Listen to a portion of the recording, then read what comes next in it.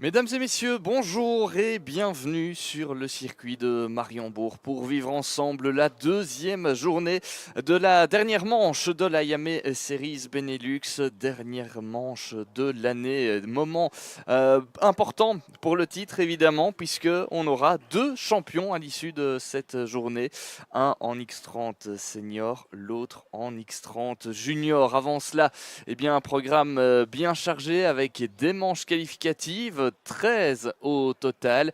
On en aura 4 pour les X30 Junior et 9 pour les X30 Senior. Vous découvrez d'ailleurs le programme si vous nous suivez sur la chaîne YouTube de la Iame Series Benelux. Pour vivre cette journée, comme ça a été le cas hier, Simon Mirguet pour les commentaires en français et Alex Goldschmidt pour vous accompagner en anglais. Bonjour Alex, good morning Alex. Bonjour Simon, bonjour tout le monde et bienvenue ici à Mariembourg.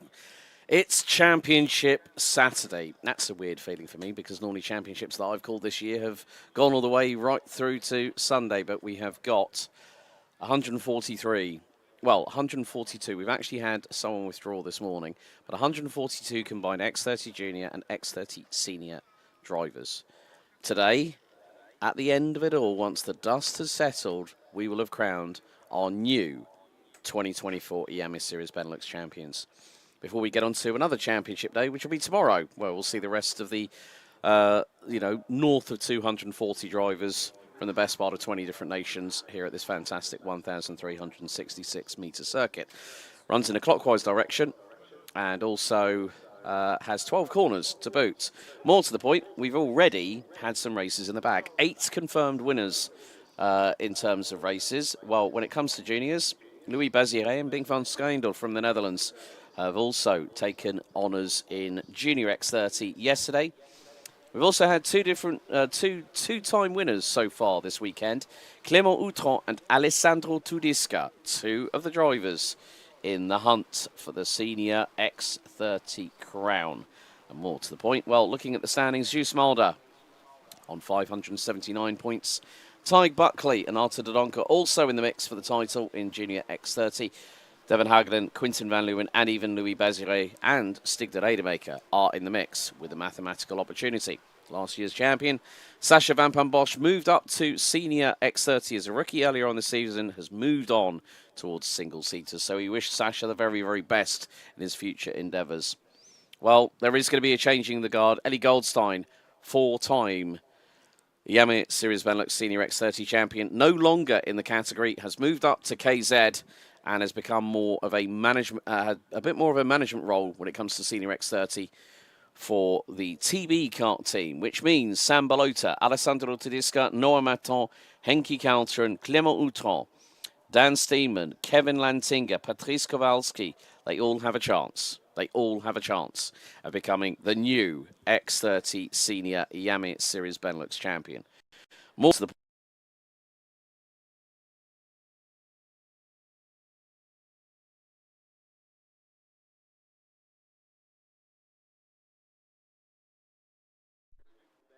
minute plus 1 additional lap finals. The A final for juniors will be at 15:50 local time. The seniors will be at 5 p.m. local time. And more to the point here, Simon, we have to say a big warm welcome to everyone on the YouTube channel who watched with us yesterday. So please use the chat. You've got a live timing link that is pinned. So if you are watching on multiple screens, like myself and Simon are at the moment, please give us a shout out to who you are supporting. And a big shout out to WJS Data Center. Good morning, my neighbours. That's a lovely way to sound off the morning. So, more to the point. It's yesterday we had a very, very heavily evolving track, Seymour, and that showed in time qualifying. But then race director Dave Ritson determined that it was going to be a dry race. It's quite cold this morning, 6-7 degrees. It's a bit warmer in the commentary box, but out there it's nearly cold conditions. We're that close to getting towards winter. Ouais, très clairement, hein, on était en train de parler des conditions météo. Il fait sec hier, on a vécu des premières courses et des qualifications sur une piste totalement sèche, avec finalement du soleil au programme. Ce matin, c'est vrai qu'il fait un peu plus frisqué hein, qu'hier, à peine 6-7 degrés au thermomètre, c'est peu. Mais c'est aussi le cas hein, quand on roule comme ça au mois d'octobre. Le matin, c'est toujours un peu plus frais. Et ça aura son importance très clairement en termes de mise au point des pneumatiques. En tout cas, la mise en température de ces pneumatiques, ce sera peut-être un peu plus compliqué. Et donc, en termes de pression de pneus aussi, il faudra faire les bons choix. Mais dans ce cadre-là, les équipes sont souvent bien rodées, évidemment. Alors, petite précision aussi hein, sur un petit peu le scénario hein, de cette journée. On vous a parlé du programme. Et on vous parlera aussi des différents candidats au titre avec en X30 Senior un Sam Balota qui est bien parti pour s'imposer. Right, let's get the action underway here on Championship Saturday. X30 Senior up first. Heat 7 groups A versus E. Here's the grid. Milan Marczak and Dan Steenman will round out the front row, with Marczak on pole being the fastest of 85 drivers so far this weekend. Patrice Kowalski and Victor Louis round out row number 2. Tristan Kroon gaining a shout out from Levi Papp in the chat. Starts on the inside of row number 3 alongside Luxembourg's Florent Dirda. Laurit Saxer and Henk Voigt round out the top 8 rows with top 8 positions, with Raphael Linders and Charlie Bloom completing the top 10. Thomas Van Vliet and Tyrone Kinau. Row 6, Koen de Rooij, Philip Svensson, Raphael Dahl, Sam van der Heyden, Joch Muller, Sibyl Weimer, François Delety, Kimi Abraham rounding out the top 20, completing the 29 strong will be Max Hezel from Germany, Olivia Sampson from the Netherlands, Sibyl Pagadat from Belgium, Benjamin Borg, Olly Meurs, Kevin Lantinga, Ruby Verlinden, Viti Veinen and Gaetan de Brabandera rounding out the 29 strong. Had a quick chat with Kevin Lantinga and he just went, yeah, for the last 2 rounds, my qualifying has gone absolutely shockingly bad. But yeah, I'll try and make the best of it. Well, we did have a nice little chat about the Euro Cup where he was holding the Dutch flag, and let's just say his behaviour definitely needed a little bit of a telling off from the start-finish straight at Le Mans. But that was, I just said to him, look, it's character, and he said, well, what you said on that parade, Alex, was spot on for what needed to be done. But the driver's now heading towards the Chemin de Fer. That was it. At turn 6, I remembered now. At turn 6, of course, we've seen some dive bombs, we've seen some great overtakes. The racing has been very, very clean so far. But of course, colder conditions, 6 degrees Celsius, northwesterly wind of around 10 kilometers an hour, that's 6 miles per hour, 93% humidity, which could possibly promote a bit of track evolution. There is a possibility of rain, but it is I think it's premeditated that it might be later on today when we get to the finals, and then all bets could be off. But the drivers now will start lining up in their 2x2 rolling start formation here at Karting de Fagnes International Raceway at Mariembourg in the Corban region of southern Belgium. A lovely circuit that we come to start the championship and end the championship. It is a real joy to see these drivers in action, as race director Dave Ritson will oversee proceedings over the course of the day, ably assisted by the clerk of the course, our marshalling crew, and also race control. So the drivers now slow to a crawl as we get set and ready for Championship Sunday here at Mariembourg for day 2 of the final round of Iame Series Benelux 2024. Into the tram lines they head. Plumes of X30 exhaust smoke ready to help us roar into life, and we are lights out and good to go. Timer now starts counting down. A couple of drivers running wide going through into turn number 1 as the field makes its way through, but Milan Marczak getting the whole shot, having pole position on the right hand side of the circuit. It's got an adverse camber to the right hand side, very much like Brands Hatch in the United Kingdom. But there is no blind crest or apex to speak of as the field makes its way through into turn number 4. But that is Dan Steenman on the heels of Milan Marczak closing in on the race leader as everyone heads to Chemin de Fer for the first time. Ouais, le premier tour lancé donc dans cette manche qualificative, et derrière ça s'est touché notamment avec plusieurs pilotes là au chemin de fer. Les drapeaux jaunes sont de sortie, 4 pilotes sont restés sur le carreau à cet endroit, dont le numéro 350 Raphaël Linders. Ouais, c'est l'un des pilotes impliqués. Pendant ce temps-là, les leaders bouclent le premier tour avec Milan Marczak en tête devant Dan Steinman et Patrice Kowalewski. Looks like Tristan Kroon running with the TD kart team, run by veteran Thierry Del Rey, has got ahead of Lorit Sachs. They've got Victor Louis close in proximity as the field makes its way through at turn number 3 on lap 2. But Milan Marczak only had a 3/10 of a second advantage over Dan Steinman. Looks to be extending that going in the run through turn 5 into Chemin de Fer. Here on lap 2, Tristan Kroon is lighting up the timesheets purple at the moment, fastest overall in sector number 1. Looks like Benjamin Borg has also dropped down the order.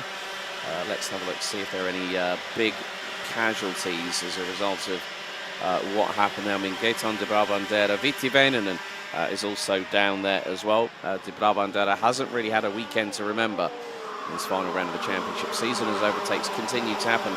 But at the moment here, Seymour, Milan Marczak has now nearly doubled that gap between himself and Dan Steinman to just over 6/10. But look who's behind. Patrice Kowalski, not too far behind, top rookie in the championship standings at the moment. And more to the point, he should be able to try and get through on the KCR Racing driver very shortly. Oui, on a Milan Marczak qui est en train de creuser petit à petit l'écart qui a grandi à 6 dixièmes désormais.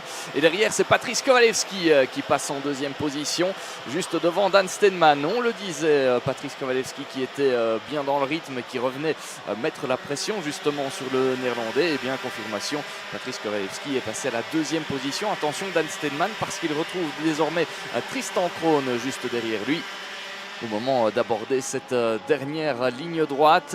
Peut-être l'opportunité de se déporter avec le phénomène de l'inspiration. Ce ne sera pas pour ce tour-ci, mais en tout cas du côté de Tristan Kroon, on a fait la jonction avec Dan Steinman. Et la pression est désormais sur celui qui démarrait deuxième sur cette grille de départ. Et regardez, il suffisait de le dire pour que Tristan Kroon puisse passer en troisième position. Bien joué de la part du pilote TD. Dan Steinman qui devra se méfier maintenant avec un certain Victor Louis qui est juste derrière lui. Victor Louis, on l'a dit hier, il est ici pour frapper un grand coup et montrer de quoi il est capable après une saison avec des hauts et des bas. Right, we have got 2 retirements. Benjamin Borg, the Maltese driver, in the 390, and Gaetan de Brabandera, the 231, with CG Racing representing Belgium, are unfortunately out on lap 2. But that's a change for the lead. Patrice Kowalski from TD Kart gets through on Milan Marczak, and that was through turn 1 on lap number 5. Kowalski also sets the fastest lap of the race, 55.320. And more to the point, that is about 2/10 off of Milan Marczak's pole position yesterday morning, which is a 55.107, if I remember correctly. But now, Marczak is the meat in the TD Kart sandwich at the moment as they head through into Escargot once again here on lap number 4. And, well, Kowalski not setting purple sectors this time because he hasn't got the slipstream. Plus also, he got past very, very quickly on Milan Marczak. So, heading on to the halfway point of the race at the minute. New race leader, Patrice Kowalski, the 244 from Belgium, leading the way by over a tenth from Milan Marczak. Tristan Kroon and Dan Steinman make it a trio of Dutch drivers in the top 4, followed by Victor Louis, Lorit Sachs from Denmark, Henk Voigt, Tihon Kinnaert up 4 places now to 8th, with Raphaël Linders and Charlie Gloom completing the top 10 once again through this fast an ultra-committed right-hander at turn 5 on the run down to the heavy braking zone at Chemin de Fer. But great move there by Patrice Kowalski nearly 2 laps ago there. Seymour looks very, very comfortable in these colder conditions on Saturday morning. Ouais, Patrice Kowalewski visiblement très à l'aise dans ces conditions un peu plus fraîches ici.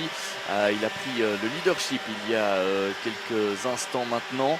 Derrière, ça se bat toujours avec Dan Steenman et Victor Louis en bagarre donc pour la 4e position de cette manche qualificative. Peut-être l'attaque ici de Victor Louis.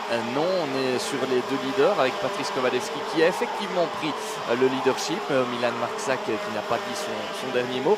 Alors on le disait, hein, Patrice Kowalewski, c'est l'un des rookies de cette année dans cette catégorie X30 Senior.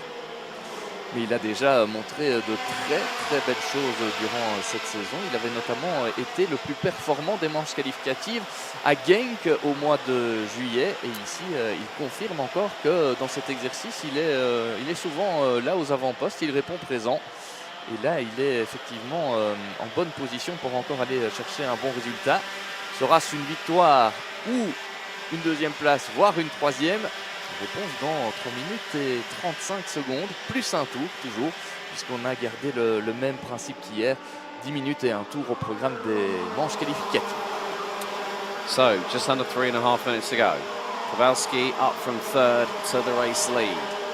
And it is going to be a 3-kart race at the moment, unless Dan Steenman, Victor Louis, who's got through on is ahead of Lorit Saxa. Ouais, l'attaque, attention, avec Milan Marczak qui est passé devant Alex.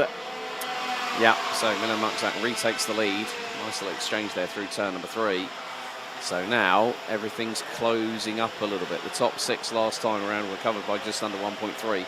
1.3 seconds. I would imagine that's probably going to be the best part of 8 to 9 tenths of a second that those drivers will be covered by once we cross the line to complete lap number 8. But pole sitter Milan Marczak once again leads the way. Patrice Kowalski now in 2nd. 3rd, Tristan Kroon, Dan Steenman, Victor Louis and Lorit Saxa make it a 6-kart train. Across the line we go. And let's have a look at the gap between the top 6, 7 tenths. That's incredibly close. And here comes Kowalski up the inside. Through he goes. And now the doors open. Doors open and Saxa goes slightly off track. And he's lost all that ground. And Tihon Kinard, I think, or no, it was Henk Voigt. So Milan Marczak literally got robustly forced aside. I think it was a little touch, his right front wheel to the left rear of Dan Steenman. And now Steenman's got Saxa up the inside. There's Victor Louis going back up the inside as well. So Steenman down to 5th spot. But it was all looking so good for Milan Marczak. And then all of a sudden, Kowalski opened the door at turn 2.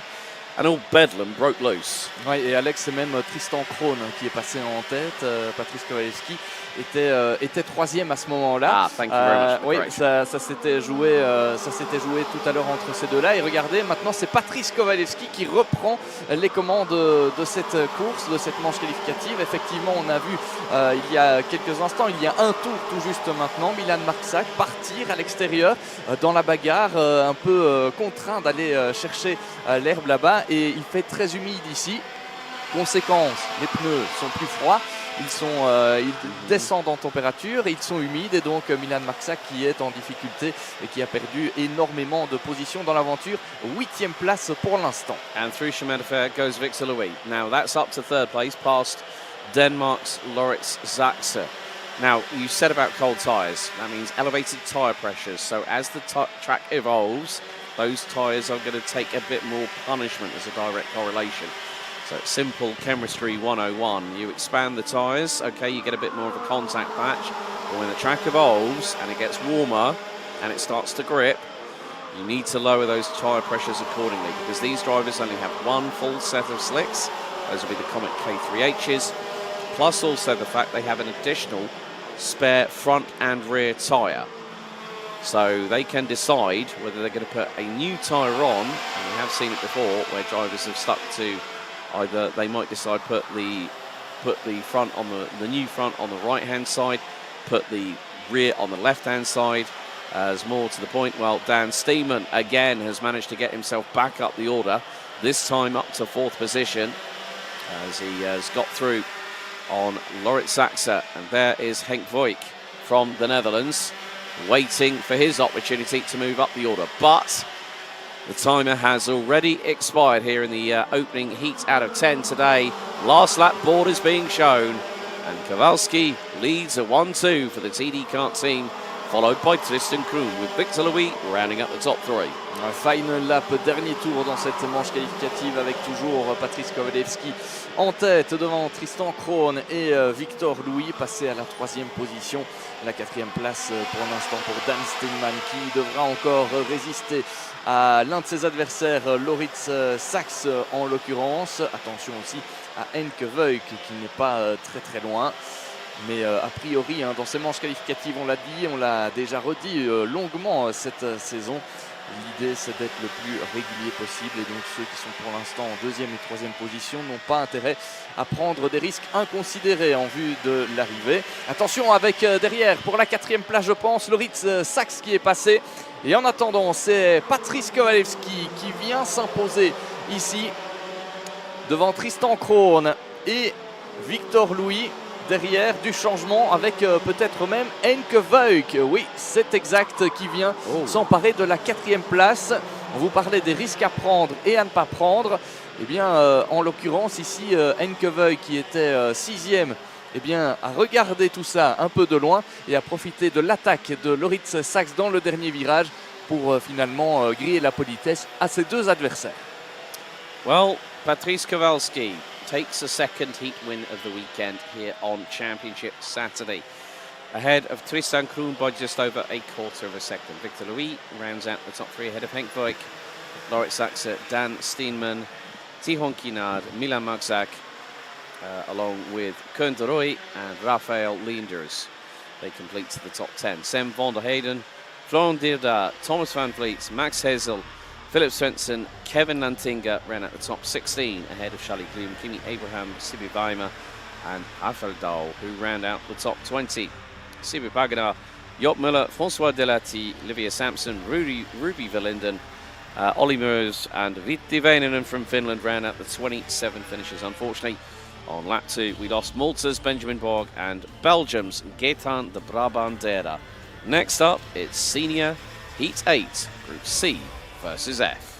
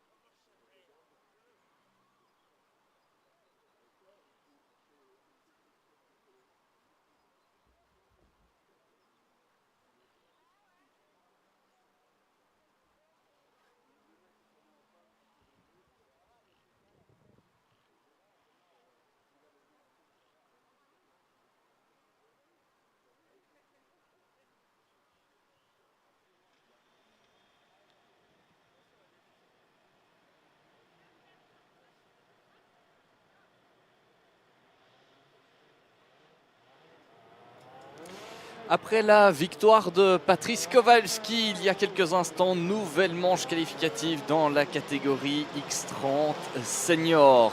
Les groupes C et F en piste avec une grille de départ que vous découvrez à l'instant sur la chaîne YouTube de la Iame Series Benelux avec en pole position Alessandro Tudiska. Sur la deuxième place sur la grille de départ, Sam Balota. Il devance Alexis Constant, Aaron Ferrazzano et Mathis Merchaud. Clément Outran démarra 6e devant Kioli, Jack Buckley, Sonogan, Rimmer Blanc, Yanis Bouillet et Otto Pikkonen. 13e place pour Sky de Fourny devant Simon Lacroix, Jules Vanul, Mathias Van de Kerkhove, Roxane Natinga partira elle 17e.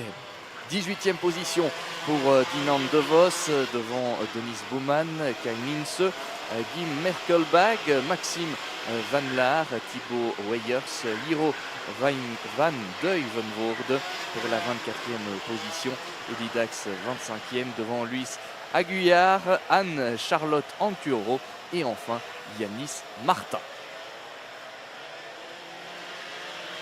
Voilà pour la grille de départ de cette manche qualificative avec une particularité aux deux premières places. On retrouve en première position le dauphin, le deuxième du championnat, Alessandro Tudiska, et à ses côtés le leader du championnat. C'est-à-dire qu'on a déjà un duel ici dans cette manche qualificative avec un Alessandro Tudiska qui a été irréprochable hier avec 2 victoires à la clé dans ces manches qualificatives.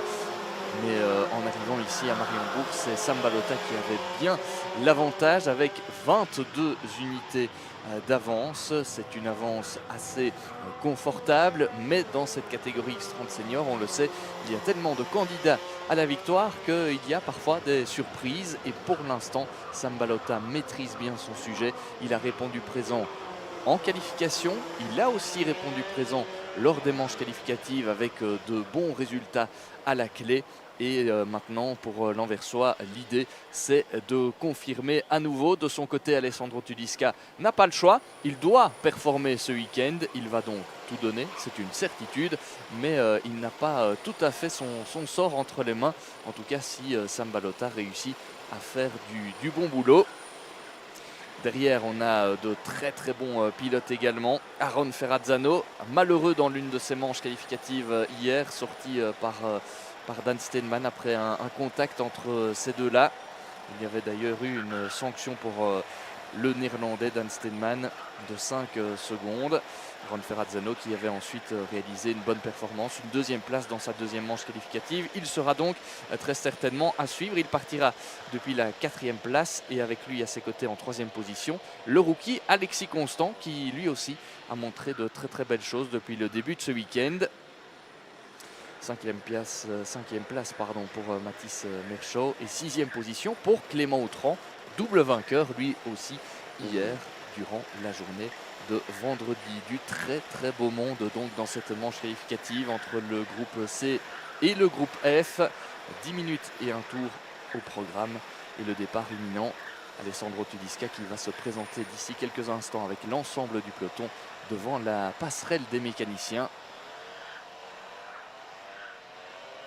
C'est lui qui donne le rythme avant de lancer les hostilités. Et c'est une fois que les feux sont éteints que le départ est effectivement donné.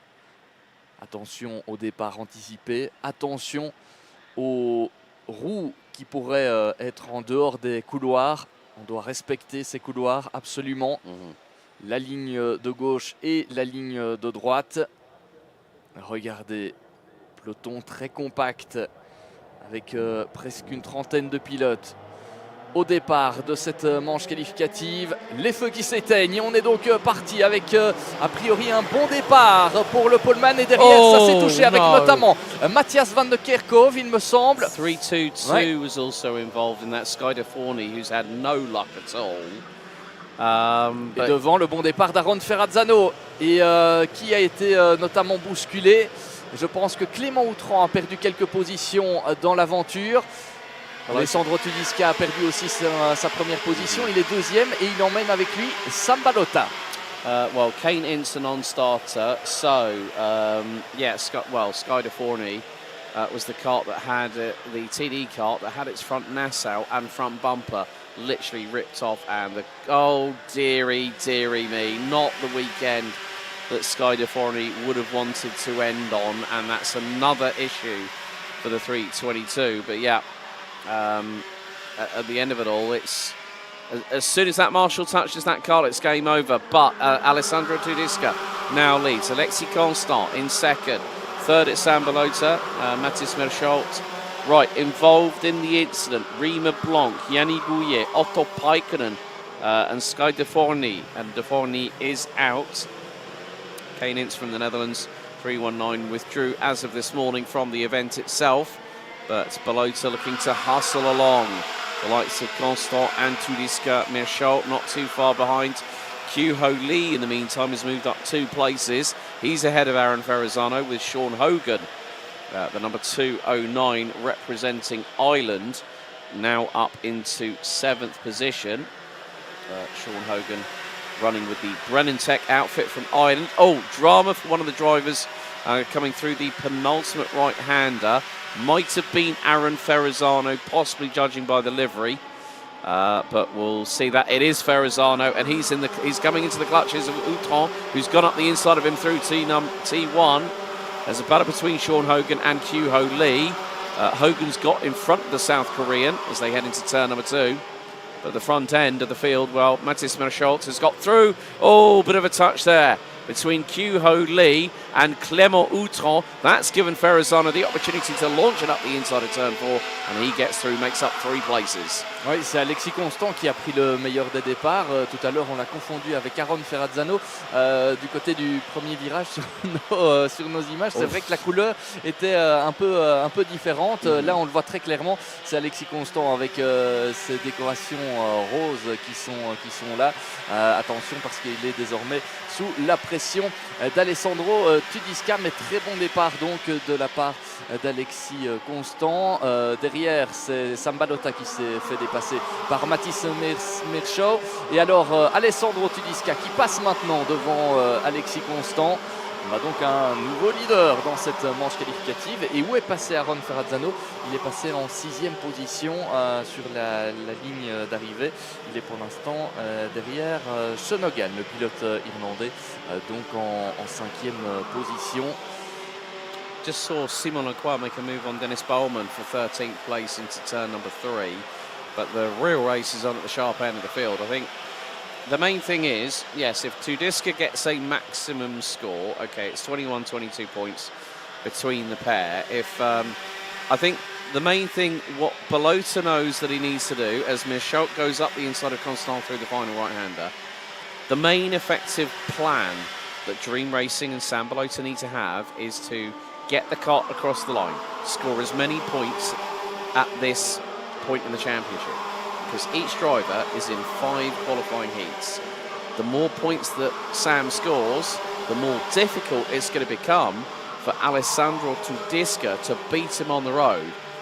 And effectively, what he needs to do is stay within striking distance of Alessandro Tudisca and a few others, and Sam knows that he'll have that title wrapped up. Of course, it hasn't been the easiest one for him. The person who I think has lost out the most this season, RSD Karting's Henki Kalteren. The 2 weekends at Genk, especially round 3. Now, you and I were both there for that when we had that massive thunderstorm, severe downpour, and wind pushing the rain across the circuit, which is something I've never seen in all my years of commentating at Genk. But at the moment, Tudisca is looking very, very comfortable. And he's, and that's a great move there, through on the Brennan Tech kart of Sean Hogan, the OTK. Through goes Aaron Ferrazzano, and the Belgian in the 258 goes back up into 5th place, as Outran is not too far behind the pair. Oui, Aaron Ferrazzano qui est passé en 5e position. Il a pris le meilleur sur Sean Hogan. Attention, le pilote irlandais désormais sous la pression de Clément Outran, qui va peut-être tenter quelque chose à l'épingle du chemin de fer. Voilà, il suffisait de le dire pour que ce soit effectif. Clément Outran qui passe lui en 6e position. Ouais, les temps sont un petit peu difficiles dans ce tour pour le pilote irlandais Shenogan qui rétrograde donc de la 5e à la 7e position. Regardez le truc qu'a déjà effectué Aaron Ferrazzano en 5e position. Il va peut-être tenter de revenir, mais regardez, l'écart est quand même considérable par rapport à Sam Balota, actuellement en 4e position, et on en parlait il y a quelques instants, parce que Sam Balota, il a tout intérêt à marquer des points ici et à accumuler les bons résultats, même si il ne vient pas s'imposer. Et c'est Matthias Van de Kerkhoff, ouais. Matthias Van de Kerkhoff, qu'est-ce qu'il s'est passé? On a vu qu'il y a eu une attaque assez osée, un petit contact, et puis finalement Matthias Van de Kerkhoff qui est passé à l'extérieur et qui s'est retrouvé dans l'herbe là à la sortie du premier virage. Derrière, regardez, Alessandro Tudisca a fait le break, il a fait le trou par rapport à Mathis Merchaud qui est passé devant Alexis Constant.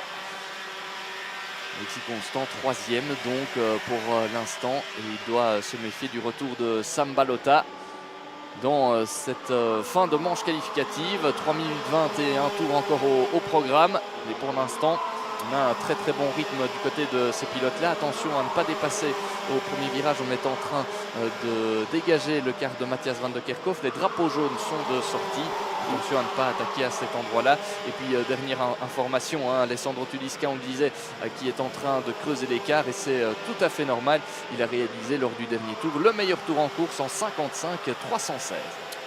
Just looking back at the incident with Matthias Van der Kerkhoff, he was actually being chased down by Jims Merkelberg and Dennis Bowman, who came into contact, and then they squeezed each other, and Van der Kerkhoff might have got a bit of damage because he was on the outside of turn number 1 after the exchange, and then all of a sudden, I mean, it could have been just something as simple as that contact might have actually loosened the chain on the engine, and as soon as that goes slack, you are not going anywhere at all. So a real shame for Matthias Van der Kerkhoff. He becomes the 4th different retirement, but Alexis Constant,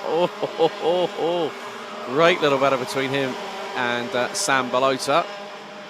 Balota, who last year ran with VDK Racing, moved over to Dream Racing and has had a lot more success this season, and finds himself at the top of the pops, if you will, in terms of the championship standings. He could launch a late line, lunge up the inside through at Chemin de Fer. That's a great move there. Textbook from Balota. Constant trying to get through. Constant at the moment is not battling for the championship. Right. We now have a time penalty issued. Driver 269, Clément Outran, has just been given a 5-second time penalty for a push to pass. Et donc il y aura une pénalité de 5 secondes pour Clément Outran qui a malheureusement poussé pour pouvoir dépasser. En attendant, Sam Balota est passé devant Alexis Constant, 3e place désormais pour l'Anversois leader du championnat, 4e position pour le rookie Alexis Constant, qui a désormais une belle avance sur ses plus proches poursuivants, que sont Aaron Ferrazzano et Clément Outran, qui vient donc décoper d'une pénalité. 5 secondes, ça va faire mal pour le pilote français qui rétrogradera dans l'état actuel des choses, en tout cas au-delà de la 10e position, mais il a encore l'occasion de creuser un petit peu l'écart par rapport à ces pilotes-là. Yeah, c'est la fin de course. It would put him 12th at the moment as things stand, but we are going to go on to 2 more laps remaining. We're on lap 10 out of 12, as the timer is at 45 seconds. So Alessandro Tudisca has a 1.5 second lead. The 265 comes across the line. Merchault now 1.65 seconds adrift. Balota back up to 3rd, 3/10 ahead of Alexis Constant, Aaron Ferrazzano, Clément Outran, Sean Hogan, Q Ho Lee, Jack Buckley and Dinan DeVos. Buckley just got through on Dinan DeVos as they came across the line. They round out the top 10, so nice little battle occurring. And then they've also got the likes of Roxanne Lantinga in the 357, runner-up in the Ladies' Cup last week at Le Mans. Doing a very, very good job so far. She's got Simona Qua close on the rear bumper, the 259, but, well, Alessandro Tudisca on course for what will be his 3rd successive heat win in a row. And when you look at it, that's a pretty good run so far. So Tudisca started on pole for his, started on the outside of the front row, for both other heats, and the first time he started from pole position, but c'est le dernier tour. It is the final lap of Heat 8. Ouais, dernier tour de cette manche qualificative avec un Alessandro Tubisca qui va très certainement aller décrocher une nouvelle victoire ce week-end en manche qualificative. Lui qui était parti depuis la pole position et qui a réalisé une course plutôt exemplaire, même s'il s'était fait surprendre au départ par un certain Alexis Constant. Mais regardez l'avance qu'il a ensuite pu creuser après avoir pris le leadership. 1 seconde 6 au dernier pointage. Il va donc venir s'imposer ici à nouveau et ouvrir la journée de la plus belle des manières dans son chef. Regardez, c'est fait. Il passe maintenant la ligne d'arrivée. Victoire d'Alessandro Tubisca devant Mathis Merchaud. Bon résultat aussi de la part du Belge. Il devance le leader du championnat, Sam Balota, qui continue de faire preuve de régularité et qui maîtrise toujours son sujet dans la lutte pour le titre. Alexis Constant termine 4e. Le top 5 est complété par Aaron Ferrazzano. Clément Outran a franchi la ligne d'arrivée en 6e position, mais attention, 5 secondes de pénalité qui va le rétrograder très certainement à la 9e position. Donc virtuellement, c'est Shonogan 6e devant Kioli et Clément Outran. Jack Buckley termine en principe, ça va faire quoi, 9e, ouais, ouais. Et Clément Outran 8e. Dylan De Vos complétera a priori le top 10 devant Jules Van Null, Simon Lacroix, Roxane Latinga, Gims Merkelbag, Dennis Bouman, Maxime Van Laar, Thibaut Weyers, Yanni Martin, Jiro Van Duivenvoorde, Otto Pikkonen, le pilote finlandais, l'un des grands perdants de cette course, qui a été impliqué dans l'accrochage du début et du départ. Et puis pour compléter le classement, Anne-Charlotte Ancuro, puisque derrière on n'a pas terminé la course du côté notamment de Rimmer-Blanc, il me semble. Si, on a peut-être franchi la ligne d'arrivée, oui, Rimmer-Blanc, Luis Aguillard. Et puis par contre, là ce sont des abandons pour Mathias Van de Kerkhoff, Yanni Bouillet, Sky de Fourny, Elidax et Kain Ince.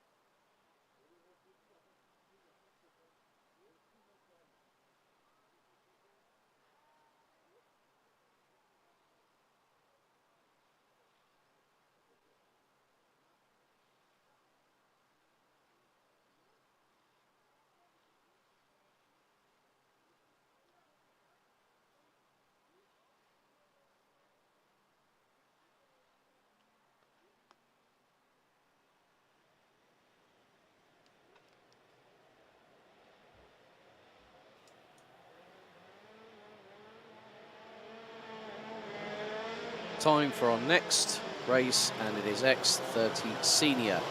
Heat 9, Groups B versus D. Here is your starting group. Noah Maton starts from pole position. Alongside him on the front row will be Marcus Glum, Luca Muller and Henki Kalteren will be on row number 2. CJ Bennett and Mirko Wouters round out row number 3.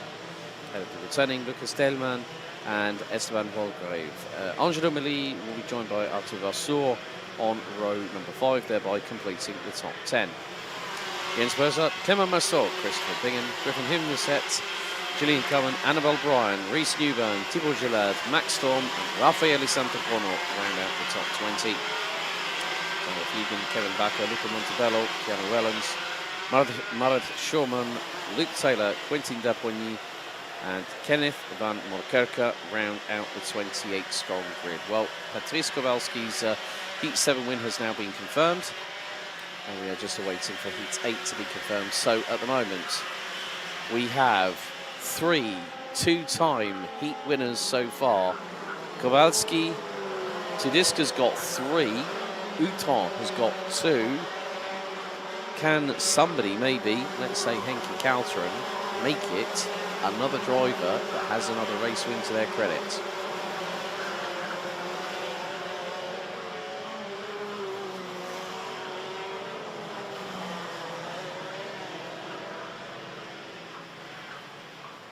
So after this, we will then have the focus onto Junior X30 once again, and also it'll be time to grab a few words with hopefully our winning driver after this race. But still, it has been very, very clean in terms of the racing so far. Not much really to speak about, but as we alluded to yesterday, race director Dave Ritson and parts of the organising team from Iame Series Benelux had a long discussion on Thursday evening with the team managers and asked them what they expected of their racers out on track. And that is exactly what we're getting. We're getting clean, concise and calculated moves when these drivers are making sure that they are not going for a window of opportunity that is quickly closing, but making sure that they have the right intention. And what I mean by that is risk versus reward. And sometimes, yes, you do need to risk it. If it comes down to a risk needing to be taken in the final, completely understandable, completely can see it coming. But drivers need to get through the qualifying heat stages first. That's the big question. That's the big key point here. As the drivers are told to slow down, into the tram lines we go. Revs rise. And the lights are out. We're underway. Good start. Front row of the grid is a bit 2, 3, 4 wide action coming out of turn number 1. They've got to be very careful going through into turn 2. A little bit of rubbing. They do say that rubbing is racing, but there has been a change for the race lead. Looks like Luca Muller, I think, has just gotten the race lead. Luca Muller the 308. But the drivers making their way down into chemin de fer for the first time. That's a clean start, nevertheless. A little bit of side-by-side action going into the Piff-Paff chicane just after chemin de fer as the field makes its way through Escargot. But look at the train. It is very, very lengthy. I think Henki Kalteren might have already made his way up into second position from 4th on the grid. But the driver is now coming over the crest for the first time to complete the opening lap and leading the way. It is actually Marcus Glum, but Henki Kalteren dives up the inside and gets that lead on the opening exchange through turn 1 on lap 2. Nomaton holding station in 3rd at the moment, has dropped from pole position. The fast Irishman in 4th place, CJ Bennett from Victory Lane, ahead of Luca Tellman, Luca Muller, Mirko Wouters, Esteban Volgrave. Christopher Bingham from S8 Racing has already made up 4 spots. Julian Cameron from the Netherlands up to 10th, up 5 spots from the race start. And he's being followed by Griffin Himmelset, who rounds out the top 11. Oui, la course qui a bel et bien été lancée avec pour l'instant Henki Kalteren qui trône au top du classement. Il a pris le meilleur sur l'ensemble de ses concurrents, à commencer par Marcus Glum qui est pour l'instant en train de créer un petit train derrière lui. Il est sous la pression de Noah Maton qui va peut-être passer au bout de la ligne droite. Le petit coup d'œil derrière de la part de Noah Maton qui passe finalement au bout de la ligne droite. Et derrière, il emmène notamment avec lui, dans un premier temps, Marcus Glum désormais, CJ Bennett et puis Luca Moulard. Attention, l'attaque ici de Mirko Wouters sur Luca Tallman. Oh, attention au changement de trajectoire là-bas. Luca Tallman qui s'est fait surprendre et derrière, ça s'est touché. On n'est pas passé loin de la correctionnelle là dans le milieu du peloton. I think that was Christopher Bingham from S8 Racing going sideways and he held on to it. Oh my goodness, that was nearly someone having kittens, let alone me. I think probably the driver behind the wheel of that car, because there was a hip check coming out of turn number 3. It happened again coming out of turn 4 and into the fast right-hander at 5. Now that's not a place where you want to spin around because you definitely will need to check your undergarments after that one. But attention à l'attaque de CJ Bennett là sur Marcus Glum et il passe. Et peut-être que Luca Moulard peut en profiter également. Non, ce n'est pas passé pour Luca Moulard, mais en tout cas, belle manœuvre de dépassement de la part de CJ Bennett qui se place désormais en 3e position. Yeah, good move there by the Irish driver from Team Victory Lane. Christopher Bingham's dropped down behind Esteban Volclave and Julian Carman. Carman's now up 6 spots from 15th on the grid. But Calterin is controlling this race rather easily. We've only got 6.5 minutes to go in this race, plus an additional lap. And once Calterin hits the front, you know he's going to motor on in front of everybody else, and it's an RSD Karting 1-2, courtesy of Noah Maton. Both of them are in the hunt for this X30 Senior title. Maton 3rd, Calterin 4th. So when you think about it, there's an attack, and that is Marcus Glum up the inside of CJ Bennett. So retakes that 3rd place. I'm going to use this terminology here, folks. Strength in numbers. Because if you have Balota, Tudiska, Maton and Calterin, you're going to have 1 driver from Dream Racing against 3 from RSD. But then the RSD karting drivers, if they are in with a shout of the title, they will be allowed to race, and whatever happens in the final, well, it stays in the final as far as I'm concerned. But with 5.5 minutes to go, Calterin keeping a 1 second lead over the Maton. They're running pretty similar on pace, a high 55.7 last time around for Noah Maton, a low 55.8 for Henki Calterin. But the battle for 3rd place really heating up. Looks like I think maybe Luca Moulard has made up, hasn't made up a place, but Glum is ahead of Bennett, and then you look behind CJ Bennett, it's Luca Moulard, one of the rookies, along with Mirko Wouters from EGP, not too far behind. Tellman closing in. Nice little exchange. That was the 3:03. Christopher Bingham, now having been passed, I think, by Griffin Himmelset, and the 3:81. It was a nice move for the last position in the top 10 by the driver from Belgium. Ouais, 4 minutes 41 tours encore au programme, et regardez l'indécision toujours pour la 4e position avec CJ Bennett qui devra en tout cas résister à Luca Moulard et Mirko Wouters qui sont vraiment très proches. Regardez le dernier virage avec peut-être une attaque à venir pour Luca Moulard qui est pour l'instant le premier rookie de cette manche, mais on reste sagement derrière pour l'instant le chef de Luca Moulard.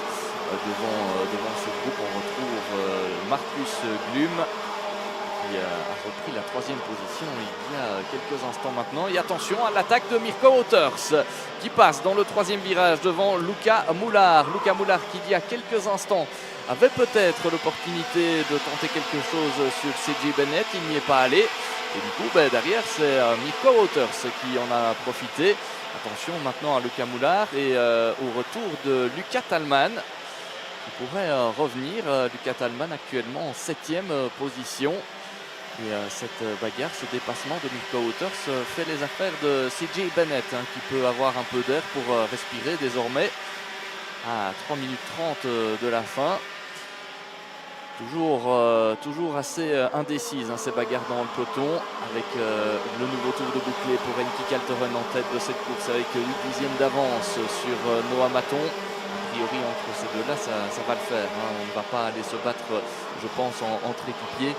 C'est aussi ça le jeu dans cette catégorie X30 Senior, c'est que parfois plusieurs pilotes sont du même team et donc a priori parfois ils jouent ce jeu-là. Ce serait logique. En tout cas, on ne va pas aller se battre comme des enragés entre ces deux-là.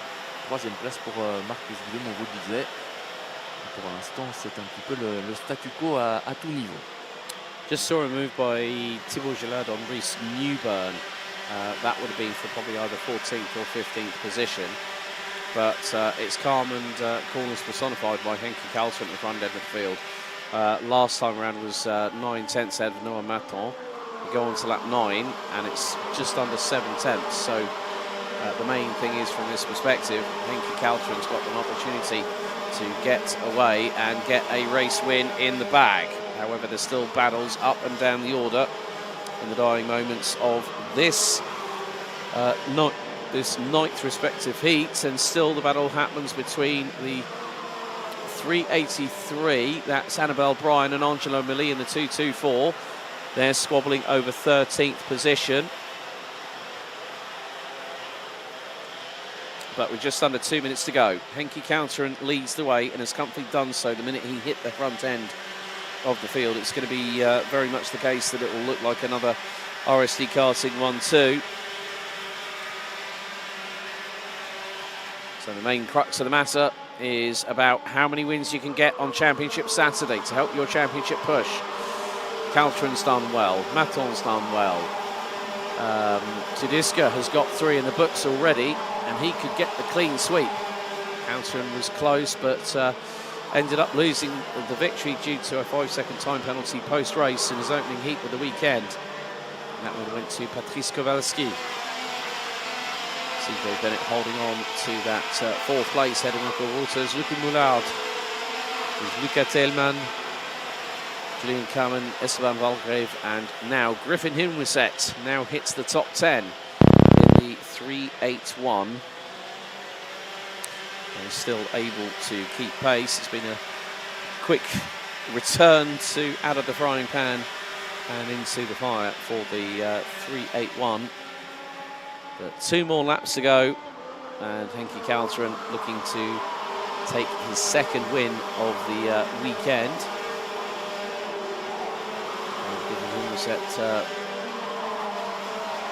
Now running with CG Motorsport, but attack from Mirko Vultus up the inside of CJ Bennett through turn number 3, and Vultus is through. And the driver from Victory Lane, the 235, representing Ireland. Timer is fast counting down, 10 seconds remaining as the field makes its way through Chemin de Fer at turn number 6 for the penultimate time here at Karting de Fagnes in this heat. So we've got another 6 senior X30 heats to go. You can see the gantries very much filled up with mechanics and onlookers, and also the grandstand off of the start-finish straight starting to fill up a little bit despite the cold weather conditions. We're still at 6 degrees Celsius, but across the line to start the final lap, Henki Kaltren has a slender lead now of over just 0.3 of a second ahead of Noah Maton. Azul side by side, and that was through into turn number 1. Someone got a bit of a scare and there's been a bit of a touch, and someone else has also managed to get through. Let's see, it was the 294 that made the assault on the 312. 224 in the 312, possibly Angelo Millie. Well, Jens Bozart in the 312 was definitely the other party. However, it is going to be quite a straightforward formality, and more to the point, it's going to be a 1-2 for RSD Karting. Henki Kaltren comes across the line, takes heat 9 and takes the win ahead of Noah Maton. Marcus Glum takes P3 ahead of Mirko Wouters, with CJ Bennett rounding out the top 5 places. Luca Mollard, Luca Telman, Julian Carmen up 7 places to finish 8th ahead of Esteban Walgrave, and Griffin Hinwiset rounding out the top 10, just waiting for another couple of drivers to cross the line. And I think there's just one more due to do so, which is happening now. That's Marath Schulman, but Henki Kaltren takes his 2nd qualifying heat win in heat number 9, Groups B versus D, ahead of Noah Maton by just over 0.2 of a second. Marcus Glum, Mikko Votas, CJ Bennett, Luca Moulard, Lucas Telemann, Julian Carmen, Esteban Holmgrave and Griffin Himmelset rounding out the top 10. Annabelle Bryan finishes 11th ahead of Clément Massot, Christopher Bingham, Thibaut Gelade, Arthur Vasseur, Jens Bozart, Angelo Mali, Luca Montebello. Then we've got Max Storm and Reece Newburn rounding out the top 20, followed by Luke Taylor, Tayo Fliegen from Thailand, Raffaele Santocono, Keanu Wellens, Kevin Barker, Kenneth van Mokerka, Quentin Depoigny and Marit Schulman rounding out the 28 drivers that all finished the full race distance of 12 laps.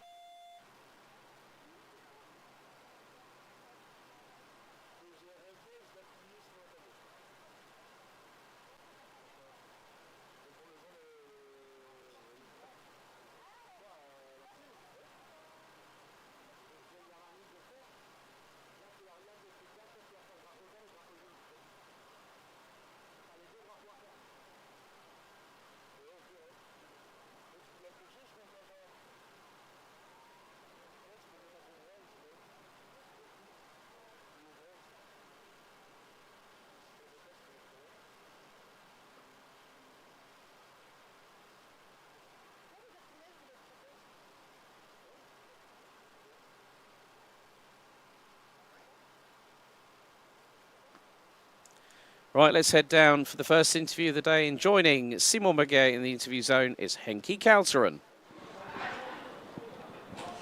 Okay, Henki, congratulations for your first win of the day in Mariembourg.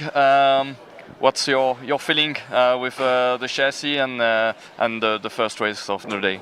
Yeah, I have a good feeling. Yesterday, 2 wins. I got 1 penalty in the first heat.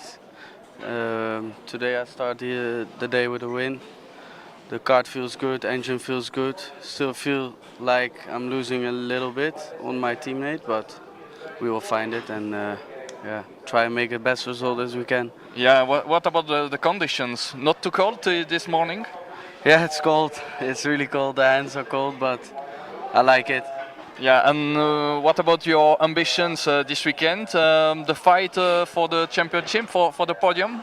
I was fighting for the championship, but after 2 rounds DNF in Genk, round 3 and round 4, I'm not fighting for the championship anymore. Still can get position 2, and yeah, fighting for that and the win for this weekend. Thank you very much, Henki. C'était Henki Kalteren donc qui vient de s'imposer dans cette manche qualificative de la catégorie X30 Senior. À présent, place à la catégorie X30 Junior.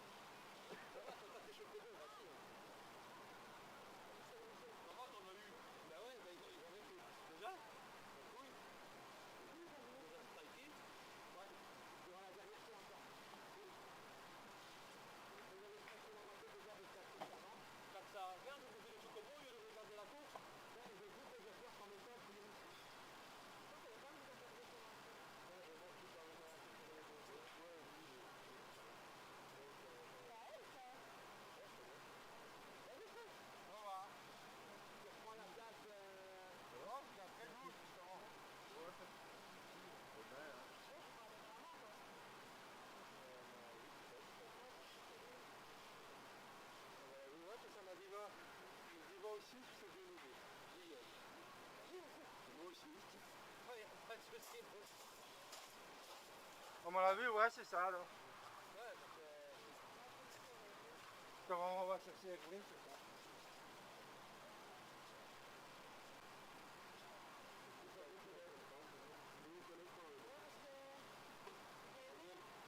C'est bien, j'ai vu, t'inquiète.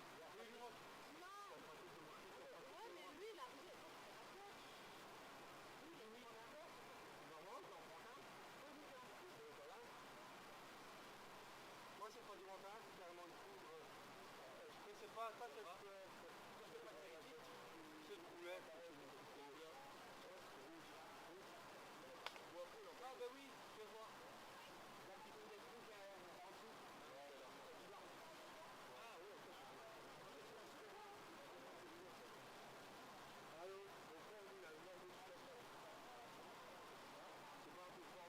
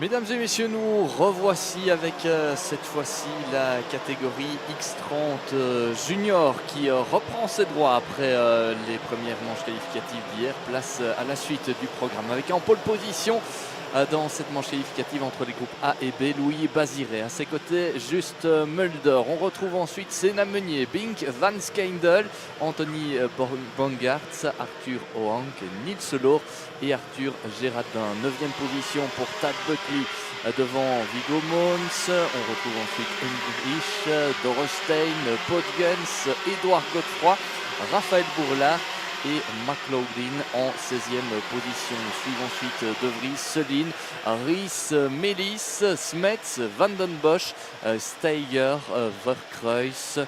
On retrouve ensuite Luca Pellizzari, Hill Huntink, De Decker, Podgens, Kaira et enfin Mathis Landen. 30 pilotes donc au départ de cette manche qualificative, qui est la première du jour dans cette catégorie X30 Junior, la catégorie des 12-15 ans, avec là une très belle bagarre pour le titre qui se profilait en arrivant ici à Mariembourg, avec un pilote en tête, Juste Mulder, pilote néerlandais, qui est aussi un rookie de cette catégorie. Et il est arrivé ici en tête avec seulement 9 unités d'avance sur l'Irlandais Tad Buckley, qui est d'ailleurs dans cette manche qualificative.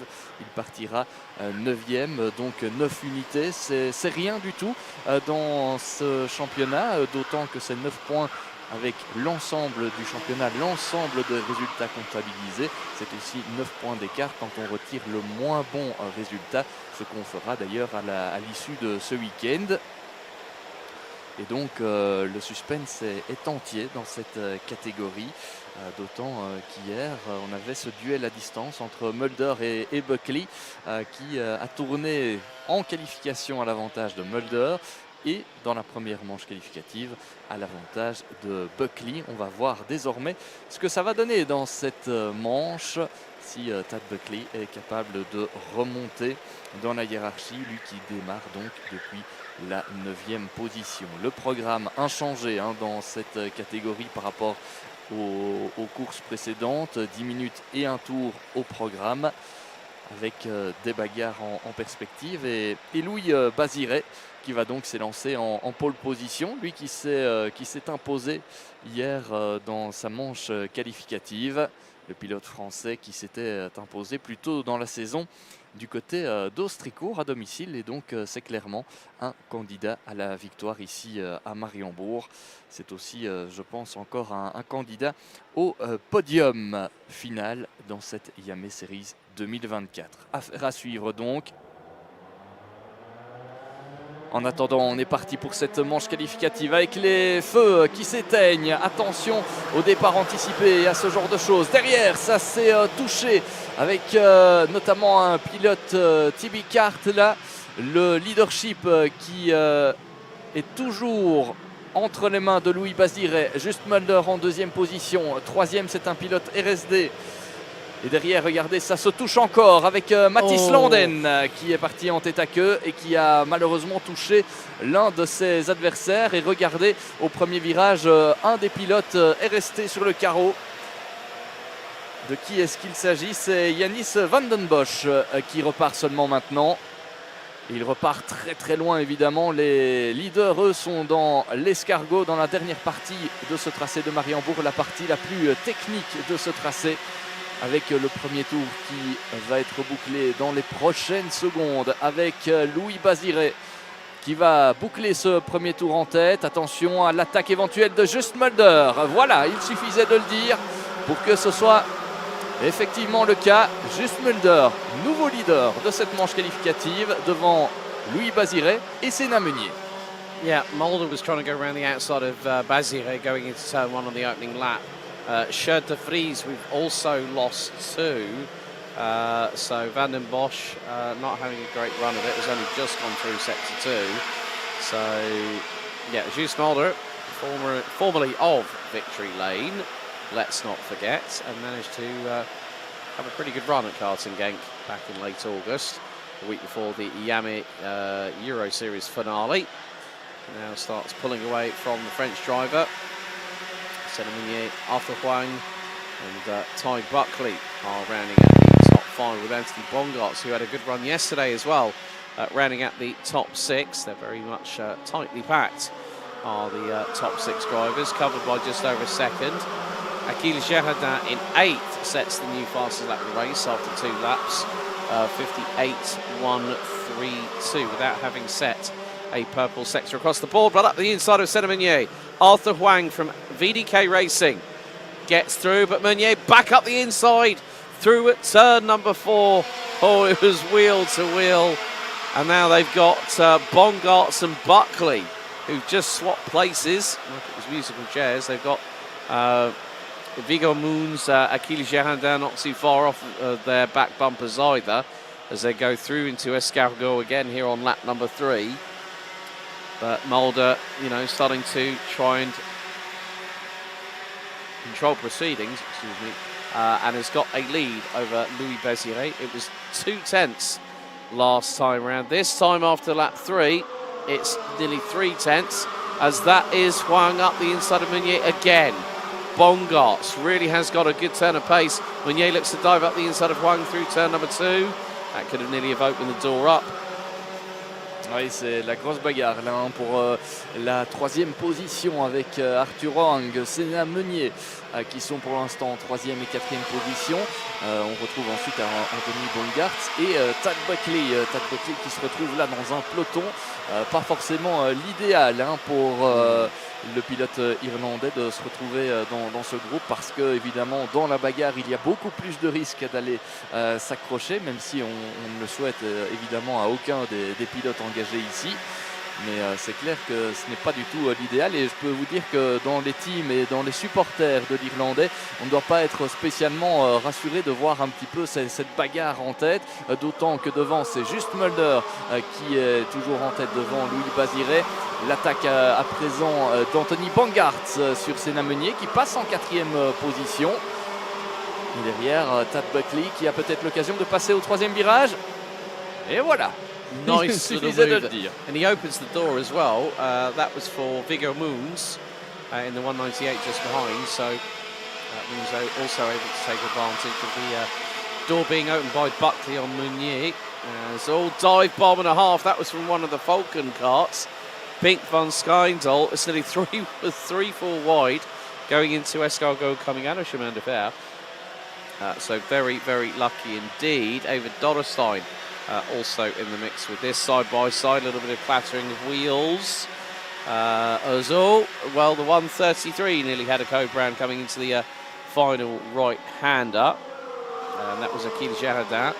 But Juste Mulder leading the way. Ty Buckley has just been passed by TD Kart's Vigo Moons and now drops back down into 6th position. Again, the same thing with Buckley. He's got to be very, very careful how he negotiates this and the next heat, because these drivers are only competing in 3 heats, whereas our seniors are running in 5 heats over the course of the weekend normally. Apart from when it was August, Karting Genk, and I think I remember it was the longest Friday we've actually had on live stream so far this season. Very, very busy, very, very packed Saturday to boot as well, when we had north of 100 drivers that particular weekend. But Juste Mulder continuing to lead the way, but Béziré trying to close that gap. Arthur Huang now starting to pull away a little bit from Anthony Bongartz in 4th. Well, it may not be, but is it Bongartz in 4th? Well, yes it is. Vigo Moons in 5th as Bink van Schijndel trying to get through on Senna Meunier. Meunier, oh, don't do that, please. That was not. I'm going to say something about that there. You do not do that coming down into a corner. Rubbing's racing, but don't try and scare somebody with an instant look to the right-hand side and then turn your steering wheel in that direction. That is not how racing is. And I'm sorry, I have to call that one out. But the thing is, these drivers are meant to be racing hard and fair. And you know through your own racing experience, that's one of the faux pas in racing. Don't do that. Oui, c'est sûr qu'on a vu une manœuvre que l'on n'aime pas voir ici avec Senna Meunier qui a fait mine de revenir à l'intérieur lorsqu'il était en bagarre avec son adversaire, Bink Van Skeindel en l'occurrence. Évidemment, c'est des images que l'on n'aime pas voir. On est ici pour se battre de manière fair play aussi. Et donc, voilà, c'est à mentionner évidemment pour encourager tout le monde à se battre de manière fair play et dans les règles de l'art. Pas besoin d'aller exagérer ces mouvements. Enfin voilà, c'était le petit mot et la petite remarque d'Alex il y a quelques instants. En attendant, on est reparti sur ce qu'il se passe dans ce peloton avec une belle remontée de la part de Luca Pellizzari qui était au dernier pointage en 3e position. C'est 12 places de gagné depuis le départ, donc c'est pas mal pour le jeune luxembourgeois qui, on le rappelle, était encore en mini rookie l'an dernier. Il a fait le grand saut, on peut le dire, de la catégorie mini rookie jusqu'en X30 Junior. En attendant, le leadership confirmé pour Just Mulder qui est en tête devant Louis Baziret. 4 dixièmes d'avance pour le pilote néerlandais, leader du championnat. Arthur Hang est 3e devant Anthony Bongartz et Viggo Mons. Et derrière, regardez, ça se bat toujours, notamment avec Senna Meunier et Bink Van Skeindel. David Doddelson's got through on Senna Meunier for 8th, and Bink Van Skeindel was just behind. Right, time penalties coming in. 102, Lucas Pellizzari. 5-second time penalty causing a collision. So the Luxembourg, who's made up 11 places, will drop down the order. A 5-second time penalty for breaking the corridor with on the race starts with 3 to 4 wheels. 198 Viggo Moons, and also the 199 has received a 3-second time penalty for leaving the corridor with 1 to 2 wheels out of the tram lines. Trying to find the 199 on that one, but yeah. That just goes to show how quickly things can change. Also, Tyg Buckley still battling away with Viggo Moons. I mean, the Irish driver will inherit that 5th place as we've got 56 seconds plus an additional lap, so we could be good for 3 more laps, including this one. But a dive and a half there from Bink Van Skeindel on Senna Meunier. Oh no, that wasn't.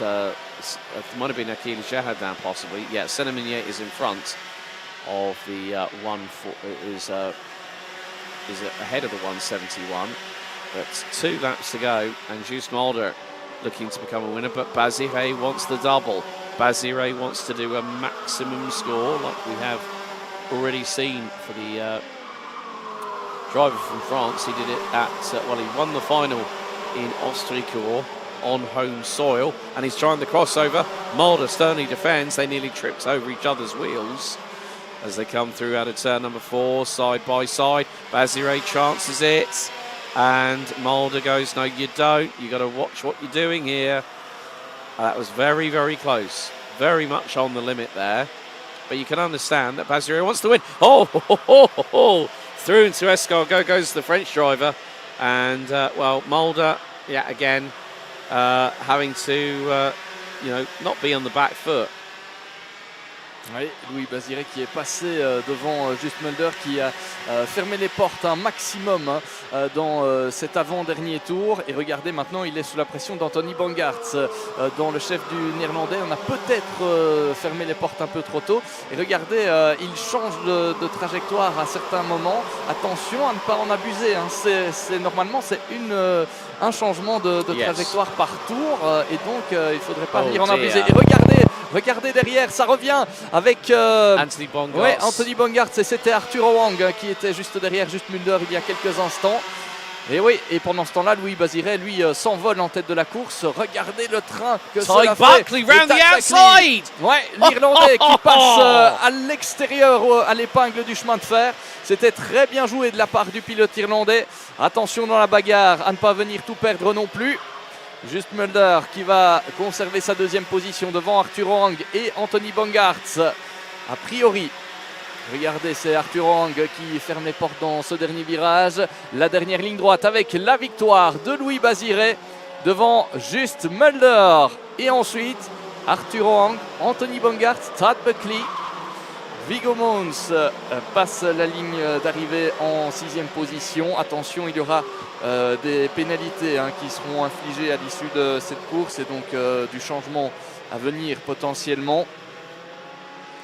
À la 7e position, je pense que l'on retrouvait Eva Dorrestein, la pilote néerlandaise, une des féminines de ce peloton de la catégorie X30 Junior, qui est au championnat parmi les pilotes en vue. 9e position en arrivant ici du côté de Mariembourg. Mais en tout cas, belle prestation de Louis Baziret qui a fait preuve d'intelligence dans cette bagarre pour venir s'imposer devant Just Mulder, Arthur Rank, Anthony Bangard, Stad Buckley, Viggo Mons, Eva Dorrestein, Achille Géradin, Senna Meunier et Bink Van Skindel pour terminer et pour compléter le top 10. Nils Solor 11e devant Jack McLaughlin, Luca Pellizzari, Max Selin, Raphaël Bourlard. Puis vous découvrez la suite de ce classement avec un abandon à vous mentionner, celui de Sjoerd de Vries. Mais quelle course donc, avec 2 derniers tours qui ont été particulièrement animés pour la bagarre dans un premier temps pour la victoire, dans un deuxième pour la seconde place.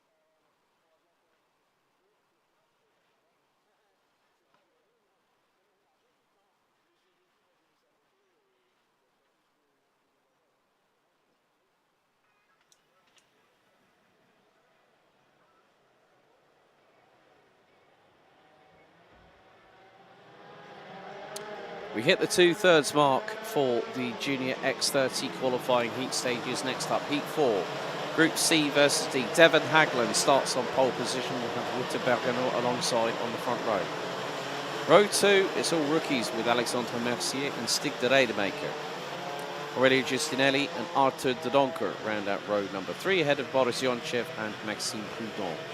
Timio Huiflat and Quintin van Leeuwen are rounding out the top 10 ahead of Benjamin Foucault and Didier Krieft. Sam Gluck and Lorenzo Notarigo round out the top 7 rows and Jori Krokman and Mohamed El Bouzaki. Jan Malders, Farid Jalil, Mathis Ballet and Maurice Moore round out the top 20 with Timothy Laoussine, Antoine Duval, Sacha Duquet, Finn Albers, Lennon Henriquez, Nathan Best, Kobe Kezelbilk and Sverre Verlinden rounding out the 28 strong grid. Now, there was a question asked in the YouTube chat yesterday, reference Arthur de Donker, and we checked his Instagram profile earlier yesterday during the day, didn't we? Didn't manage to speak to Arthur this morning, but Belgian made in Dubai on his official Instagram. So hopefully that answers the question to the person that made that question yesterday. So hopefully might be the case. We've already had some questions about drivers who are competing, including Francis Amine Pantely. Amine Pantely will be competing as part of the mini rookie class tomorrow on their championship day. And you can follow all the action along right the way through to the end of the day today. So we should be finishing, barring any stoppages or delays, around about 10 to 6 local time. And then we'll be back underway with the start of the final day of the season tomorrow at about 1:20 on the Iame Series Benelux YouTube channel. Please don't forget to like, share and subscribe. We're close to 1,500 subscribers on the YouTube channel. If you want to follow us on social media, at Iame Series Benelux on Instagram, at Iame Belgium on Facebook. Temperature now up to 8 degrees Celsius. North-northwesterly wind of around 15 kilometers per hour. 87% humidity. So a slight drop in terms of the humidity, but not by much. It was around about 93% when we started the race day. And, well, at the moment, 2 confirmed winners with Louis Bazire and Bink van Skeendel taking the opening 2 heats. Heat 3 yet to be confirmed as to who will be our race winner. But who will take us into the final stages, the money time of heats 5 and 6 later on. But let's get heat 4 underway. Into the tram lines we go. It's a Fusion Motorsport all front row. And the lights are out. We're underway and racing. Good start by Hagland. Bergano. Oh, we've had one be tagged and spun into the barriers. 186. Timothy Laoussine.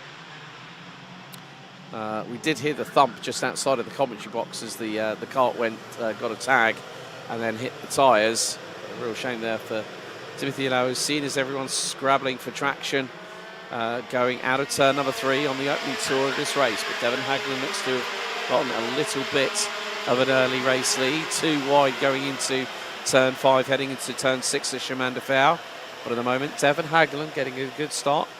Wouter Bergano managing to slot into second position.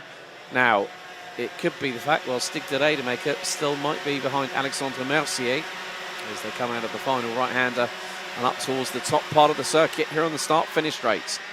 After lap number 1, the leader is Devon Hagland. At the minute, Wouter Bergano, Alexandre Mercier, Stig de Rademacher. The top 4 stay as they are. Arthur de Donker now up to 5th. Oh, attention Alex, je pense qu'il y a un pilote en difficulté. Problème mécanique pour l'un des pilotes Fusion Racing. Oh no. Fusion Motorsport plutôt. Ouais, je pense que malheureusement c'est terminé. Ouais, et c'est un problème mécanique. Stig de Rademacher. I think it's Stig de Rademacher that's out. Yeah, punching the steering wheel in frustration.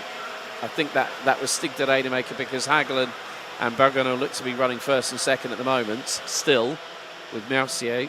So that will promote Arthur de Donker up to 4th place. Yes, it is de Rademacher. De Rademacher has tumbled, I think. It's a real shame. So we're about to complete lap number 2. The way that Devon Hagland is controlling this race is absolutely supreme at the moment. So Hagland, Bergano. No, it's not. It's Bergano. It was Bergano. My apologies. Wouter Bergenau from second on the road. Delaymaker's up to P2. And the battle for third. Well, bit of rubbings racing between Arthur de Donker in fourth and Alexandre Mercier. But what a disaster for the rookie. Not for the rookie, for Wouter Bergenau, who started on the outside of the front row. I'm wondering whether there might have been a problem if it hasn't been engine related, whether it might have been chain, possibly for whacking a curb. I mean, especially with where the engines are placed on these chassis. One wrong hit of a curb, one wrong wallop, especially if it's on the back axle, the vibration goes through, knocks the chain off the sprocket, and that's all she wrote. Ouais, l'information à vous donner, c'est l'abandon de Wouter Bergenau dans cette manche qualificative. Problème mécanique pour ce pilote qui a donc dû abandonner au niveau du deuxième virage. Derrière, grosse bagarre avec Quinton Van Leeuwen et je pense Boris Yonchev. Une bagarre pour la 5e position de cette manche qualificative. Et devant, on a aussi une bagarre avec notamment Alexandre Mercier et Arthur de Donker. Qui est passé là devant C'était la bagarre avec Quinton Van Leeuwen, Boris Yonchev. Et puis on a un autre pilote juste derrière. Didier Klieft, I think, with Aurelio Giustinelli, 1-6. Yeah, 1-6-8 versus 1-1-2. And I think Prudhomme was trying to keep it to the outside of the exit of turn number 3 and trying to get the run through into turn 4, the 90-degree left-hander. But it is a big old scramble, but Stig de Rademaker is closing in on Fusion Motorsport Benelux Progress Racing teammate Devon Hagelin. Gap now 4/10, new fastest lap. And there goes the Donker up the inside of Mercier, through at turn 1. Donker jumping up and down in the seat whilst doing so, and there is Quinton Van Leeuwen, the Falcon Racing driver from the Netherlands, who was leading after round 3 at Karting Genk, but then the weekend did not fall his way. He's battling he's swarming all over the back bumper of Alexandre Mercier, heading into turn number 4, and the Falcon Racing driver is going to line up and move possibly into Chemin de Fer. There he goes, up the inside, and Mercier has to open up the steering. And could not really counter-attack that. You dive bomb that late at Chemin de Fer, the driver that you get up the inside of is going to have to open up the steering and not have to turn in. And right behind is Boris Yonchev waiting to pick up the further pieces that Mercier might drop.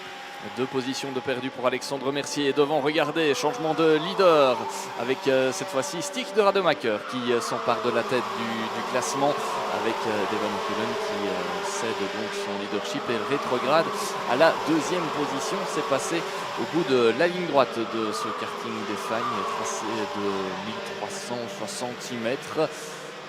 Ici, tracé bien connu évidemment des pilotes du Benelux. La 3e position pour Arthur de Donker qui est donc passé devant Alexandre Mercier au même titre que Quinton Van Leeuwen qui se retrouve désormais 4e et qui pourrait mettre la pression sur Arthur de Donker, notre Belge made in Dubaï donc. Et derrière c'est toujours la grosse bagarre pour les places d'honneur et notamment la 5e position. Ouais, et ici, depuis qu'il est passé devant, Stig de Rademacher continue d'enchaîner les bons tours avec un dernier tour avec un excellent chrono. Et derrière, la bagarre pour la 3e position avec Arthur de Donker et Quinton Van Leeuwen. Quinton Van Leeuwen qui est passé par l'extérieur. Superbe dépassement de la part du pilote néerlandais. Et attention, attention. On l'a dit, les changements de trajectoire, yes, we've said that. Une fois par tour, et ça doit être relativement assez fluide. Ça ne doit pas être des grands coups de volant. Attention à ça, la direction de course va peut-être a driver slow out of Chemin de Fer. That might have been possibly who is it? I was spotting. I think it might have been Alexandre Mercier that was slow coming out of Chemin de Fer there. But yeah, like you say, again, one change of direction only in the braking zone or into the zone. And now, look who's going up the inside. That is on the Donker. That was Maxime Prudhomme, the 168, because Boris Yonchev has now got Didier Klieft, who hasn't really featured so much in these opening couple of qualifying heats, but now is starting to do so. A little bit further back. Well, where is Alexandre Mercier? There he is. He's down in 14th place behind Benjamin Foucault and ahead of Mohamed El Bouzaki. But the two Fusion Motorsport Benelux Progress racing karts, Stig de Rademaker and Devon Hagelen, are now intertwined in their own little mini battle. And look at the gap back to Quintin van Leeuwen. The Donker holding on to 4th. Prudhomme now, well, it's now Prudhomme that's 4th. The Donker's 5th. 6th is Yonchev. Klicht in 7th. 8th is Rifla. Justinelli is 9th. Running at the top 10. Lennon Henriquez, who's just been passed by Farid Jalil. Lennon Henriquez from 25th on the grid now runs 11th. That's a great bit of performance for the 117 as we head into the final couple of minutes of this 4th heat. This will bring us to the two-thirds complete of the 6 qualifying heats these juniors have to contend in. Each driver contending in 2 heats apiece as our leaders make their way through out of the final right-hander. Now go up to the top part of the circuit at the start-finish straights. Stig de Rademaker leading the way. Devon Hagelen, pretty much the same amount of lap time completed. So 56.446 for de Rademaker, 56.462 for Hagelen. Van Leeuwen, 3rd. Prudhomme, de Donker, Klieft, second highest placed rookie in 6th. Yonchev, Rifla, Justinelli and Jalil. So 40% of the drivers in the top 10 made up of X30 Junior rookie drivers. Made the move up from Mini last year. So Timothy Alaosi, we lost on the run down to turn 1. Wouter Bergano, we lost a couple of laps later. But 2 to go.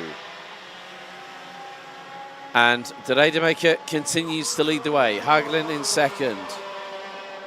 Van Leeuwen in 3rd place. Prudhomme, de Donker, Klieft now round out the top 6. Rifla battling away with Yonchev and Justinelli. Jalil holding on to 10th place ahead of Lennon Henriquez. Jan Mulders drops down to 16th, meaning that Antoine Duval, Alexandre Mercier and Benjamin Foucault round out the top 15. Timer has now officially expired in this 4th X30 Junior heat, and it is a Fusion Motorsport 1-2 at the moment, the Benelux Progress Racing arm of the team. Out of the final corner, just over 1.366 kilometres for these two to negotiate, and de Rademaker brings us on to the last lap. En ce moment, c'est Stig de Rademaker qui est dans la première position avant de Devon Hagelen. 3e, c'est Quintin van Leeuwen. Et nous sommes dans le dernier tour ici au Mariembourg pour manche numéro 4. But de Rademaker, once he hit the front, he started to pull away a little bit further back. There is Didier Klieft battling away with Arthur de Donker into turn number 4. What's Klieft going to do here? He's trying for the crisscross through into 5. Good defence there by Arthur de Donker. But there are the 2 front runners, Stig de Rademaker and Devon Hagelen, making sure they both get those karts across the start-finish straights and take the checkered. 1 corner to go. So, over the crest, checkered flag waves. Stig de Rademaker wins heat 4, ahead of teammate Devon Hagelen. It's going to be the run to the line for 3rd place. Oh, bit of a squeeze. Oh, Maxime Prudhomme. Brilliant job there by the 168. Pipping Quintin van Leeuwen from the Netherlands for 3rd place. Arthur de Donker takes 5th ahead of Didier Klieft, Timur Rifla, Boris Yonchev, Aurelio Justinelli, Farid Jalil, Alexandre Mercier, Antoine Duval making up 10 places from 22nd on the grid to 12th. Jan Mulders, Lorenzo Notarigo and Benjamin Foucault round out the top 15. Mohamed El Bouzaki, Lennon Henriquez, Sam Gluck, Yori Brookman and Finn Albers ran out the top 20. Nathan Best, Gobi Kiersa Bilk, Moritz Moore, Sasha Duque, Sverre Linden and Mathis Palais ran at the top of the 26 finishers. Wittenberger we lost on lap 2, and Timothy Lauersin we lost early days, and there you see Berger's kart being pulled to being picked up by the marshals, but De Rademaker becomes another new race winner here in the final round of the championship season.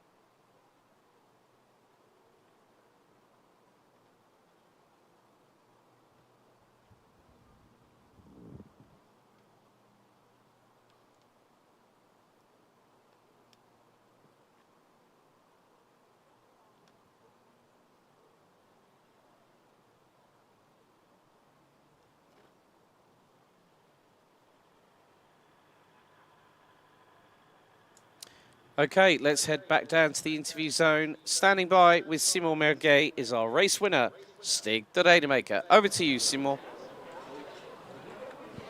En we zijn met Stig de Rademaker, de last winnaar in de X30 Junior class.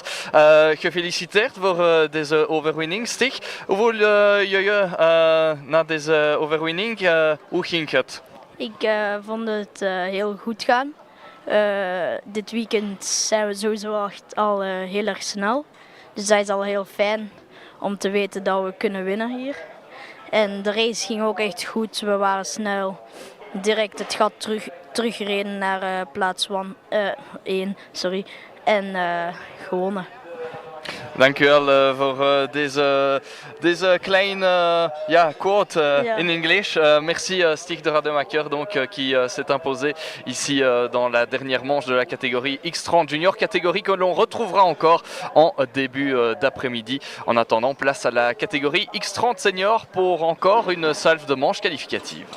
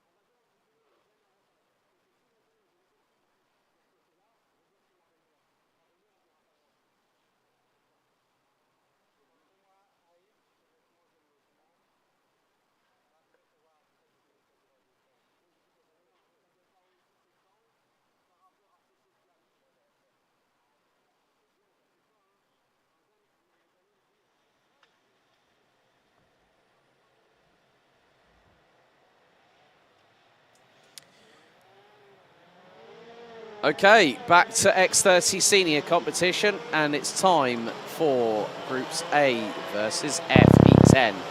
Milan Marczak, pole sitter out of 85 drivers this weekend, alongside him the current championship leader Sam Belota line up on the front row.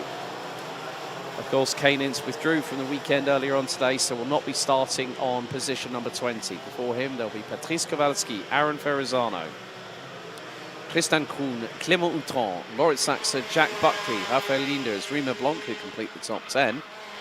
Thomas van Vliet, Otto Paikkonen, Gunther Roy, Simon Lacroix, Rafael Dahl, Matthias van der Kerkhoff, Job Muller, Dinan de Vos, and François Delati.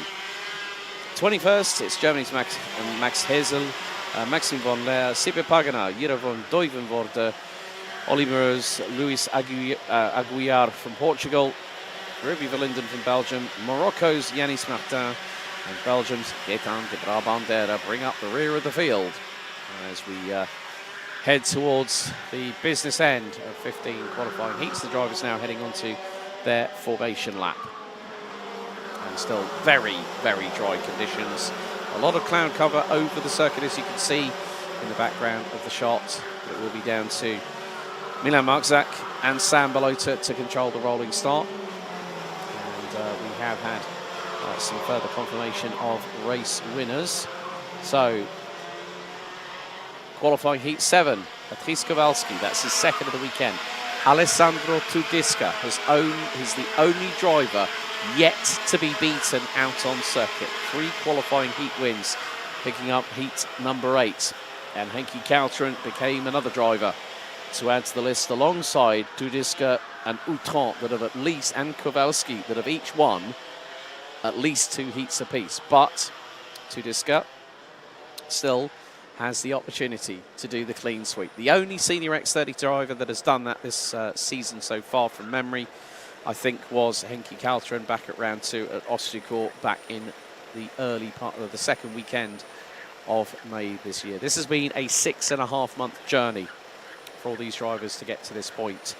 Of course, a lot of drivers in just shade over 3 weeks' time will head to the Cartodromo Lucas Guerrero in Valencia in Spain for the Iame Warrior Final between the 4th and the 9th of November.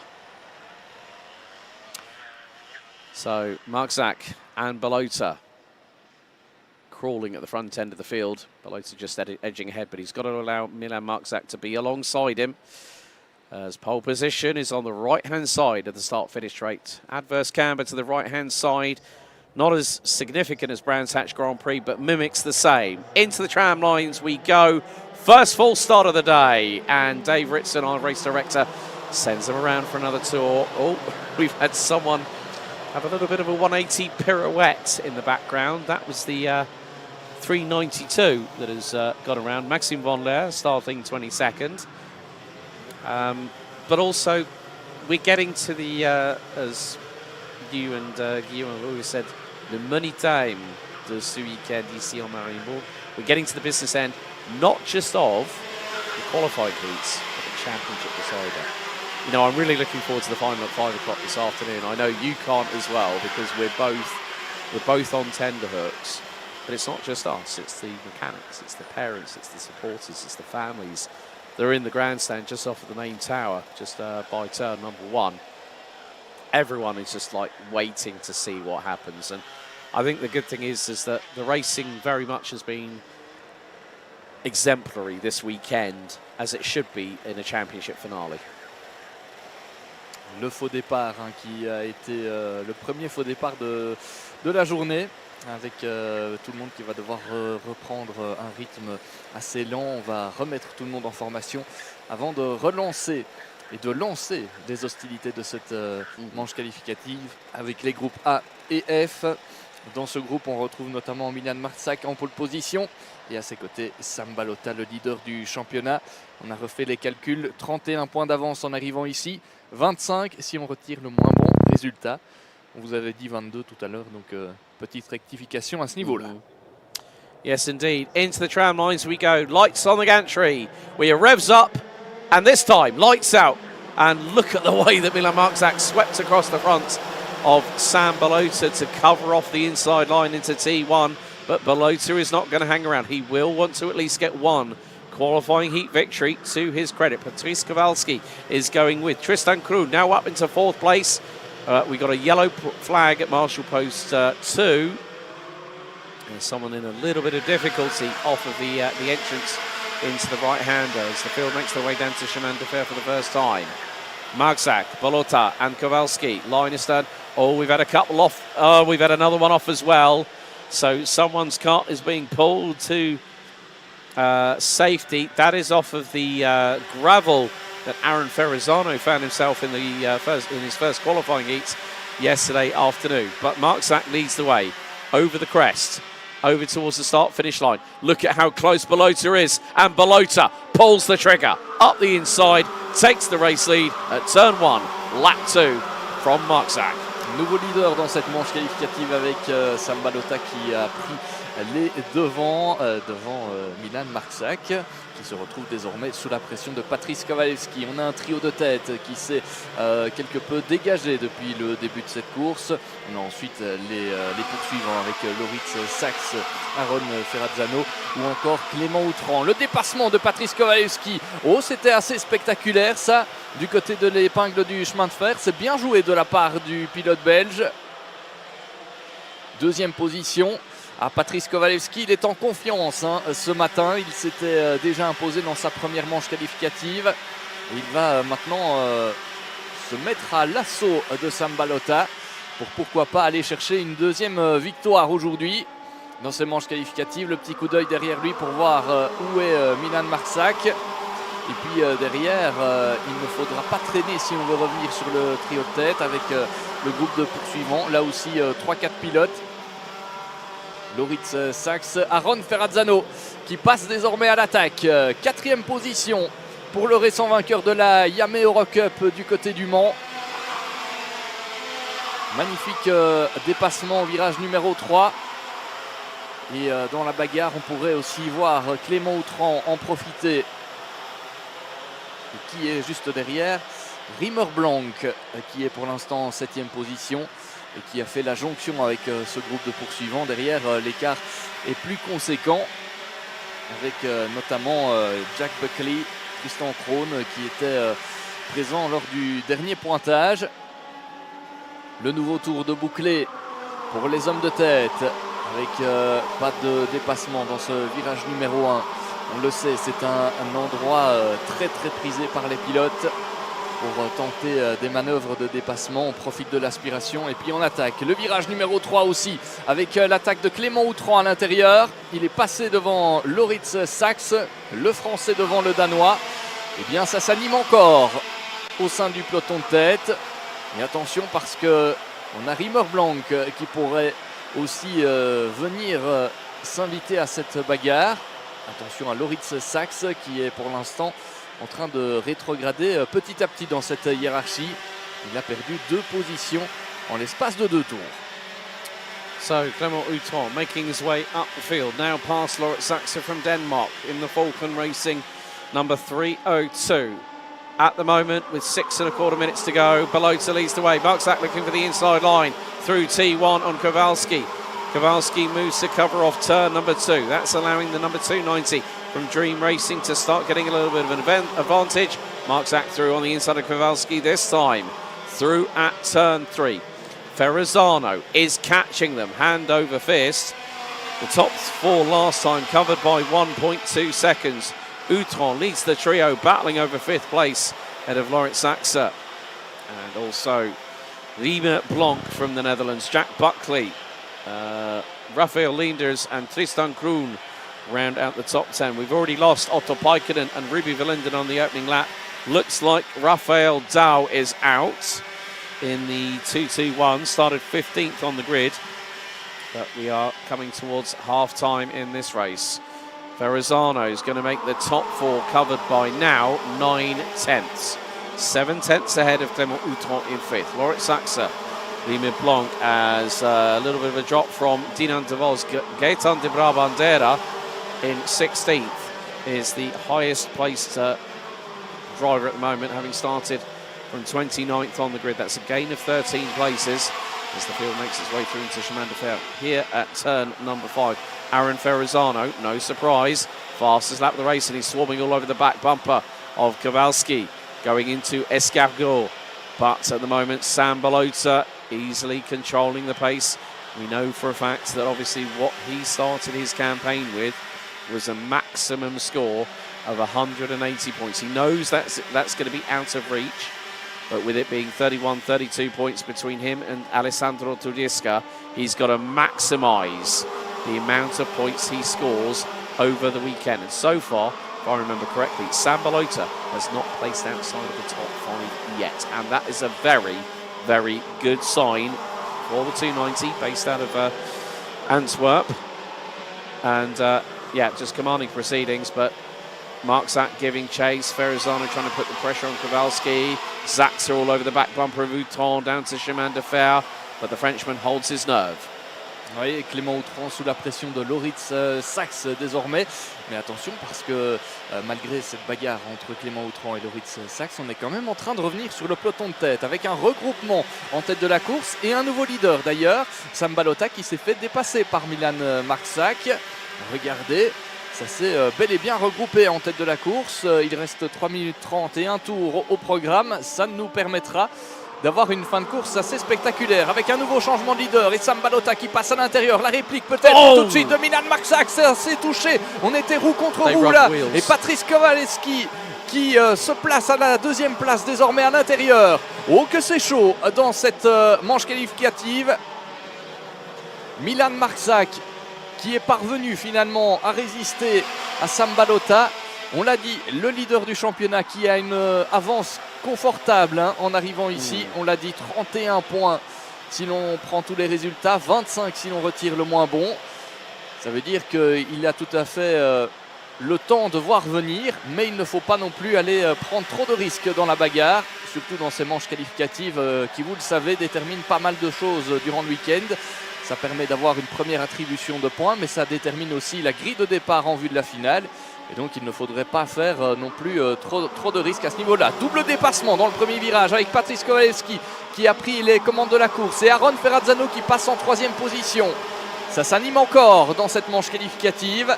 Avec peut-être derrière Loritz Sachs et Clément Outran qui vont pouvoir en profiter. Mark Zak gets through, retakes the race lead. Ferrazzano got through as well out of turn number 2. The thing I was worried about was when Mark Zak and Balota clashed, they rubbed sidewalls and there was smoke billowing from the right side of the 290 from Dream Racing. You've got to be very, very careful. They only have a limited amount of tyres to use over the course of the weekend. So you've not only got to be fast, you've also got to have a bit of adaptation with knowing about how the tyres are degrading. And between every race session, your mechanic will tell you, okay, right, you've got to play it a little bit easy, a little bit cooler. Don't go full throttle and save everything for the final later on today. Rafael Dow confirmed his retirement on lap number 4, a little bit further back behind the top 3. Well, Loritz Sachs swarming all over the back bumper. Oh, but just open the door for Clément Outran. A little bit of a slight mistake there from Loritz Sachs, allowing Clément Outran, the French driver, to close into the back bumper of Sam Balota, heading into Chemin de Fer here at turn number 6. Just over a minute and change to go, plus an additional lap. Balota leads the quartet in the battle for what is effectively 4th on the road. And again, that will keep that top 5 streak alive for the 290 from Dream Racing. But Milan Marczak and Aaron Ferrazzano now are within a kart length of each other. 2 laps to go. When is Ferrazzano going to pull the trigger? Not quite yet through turn 1. Let's see if he gets the overspeed a little bit into 2. That might help for momentum into turn 3. Balota going defensive. Oh, and that was Riemer Blanc diving up the inside of Loritz Sachs. And there is Matthias van der Kerkhofer from Victory Lane. He's slightly crawled up the order from 16th, now runs 8th as the top 3 lead the way into Chemin de Fer once again here on our penultimate lap, lap 11 out of 12. Ouais, retour sur la bagarre en tête désormais avec un trio avec Marczak, Ferrazzano, Patrice Kowalski. c'est le top 3 actuel, mais on a l'impression qu'il pourrait encore se passer des choses dans ce groupe, comme ça a été le cas il y a quelques instants dans le groupe de poursuivants, avec désormais Sambalota en 4e position devant Clément Outran. Le trou qui a été fait, et voilà, on entre dans le dernier tour de cette manche qualificative, avec peut-être une victoire à la clé pour Marczak, pour Ferrazzano ou pour Kowalski. On est en train de monter petit à petit en puissance, on a l'impression, dans ces manches qualificatives, avec de plus en plus de spectacles. Attention à Ron Ferrazzano qui est peut-être un petit peu moins bien sorti que Patrice Kowalski, qui va peut-être tenter quelque chose à l'épingle du chemin de fer. Peut-être non. On a fermé la porte du côté d'Aaron Ferrazzano. Évidemment, c'est un ancien champion de Belgique dans la catégorie X30 Junior. Il a de l'expérience, c'est clair. Il ne va certainement pas se faire surprendre comme un bleu, comme on dit, par Patrice Kowalski. Attention, peut-être un dernier mouvement, une dernière tentative dans le dernier virage. Non, on ferme la porte du côté d'Aaron Ferrazzano. Ce qui fait les affaires de Milan Marczak, qui s'impose dans cette manche qualificative entre les groupes A et F. 2e place pour Aaron Ferrazzano, 3e position pour Patrice Kowalski. Le top 5 est complété par Sambalota et Clément Outran. Well, Milan Marczak finally breaks the run of successive winners so far this weekend. The 368 taking the win after 12 laps by 4/10 ahead of Aaron Ferrazzano, up 2 places to finish 2nd. Patrice Kowalski, Sambalota and Clément Outran round out the top 5. Balota's consistency will help him in the ranking after heats, and that's very, very crucial here. Laurent Saxe and Matthias van der Kerkhoff rounding out the top 7, the latter making up 9 places to finish in 7th. Ahead of Rima Blanc, Simon Lacroix, and a good run from France's François Delati, up 9 spots to 10th. Ahead of Gaetan de Brabandera, most moves by any one driver in a race this weekend so far. 18 places from stone dead last to 11th. Ahead of Jack Buckley, Tristan Kroon, Koen de Roy, Rafael Linders, Thomas Van Vliet, Dinan de Vos, Job Müller, Max Hessel and Sibi Paganar rounding out the top 20. 25 finishes in all. Olly Meurs, Yannis Martin, Jere van Duivenvoorde, Louis Aguiar and Maxime Van Leer rounding out the 25 that completed all 12 laps of racing. Rafael Dow retired on lap 4, and Otto Bikinen, Ruby Verlinden out on an opening lap incident with Kane Ince, a non-starter.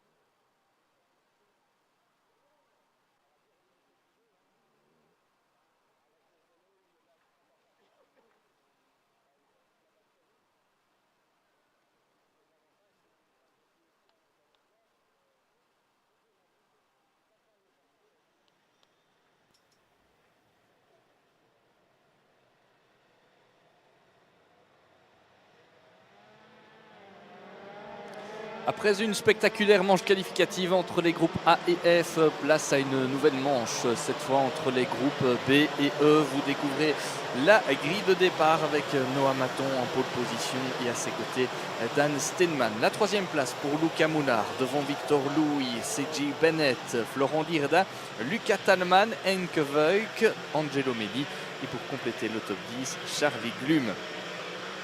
11e place pour Jens Bessart, 12e position pour Tyrone Kinard, devant Christopher Bingham, Philippe Svensson, Julian Kamen, Sam van der Heyden, Rhys Newburn, Sib Weima, Max Storm, Kimi Abraham pour la 20e place, 21e position pour Tayo Vliegen, devant Livia Sanson, Lucas Montebello, Benjamin Borg, Marit Schurman, Kevin Lamtinga, Quentin Dapoigny et pour finir Vieti Vananen, le pilote finlandais qui clôture donc ce classement, cette grille de départ dans cette manche qualificative.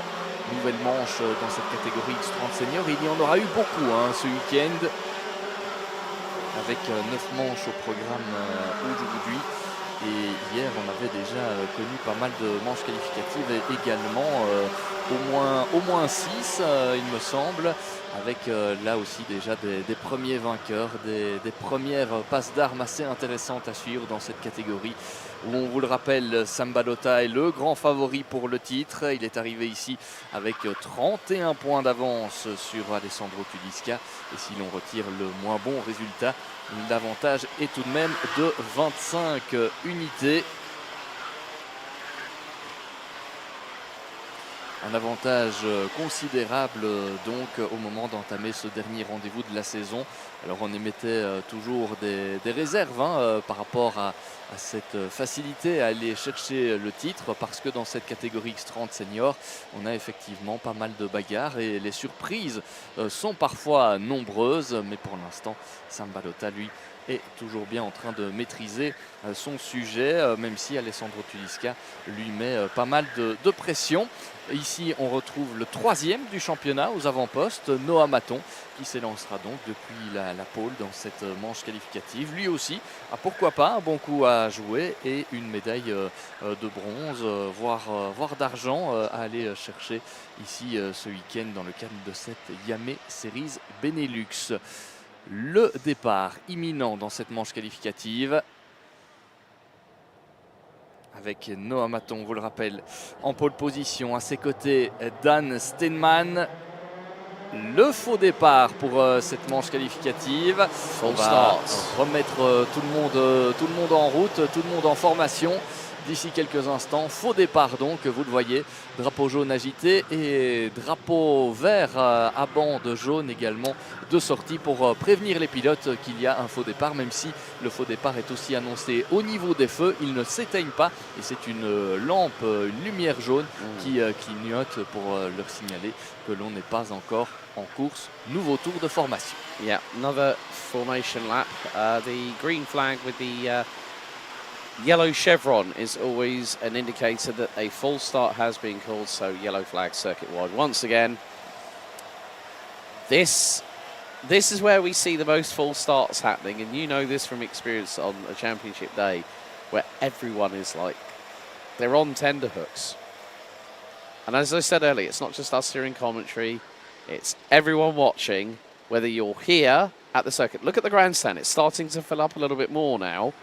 But it's also everyone, thank you to everyone that has watched every single one of the 5 rounds this season on the Iame Series Benelux channel. But yeah, it's getting to that crunch point. It really is getting to that time where any mistake now could cause potential jeopardy for drivers. But it's about who bounces back from a false start and goes, I kind of messed that one up, didn't I? But they've got to get into formation quickly, because if it does happen again, there is a possibility that the drivers will be stopped on a red flag situation. But here we go once again. Over to you, Simon, for the race starts. Le départ, on espère que c'est la bonne cette fois avec Noah Maton qui lance les hostilités. Effectivement, on est parti dans cette manche qualificative avec le bon départ de Noah Maton. Attention, parce que à l'extérieur. On a eu Dan Steinman qui a tenté de prendre l'avantage. Regardez, il essaye encore quelque chose là, Dan Steinman, le pilote néerlandais, mais il va rester deuxième. Bon départ aussi de la part de Luca Moulard qui a conservé sa troisième position, et derrière ça a tapé, notamment avec le numéro 260, Max Storm impliqué dans un accrochage. Alors il n'y a pas eu spécialement de manœuvres dangereuses, mais l'effet entonnoir avec des pilotes qui se sont retrouvés les uns à côté des autres. Max Storm reste sur le carreau dans cette manche qualificative. I think I saw Tihon Kina possibly as well, 266. A couple of drivers walking away from the getting away from the scene of the accident coming out of turn number 2. It's a pinch point at turn 3, always a pinch point there. Tayo Fleegen's car didn't even make it to the restart, but Noah Maton leads the way. Dan Steeman hot on his heels in second. Luca Moulard in third. CJ Bennett and Luca Tellman have got Victor Louis and Florent Dierda not too far behind. Sam van der Heyden now up to 10th from 16th on the grid. Oh, and you can see there is some water. Now that might have caught a couple of drivers out. Comet K3H dry tyres with a wet curbing on the outskirts of turn number 3, but a dive bomb up the inside. Great work there by Luca Moulard to get through on Dan Steeman for second position through Chemin de Fer. And now Noah Maton is going to feel the pressure from behind very, very quickly. Well, Noah Maton is no longer leading. It is Dan Steeman. So it was Luca Moulard through on Noah Maton, down into Chemin de Fer. And now in 2 respective laps, 2 different race leaders. Maton led lap 1, Steeman now leading after lap 2. Oui, et Luca Tallman qui passe en 3e position. Noah Maton qui est un tout petit peu en difficulté dans ce début de manche qualificative. Alors il faut toujours remettre ça en perspective avec les différentes pressions qui sont choisies, avec certains pilotes qui vont être plus performants dès l'entame de la manche, et puis les pressions vont un petit peu se dégrader au fil de la course, et d'un autre côté on a des pilotes pour qui les pneumatiques vont venir un peu plus tard. Vont être performants un tout petit peu plus tard dans la manche, et donc il faut toujours penser à ça aussi dans ces courses. Mais en attendant, très bon départ de la part de Luca Tallman qui démarrait depuis la 7e place sur cette grille de départ, depuis la ligne intérieure, donc c'est bien joué de la part de celui qui fait un retour ici, comeback du côté de Mariembourg après au moins 3 années sans avoir disputé la moindre course en karting, lui qui est désormais engagé souvent en Fun Cup. Il avait d'ailleurs signé la pole position lors du dernier rendez-vous du côté de Zolder. Voilà pour l'anecdote. En tout cas, derrière ça se bat toujours pour les places d'honneur, et toujours cette petite partie humide à l'extérieur du virage numéro 3. Et l'attaque de Victor Louis désormais sur Noah Maton. Victor Louis qui passe en 4e position. Bien joué aussi de la part du citoyen de Rochefort. Il était parti 4e sur la grille de départ, sur la ligne extérieure. Une ligne qui n'est pas spécialement avantageuse au moment du départ, et il avait perdu quelques positions dans l'aventure. Le voilà à la 4e position désormais, alors que Dan Steinman tente de se détacher de ses poursuivants avec Luca Moulard en première position chez les poursuivants, 2e place du classement général devant Luca Tallman, Victor Louis, Noah Maton et CJ Bennett. Derrière, petit trou avec Jens Bessart notamment. Il s'en passe des choses dans ces manches qualificatives, et c'est tant mieux pour le spectacle. Regardez ici Luca Tallman qui est désormais sous la pression de Victor Louis, bien dans le coup en termes de rythme depuis le début de ce week-end. Alors va-t-il pouvoir tenter quelque chose au bout de la ligne droite? Certainement le moment qu'il attend pour porter son attaque. La ligne droite, l'aspiration, une bonne sortie pour venir peut-être attaquer Luca Tallman, mais lui aussi bénéficie de l'aspiration de Luca Moulard, et donc parfois un peu plus compliqué de dépasser. Ici on a le dépassement d'un certain Kimi Abraham qui tente de remonter dans la hiérarchie, le champion 2017, champion de Belgique. C'était dans les catégories d'âge inférieures évidemment. En attendant, Victor Louis est passé en 3e position devant Lucas Talman. So change for third place, Victor Louis through on Lucas Talman. So a good move there by the 2-1-6. Still holding on to that opportunity to go for the title a little bit later on. But then we'll take into considerations more than likely one of 9 scores, which will become a drop score, even if the final comes down to using a drop score to best your championship tally. Well, that's all what you can do. At the moment, Steenman still leads. Moulard second. Louis, Talman, Maton, Bennett, Bozart, Van der Heyden, Golda, Bingham, and rounding out the top 10. As the majority of the field makes their way through turns 2 and into 3, and someone kicking up a lot of spray. Right, retirements, Max Storm out, Thierry Quinard out, Reece Newburn all out by lap 4. So we still have another 3 3/4 minutes to go, as Dan Steeman is probably about 2/3 of the way through the lap. They come out of Escargot. Fastest lap of the race so far. Charlie Gloom down in 11th with a 55.228. But another lap in the books. Lap 7 completed. Steeman leads. Moulard, Louis, Talman, Maton, Bennett, Bossart, Van der Heyden, Dirda, and Gloom. That's Charlie Gloom rounding out the top 10. He's being chased down by the likes of Christopher Bingham and Philip Svensson. Kevin Lantinger again has moved up already.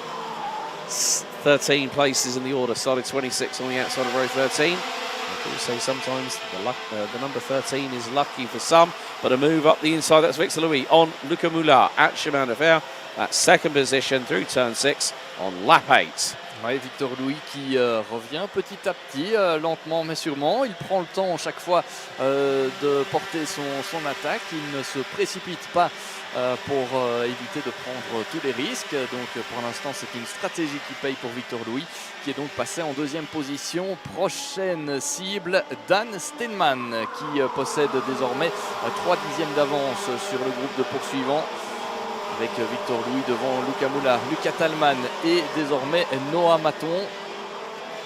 Attention à Jens Bossart qui n'est pas très loin non plus là à la 6e place.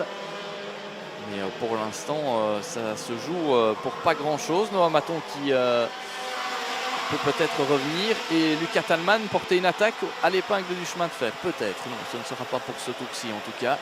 Mais pour l'instant, un groupe de poursuivants qui est relativement calme. Quelques changements de position, mais pas de très grosses bagarres. Il reste 1 minute 50 secondes et un tour dans cette manche qualificative. Groupe B face au groupe E. C'est un tout petit peu moins mouvementé que dans la manche précédente. Mais c'est très propre pour l'instant. Alors, Victor Louis est-il en mesure de venir dépasser Dan Steenman? Dan Steenman qui est en train de défendre sa position, et peut-être l'attaque dans le virage numéro 3 pour Victor Louis à venir. On sait qu'il aime cet endroit-là. Et voilà, il se place à l'intérieur. Et Lucas Talman aussi qui passe en 3e position.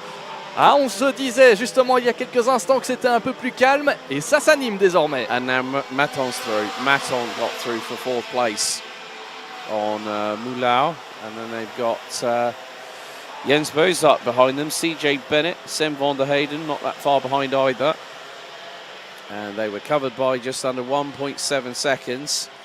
So we got this and the rounding up of this 10th lap, and then we'll have 2 more to go, all 10 minute plus an additional lap qualifying heat so far for Senior X30.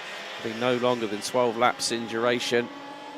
But now there's going to be a change. Dan Steeman up the inside of Victor Louis, who gets the crossover, gets the slingshot back into turn 2. Steeman, is he going to shut the door? He does. He actually kept it half on the racing line, half alongside. But look at Moulard has just lost 1, 2, possibly could be 4 places by turn 4, and it's happened. Ouais, très belle bagarre en tête avec un dépassement de Dan Steenman, mais la réplique ne s'est pas fait attendre pour Victor Louis, qui a directement répliqué. Oh, l'attaque! Elle était osée de la part de Dan Steinman. Ce n'est pas passé à la sortie de l'épingle du chemin de fer. Ah, c'est sûr que c'est un endroit où on peut dépasser, où on peut surtout surprendre ses adversaires. Ouais. Mais c'est vrai que ce soit ce week-end ou même lors du week-end d'ouverture, on n'a pas vu beaucoup de pilotes essayer de dépasser à cet endroit. C'était osé de la part du Néerlandais. Attention maintenant parce qu'il va être sous la pression des autres pilotes, à commencer par Lucas Tallman en 3e position. Dernier tour dans cette manche qualificative avec Victor Louis qui pourrait venir s'imposer pour la première fois du week-end en manche qualificative. Ouais. Je pense que oui. Oui, c'est vrai. Donc ça ferait un nouveau vainqueur dans ces manches qualificatives. Mais attention parce que derrière on n'est pas très loin non plus. Peut-être une dernière tentative. On ferme les portes du côté de Victor Louis. On ferme les portes partout du côté de tout le monde finalement. Et on va peut-être terminer cette course avec ce classement qui ne va pas spécialement évoluer. Les derniers virages, les dernières dizaines, centaines de mètres pour Victor Louis qui est désormais assuré de venir s'imposer ici. Ouais, derrière Lucas Tallman qui a fermé pour la 3e position. Et voilà, c'est désormais fait. Victor Louis, nouveau vainqueur donc dans ces manches qualificatives. Il s'impose dans cette course devant Dan Steinman et Lucas Tallman. Le top 5, lui, est complété par Noah Maton et Jens Bessart. Well, there you go. Another new name joins the honour roll list of this weekend's qualifying heat winners. Victor Louis winning ahead of Dan Steinman with Lucas Tallman rounding out the top 3 positions. Noah Maton. Well, at the minute, Maton yet to win a heat. Bozart doing a good job from 11th to 5th on the finish ahead of CJ Bennett, who's done really, really well this weekend. I think he's starting to come back to form. He finishes ahead of Sven van der Heyden, Luca Muller, Charlie Gloom, and Norway's Philip Svensson, rounding out the top 10. Florent Dildau, Kevin Lantinga, and Henk Voigt, Kimi Abraham, Christopher Bingham, rounding out the top 15. Angelo Mili, Sibe Weimer, Luca Montebello, Benjamin Borg from Malta, Viti Veninen, Louis Sampson, Quentin Dapogny, Marith Schaumann, and Julian Carmen, rounding out the 24.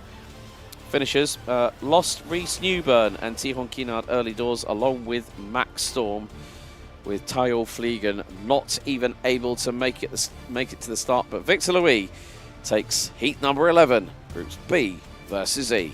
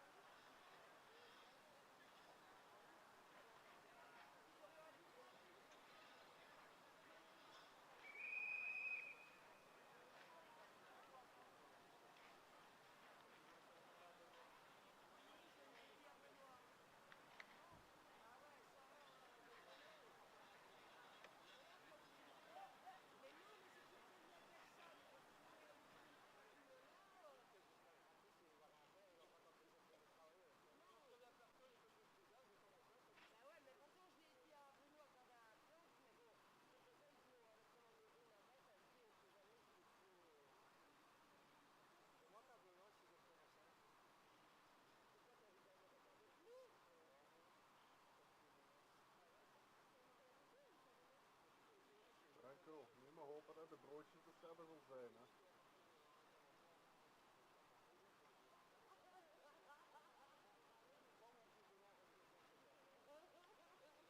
Ce soir, on doit parler.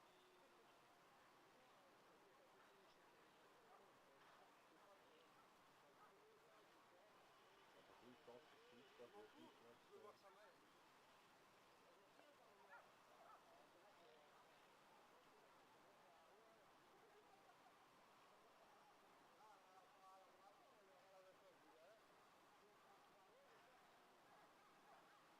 Die baanposten zijn goed, die hebben allemaal een thermos koffie bij.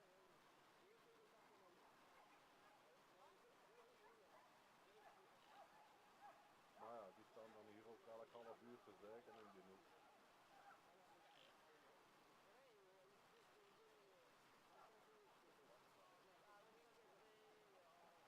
Ja, afgekookte thee.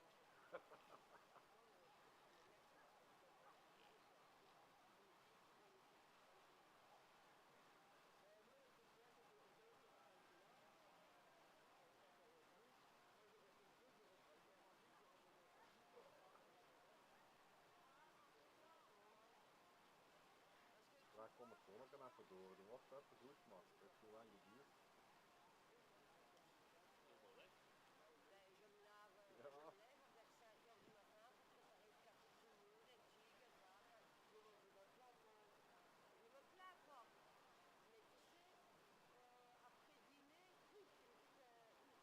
Le truc qu'il y a, c'est que Ingrid, il lui faudrait ça après le repas.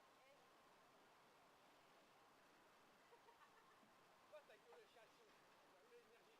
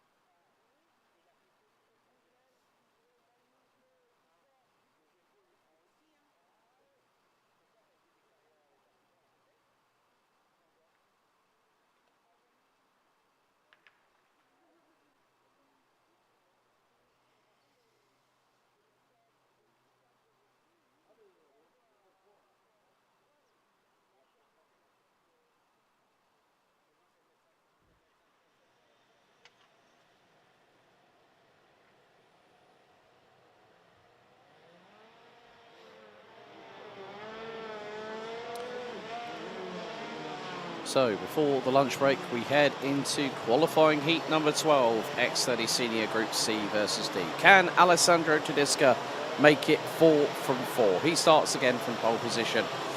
He'll be joined by Marcus Gloom on the front row. Alexis Constant and two-time heat winner this weekend, Henki Kalteren, round out row number 2. Mathis Merschalt and Mirko Waters round out row 3, ahead of Q Holly and Esteban Walgrave, with Sean Hogan and Alto Vasseur rounding out the top 10. Yanni Bouillet and Clément Massot line up on row number 6. Sky de Fourny and Griffin Hinwinset round out row 7, ahead of Jules Van Hul and Annabelle Bryan. Roxanne Lantinga and Thibaut Gillard round out row 9, with Dennis Bullman and Raffaele Santocono completing the top 20. James Merkelbach, Kevin Bakker, Thibaut Wires, Keanu Wellens, Ali Dax, Luke Taylor, and Charlotte Anturo and Kenneth Van Markerke round out the 28-strong grid. Simon Tedesca is on a roll right about now, and he's got this and one more heat to go. Could he do the clean sweep? It's very, very possible with the pace he's got this weekend. Oui, Alessandro Tedesca qui est dans une très très grande forme depuis le début de ce week-end. Il a réalisé pour l'instant pratiquement le parcours sans faute, avec toutes des victoires dans ses manches qualificatives et le meilleur temps dans son groupe de qualification.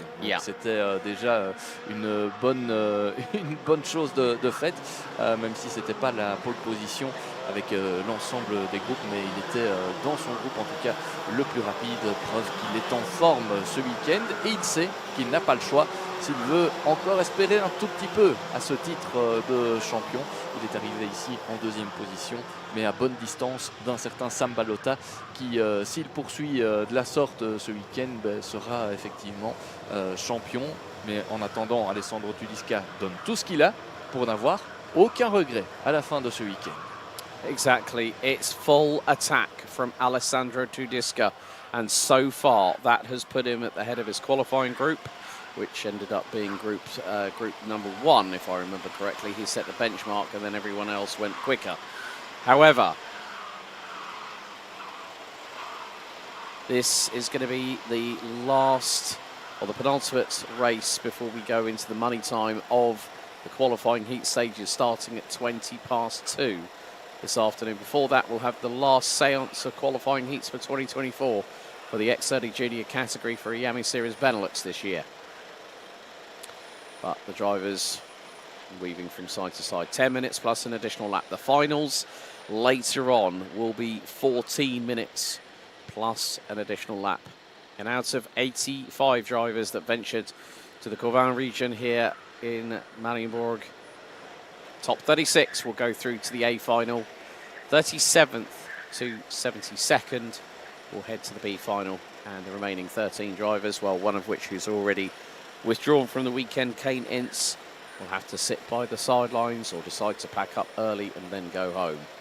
But the drivers now getting into formation ahead of the final right-hander at this 1,366 metre clockwise derived circuit, 12 turns and all. So Tedesca and Gloom will have to be on the front row. Tedesca patiently waiting for Gloom to pull alongside, which he will do now. And then it's all down to the drivers to get themselves into formation. 14 rows of competitors, 28 drivers, 10 minutes, plus an additional lap. And for the penultimate time this weekend and in the season, we head into the tram lines, and the lights are out. We're underway. Good start by Tedesca. Constant might have got an early good run going down into T1. Someone went a little bit wide going through the opening corner, but look at the lead already that Tedesca has started to build. That's 4 to 6 kart lengths as the freight train makes its way through turn number 3. But it's the 379 of Merkelbach that gets pinched and turned around, squeezed in the middle of 2 other karts as everyone rushing to head into turn 5 in towards the turn 6 double right at Chemin de Fer.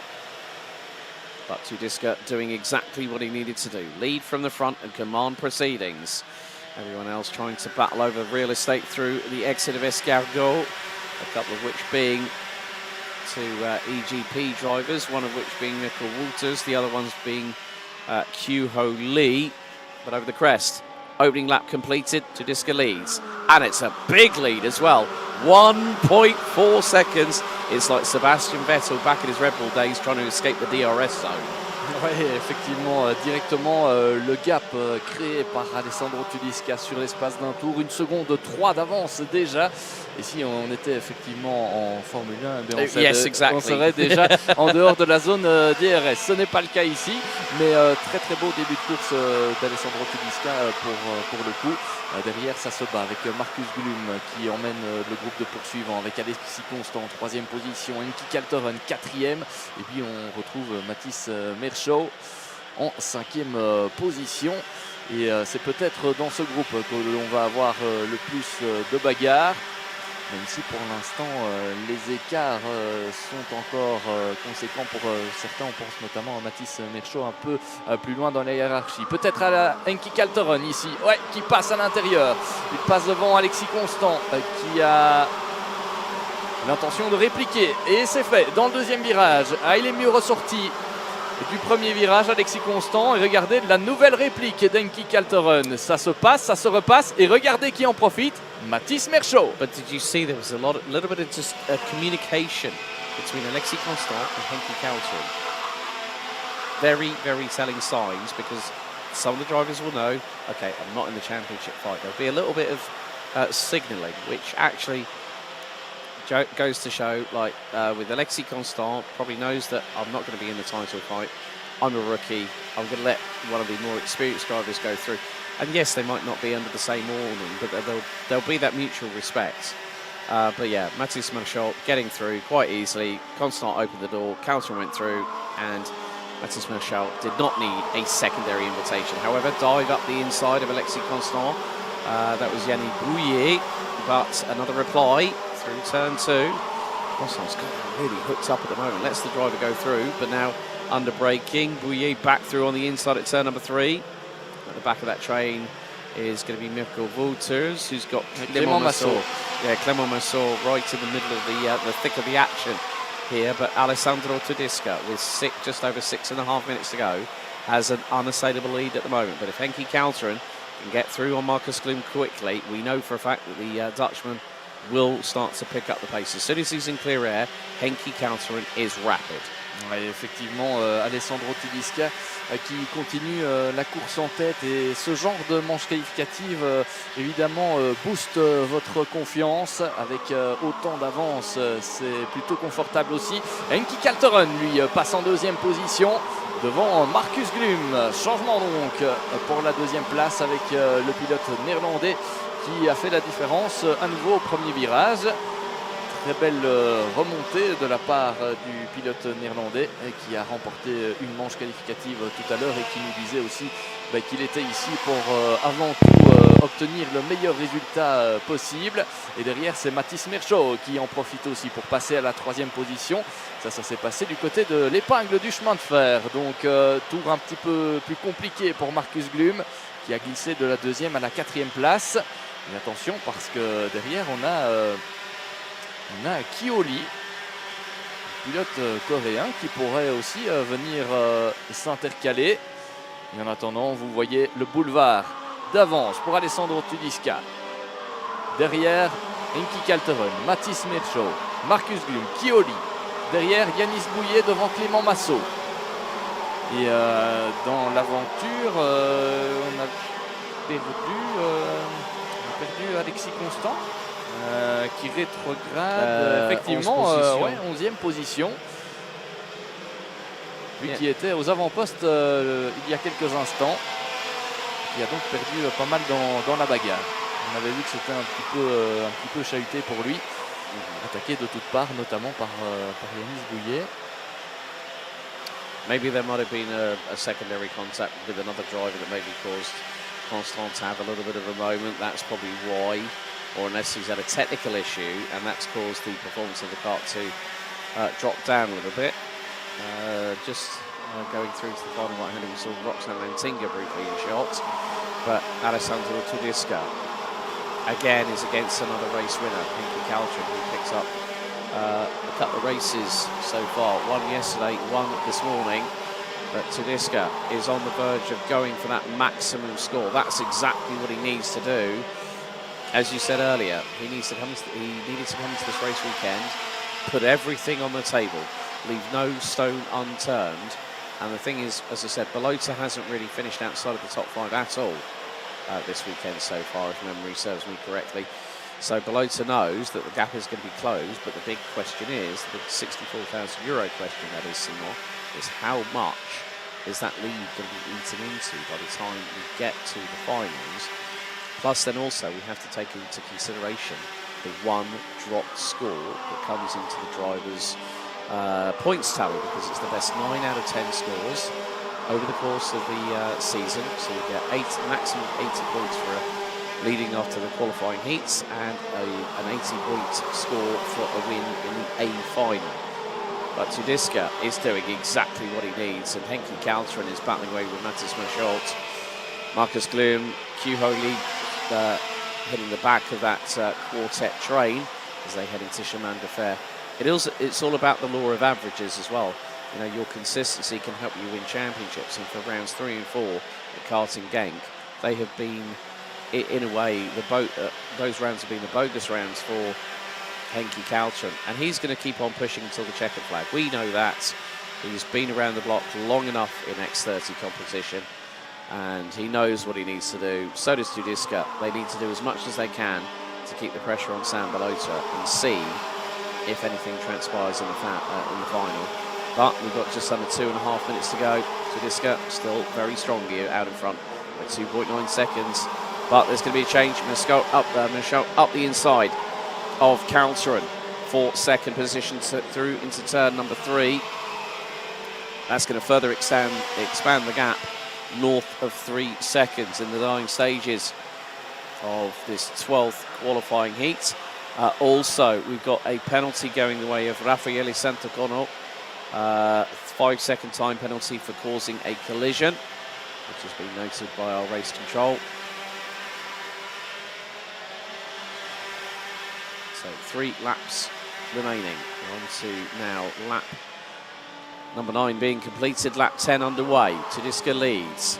Merschelt now 3.3 seconds behind. It looks like, well, the 314 of Santacono has been put through the ringer a little bit, because there's another penalty that's gone his way. A little bit of a look up the inside. Back, these drivers are going to have to be very, very careful. That was the 241 of Mirguet Wouters. I think Annabelle Bryan is just up ahead.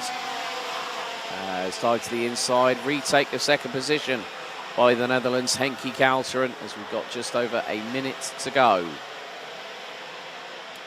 Next time around it'll be 1 and 1 more. So just over 2.73 kilometres of racing before the lunch break, and then we'll have the final 5 qualifying heats before we head to the finals later on today. Tedesca goes on to the penultimate lap. The lead has increased, I'm sure, 3.5 seconds. As soon as Tedesca hits clear air, as soon as Kalteren hits clear air, they both are incredibly, incredibly fast. But Tedesca has the slight edge in the minute.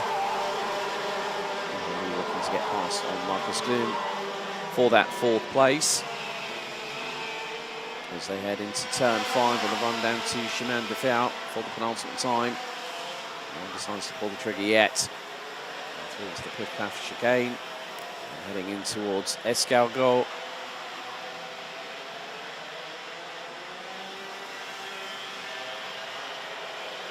Time is now expired. Next time around it will be the last lap of the morning to be completed, and Alessandro Tedesca on course for 4 straight qualifying heat wins this weekend, leading an RSD Karting 1-2 ahead of Henki Kalteren and his teammate. He's being still pressurised by Matthias Merschelt and Marcus Gloom, with Q Holy rounding out the top 5 drivers. Mirguet Wouters has the fastest lap of the race in the pocket, 55.126. Wouters now ahead of Yanni Bouillet, the 214 from Belgium, and he's behind Annabelle Bryan.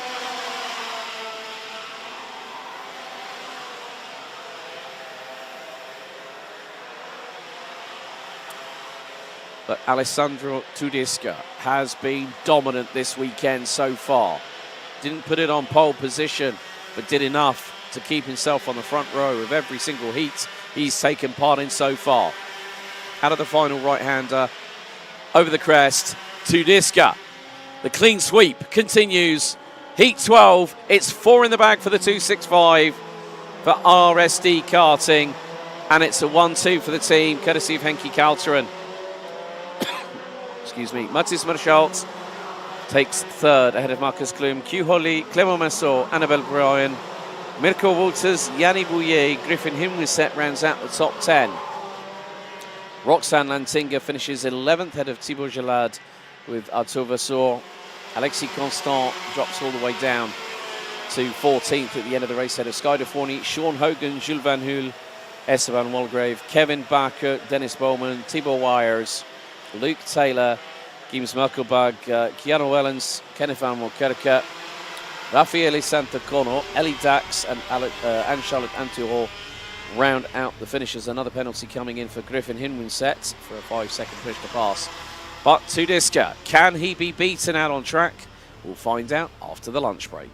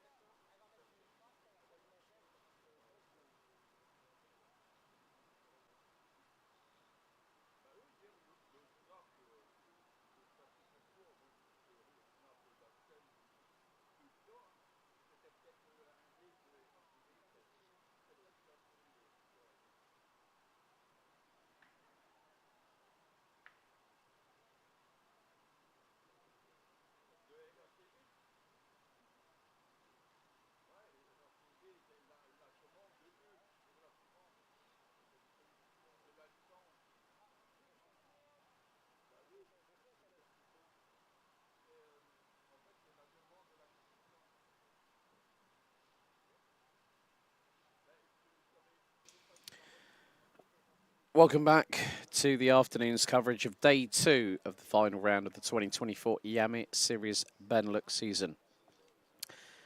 And as they say, c'est le money time de ce championnat cette année en 2024 par Iame Series Benelux. This afternoon, we will crown our new X30 Junior and X30 Senior champions in the respective finals later on this afternoon. However, there is still a little bit of business at hand. We have 5 more total qualifying heats to round off the latter stages of the weekend's competition for these two classes of over 140 out of over 240 drivers that have registered for this weekend. Tomorrow the focus will be on mini rookie, gentleman, master, senior cup, and our newest category for 2024, KA 100.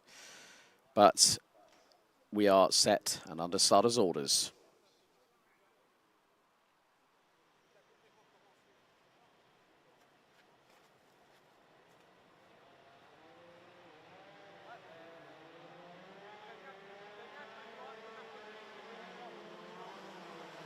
The penultimate heat for qualifying heats for the 2024 Iame Series Benelux Junior X30 season is heat number 5, Groups A versus D. Louis Bazire, winner of heat number 1, lines up on pole position ahead of Wouter Bergano, who lines up on the front row alongside Senemenier, and heat 4 winner Stig de Rademaker round out row number 2. Anthony Bongart and Arthur de Donker round out row 3 ahead of Niels Lelor and Maxime Prudhomme. Tyke Buckley and Quinton Van Leeuwen round out the top 10 ahead of Jamie English. Didier Klieft, Lucas Bodkins, Lorenzo Notarigo, Rafael Boulard, Mohamed El Bouzaki, Sherpa Fries, and Faris Jalil, who ran at the top 18. Yves Rie not showing up, having passed the timing beam on the start-finish straight, might be starting from the repair area. Moritz Moore rounds out the top 20 on the associated grid ahead of Lucas Metz, Antoine Duval, Pepin Steiger, Finn Albers, Lucas Belizari, Nathan Pest, Felix de Decker, Sverre Verlinden, and Flavio Caira bringing up the rear of the field. Difficult qualifying session for Flavio Caira, the 113 from Belgium running with VDK. Over the course of the weekend has made an impression, but probably not significant enough for the 113 to get into the finale, the A final, the last one of the season. So winners so far: Louis Bazire, heat 1; Bink van Schijndel from the Netherlands, heat 2, and then it was the two rookies.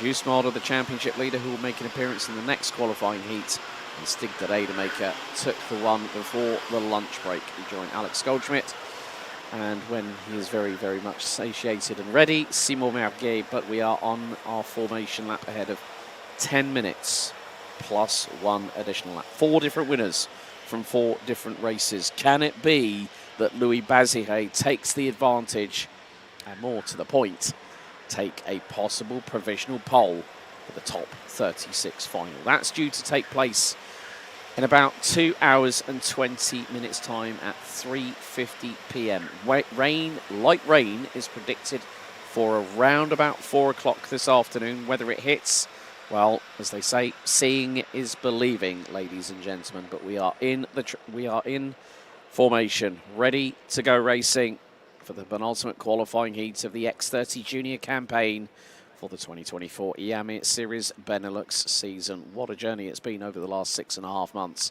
as drivers will prepare for the Iame Warrior Finals in just over 3 weeks' time. However, the lunch break has the calm And now we have the storm. Into the tram lines, revs rise, lights are on, lights are out. And Bazire will keep the lead, but Valgano trying to sweep it around the outside. 3 wide in the mid-pack, heading down out of turn 1 into turn 2 on the opening tour. Bazire getting a nice little bit of a lead. Someone going to dry a little bit coming out through turn number 2. Valgano, Meunier, Bongard. So, and there's been an incident at turn number 3. The 107 has been turned around. Lorenzo Notorigo in the 107 from Belgium. Made up one place and has dropped a little bit further back towards the tail end of the field. But at the moment, early doors, France's very own Louis Bazire for Team Victory Lane is leading quite comfortably at Route Bergano with Senna Meunier rounding out the top 3. 4th looks to be Anthony Bongarts ahead of Stig de Rademaker with Arthur de Donker might be rounding out the top 6. Yes, he is, or no, he's 8th at the moment, but Bazire leads after lap 1. Le premier tour de bouclé avec effectivement Louis Bazire en tête. Il partait depuis la pole position. Pole position confirmée donc après ce premier tour devant Wouter Berganu et Senna Meunier. Anthony Bongard s'est remonté à la 4e place devant Stig de Rademacher qui attaque désormais au virage numéro 3. Et Tad Buckley en profite également pour passer à la 5e position là. 2 places de perdu pour Anthony Bongartz dans ce virage numéro 3. Et attention à la pression d'Arthur de Donker qui pourrait lui aussi passer d'ici quelques instants. De Donker qui est passé devant Niels Lohr. Yeah, I did see a big brief pick up a wind. There was one of the autumnal leaves falling from the tree off of turn number 5 as they were heading into Chemin de Fer. But Bazire looking to make it 2 wins out of 3 qualifying heats. So the drivers were split into 4 groups, A to D. And now de Rademaker up the inside through on Meunier at turn 1. That's the change for 3rd position. Tyg Buckley knows that there is a mountain to climb. And that mountain's only going to get bigger in the final a little bit later on. But the Irishman from Brennan Tech really doing a very good job to keep a hold of position. But Arthur de Donker just got through on Anthony Bongartz. That's a change for 6. So good work by the driver as per his Instagram. Belgium made in Dubai, but proudly represents the United Arab Emirates. And also has worked with Danny Brandt, who runs his own team now, Brandt Racing. Known Danny for quite a few years and works primarily in the UAE, but also works over in continental Europe from time to time. But Bazire looks to be closed in on by Wout Bergano, and it's the Fusion duo behind the leader from Victory Lane that might have to have his head on a swivel very soon. Nouveau tour de bouclé avec Louis Bazire qui est toujours en tête, mais toujours sous la pression de Wouter Berganu et de Stig de Rademacher qui est bien revenu dans le coup après un départ un peu plus délicat pour le Belge. Là, il est bien de retour aux avant-postes. Et puis on vous parlait aussi d'Arthur de Donker qui effectivement roule aussi du côté des Émirats arabes, lui qui est un Belge made in Dubaï, comme il se présente sur son compte Instagram. Arthur de Donker qui doit maintenant se mettre à l'attaque d'un certain Tad Buckley qui lui-même espère pouvoir passer devant Senna Meunier, actuellement 4e. Mais voilà d'ailleurs Senna Meunier, Tad Buckley et Arthur de Donker regroupés dans un mouchoir de poche et avec le phénomène de l'aspiration. Peut-être une attaque à venir du côté de Tad Buckley, le pilote irlandais qui va peut-être passer, alors que devant on a eu une attaque de la part de Wouter Berganu mais qui n'est pas passé devant Louis Bazire. Et derrière, est-ce que Tad Buckley est passé? Oui, il est passé devant Senna Meunier, confirmation. Et attention, dans le trio de tête, là, ça s'est joué vraiment pour pas grand-chose. On est passé proche de l'accrochage entre le leader et son plus proche poursuivant. Et Stig de Rademacher va peut-être en profiter pour aller dépasser son équipier de chez Fusion Motorsport. Ce n'est pas passé à l'épingle du chemin de fer, mais là aussi, à mon avis, on doit faire attention quand c'est son équipier devant soi.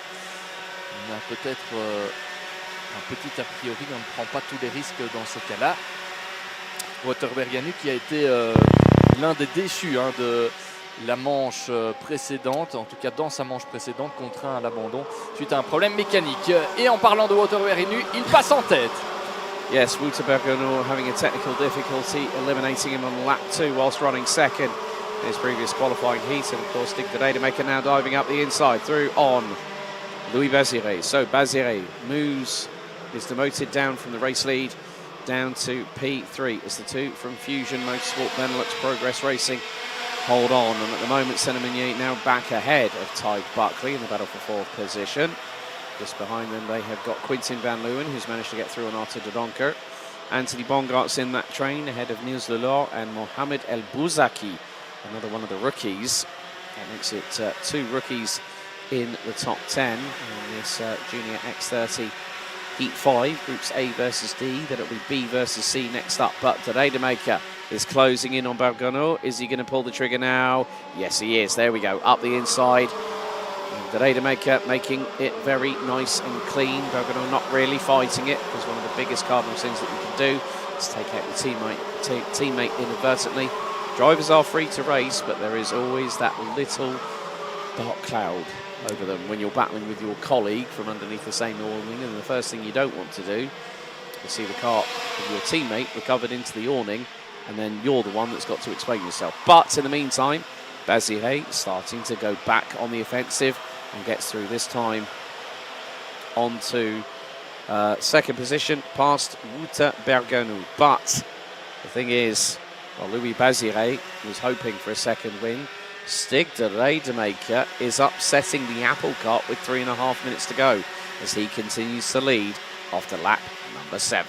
Ouais, 3 minutes et un tour encore au programme avec un nouveau leader, Stig de Rademaker, vous l'avez vu, Louis Bazire en 2e position devant Wouter Bergenor. Et derrière, ça se bat encore pour les places d'honneur avec cette fois Quintin van Leeuwen en 4e position et qui a fermé la porte à Arthur de Donker qui emmène avec lui Tad Buckley. Senemanier, lui, a rétrogradé à la 7e place de ce classement. Mais c'était très très chaud là du côté du premier virage avec Quintin van Leeuwen qui a fermé la porte, mais très très tard, ce qui a surpris quelque peu Arthur de Donker. Right, so we've got a couple of penalties coming in. Moritz Moore, 5-second penalty for leaving the tram lines with either 3 or 4 wheels outside.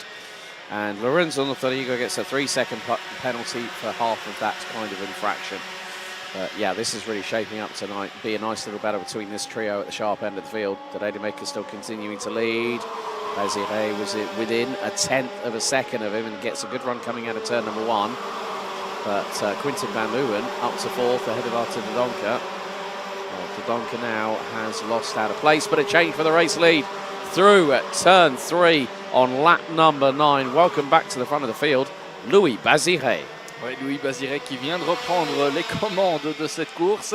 Décidément, entre les 3 leaders, on se passe et on se repasse, on s'échange le leadership. Et pour l'instant, c'est très joli à voir et ça semble très très fair play pour l'instant. C'est ce genre de course, évidemment, que l'on veut voir. Derrière, grosse bagarre aussi pour les places d'honneur, on vous l'a dit, mais avec ces 2 bagarres en même temps, on a un écart qui s'est fortement creusé entre le groupe de tête et les poursuivants. Regardez, nouveau tour de bouclé avec peut-être une réplique à venir de Stig de Rademaker qui se montre très très pressant face à Louis Bazire. Louis Bazire qui pourrait aller chercher une victoire ici. Il s'est déjà imposé dans cette manche qualificative. Oui, à la première. Ouais, c'est ça. Hier. C'était hier, effectivement. Le pilote français toujours bien dans le coup dans cette Iame Series Benelux. Lui qui s'était imposé du côté d'Austricourt, mais qui avait aussi réalisé plusieurs coups d'éclat du côté de Genk également. Donc très certainement un candidat à la victoire ce week-end. Au moment d'entamer ces manches qualificatives, à l'issue desquelles évidemment on fera le point sur le classement, vous le savez, vous connaissez le principe, c'est à l'issue des manches qualificatives, on additionne tous les points marqués lors de ces manches, on fait le total et puis on a une hiérarchie qui se met en place.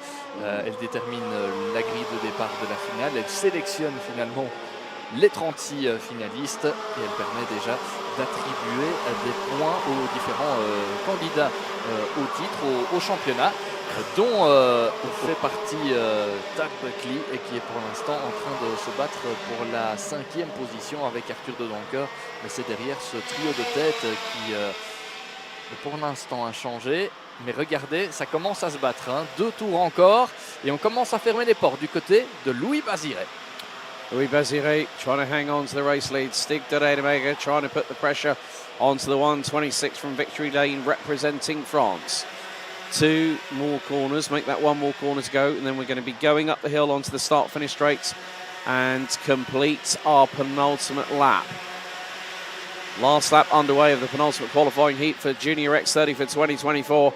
And Baziré instantly goes to the outside, but the cross, look at the crisscross.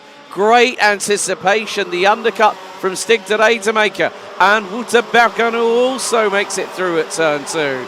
Great work there by the Fusion teammates.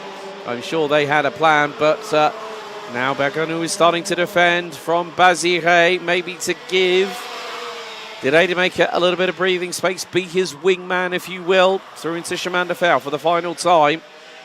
As Arthur de Donker has made it through on Quintin van Leeuwen, so has Tyg Buckley. So the dynamic for 4th, 5th and 6th has changed out of Escargot for the final time here on lap number 12. Well, Louis Baziré was gunning for a second victory, but it's not going to be the case. Up towards the crest of the hill. Well, definitely a surprise in the offing. Stig de Rademacher does it again. Incredible stuff. Wouter Berganu by 31 thousandths takes 3rd as Arthur de Donker takes 4th behind Louis Baziré, nearly 4 wide across the line outside of the top 10. But Stig de Rademacher could be the decisive driver in this championship fight. 2 wins for the 116 from Fusion Motorsports, ahead of Wouter Berganu, his teammate, Louis Baziré. Close but not close enough. Finishes P3. Arthur de Donker 4th, ahead of Tyg Buckley, who rounds out the top 5. We had another penalty just come in. Felix de Decker, 5-second penalty, and has dropped him down to last in the order. But behind Buckley, it was Quintin van Leeuwen, Meunier, Jalil, Lelor, Duval, El Bouzaki, Steiger, Boulard, Moore, Prudon, Bongart, Klieft, Pelizari, English and Potgans. Rounding out the top 20, Flavio Cairo made it up to 21st ahead of Schut de Vries, Finn Albers, Lorenzo Notarigo, Nathan Best, Lucas Metz, Sverre Verlinden and Felix de Decker. Maurice Moore drops to 24th in the amended classification, but Stig de Rademacher 2 wins today and makes good his intentions for being in the top 4, maybe even on the front row of the grid for the A final a little bit later on. Next up, we've got the final heat for qualifying heats. Heat 6 up next for X30 Junior for 2024.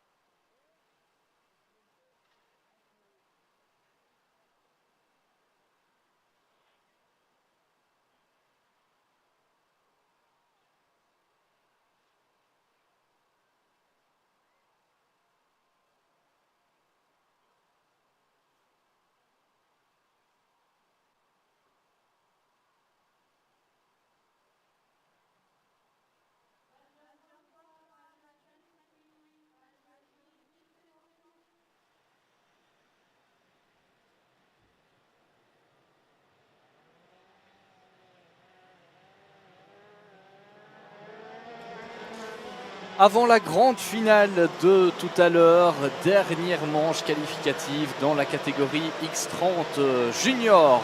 Les groupes B et C en piste actuellement avec une grille de départ que vous découvrez à l'instant. Le leader du championnat partira depuis la pole position, juste Mulder, avec à ses côtés Devon Achelen. Troisième position pour Bink Van Skeindel devant Alexandre Mercier, Arthur Hank, Aurelio Gustinelli, Achille Géradin, Boris Yonchev, Viggo Mons et pour compléter le top 10, Timéo Rifflard. 11e place pour Eva Dorestein, la féminine du peloton, avec à ses côtés Benjamin Foucard. Il devance Édouard Godefroy, Sam Keluc, Jacques McLaughlin, Jordi Broekman, Max Sulin, Jan Mulders, Matteo Melis, Mathis Ballet, Yanis Van Den Bosch, Timothée Laoussine. Pour la 22e place, Maurice Verkreuz, 23e, 24e place pour Sacha Duquet devant Hilun Tink, Lennon Henriquez, Noah Potjens, Kobi Kersbolik et enfin Mathis Landen qui partira depuis la 29e et dernière place sur cette grille de départ. Dernier moment important pour les pilotes de la catégorie X30 Junior avant la fameuse finale. 36 pilotes uniquement seront qualifiés pour cette dernière finale de la saison. Et pour cette finale, on attendra évidemment les grands candidats au championnat, les grands candidats au titre, évidemment, dont juste Mulder qui partira donc depuis la pole position ici dans cette ultime manche qualificative. Juste Mulder qui a connu des hauts et des bas. Il a signé certes la pole position lors de son groupe hier, mais forcément ensuite ça s'est un tout petit peu compliqué à certains moments pour le pilote néerlandais. Et la grande question avant d'arriver ici à Mariembourg, lui qui est arrivé avec 9 points d'avance, la question était de savoir si le rookie de ce peloton allait pouvoir gérer cette pression du championnat, du titre, lui qui a 9 points d'avance sur Tad Buckley au moment d'aborder ce rendez-vous. Et on verra déjà à l'issue de ces manches qualificatives quel est l'état du championnat. En attendant, on va vivre cette course ensemble. Une course qui s'annonce à nouveau très disputée dans cette catégorie des 12-15 ans. Le peloton qui se présente maintenant dans la ligne droite de départ. Les feux vont s'éteindre et une fois qu'ils sont éteints, on est parti. Et voilà, la course est lancée avec le bon départ de juste Mulder. Bon départ également de Bink Van Skeindel qui se place en deuxième position. Ouais, et très bon départ de la part du Néerlandais. Et derrière, c'est... je pense Arthur Hoang qui a aussi pris un excellent envol depuis la 5e place sur cette grille de départ. La ligne intérieure toujours très, très importante. Et derrière, vous l'avez vu, ça s'est joué à pas grand-chose pour certains pilotes.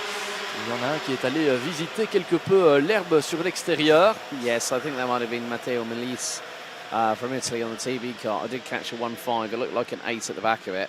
But yeah, I think it's... the main thing that we've got to consider now is how is this going to shape things up, because obviously there was a mention in chat saying that Louis Bazire won a race on the road. Yes, did, picked up a 5-second time penalty, and that race was won by the man leading the way.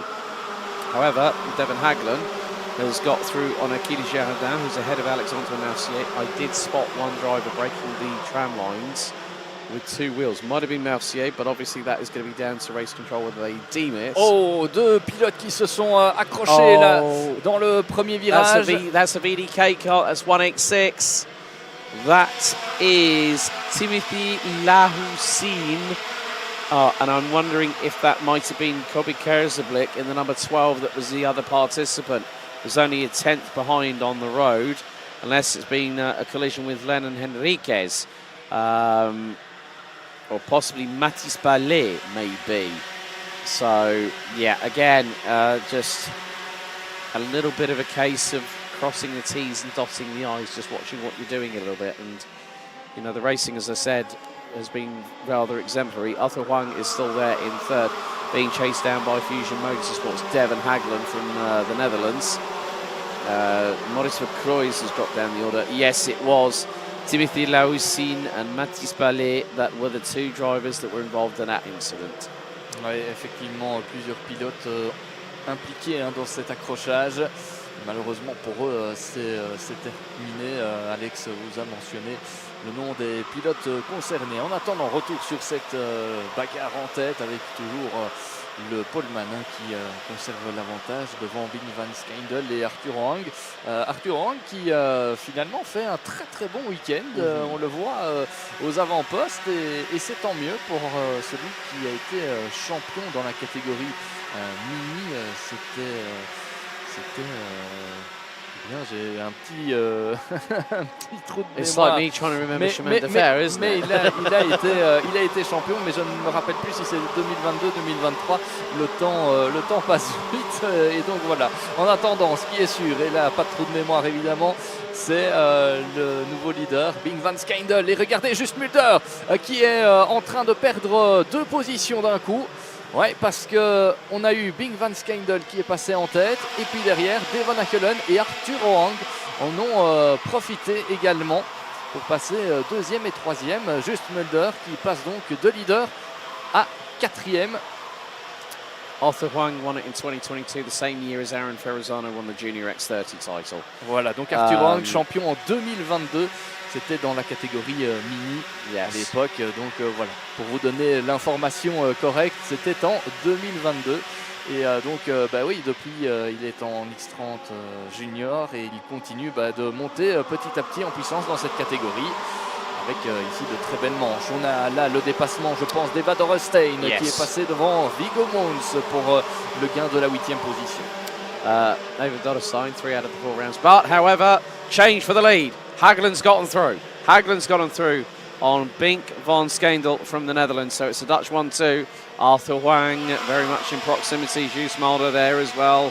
A little bit of a gap between Mulder and Gerardin. Well, Eva Dorestein, one of the 4 finalists of last year's FIA Girls on Track programme with the likes of Vanessa Silkanaite and Bella Fairclough. Also second in last weekend's Ladies' Cup at Le Mans. Has ended up being the best lady for the first 3 or 4 rounds.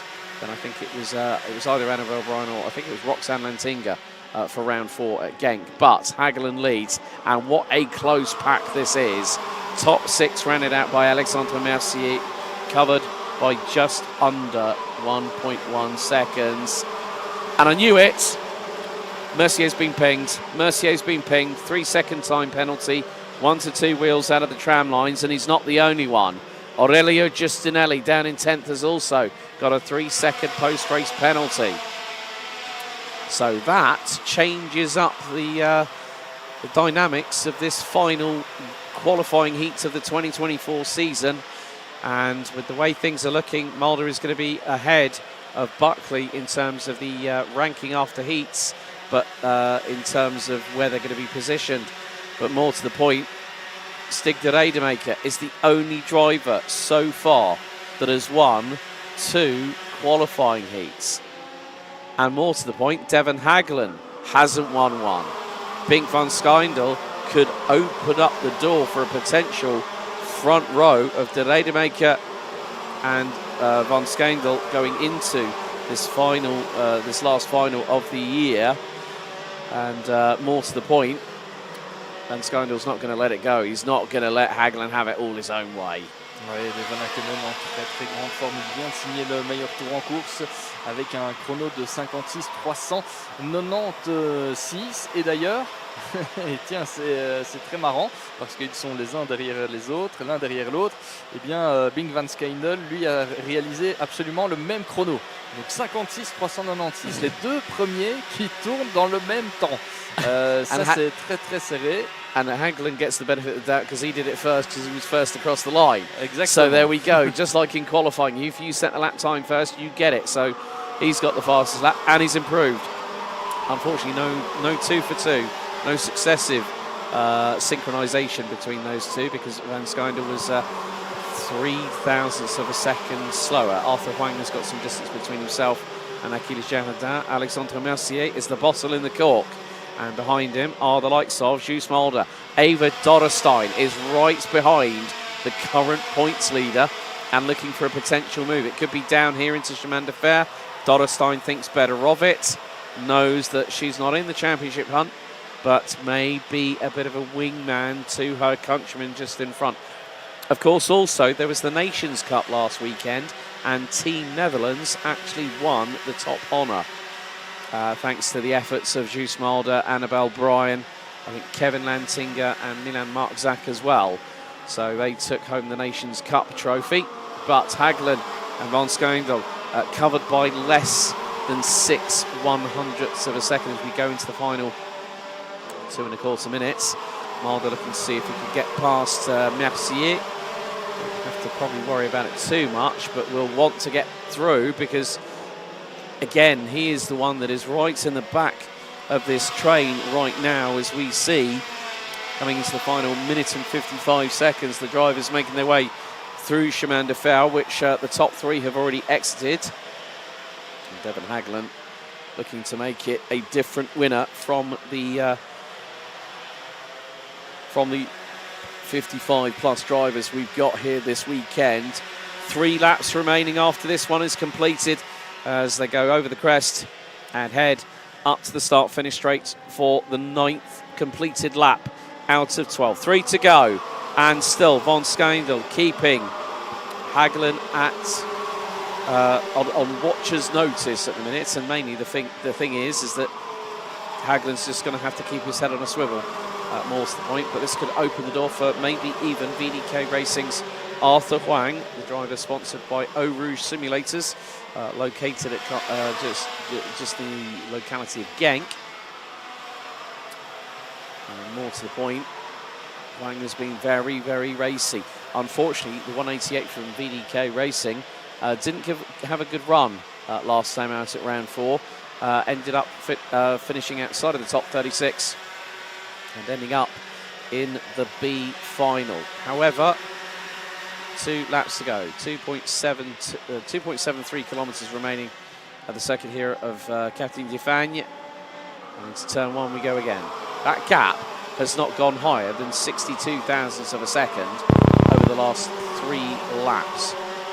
So Big Van Skyndel, one of the drivers for the Falcon Racing team.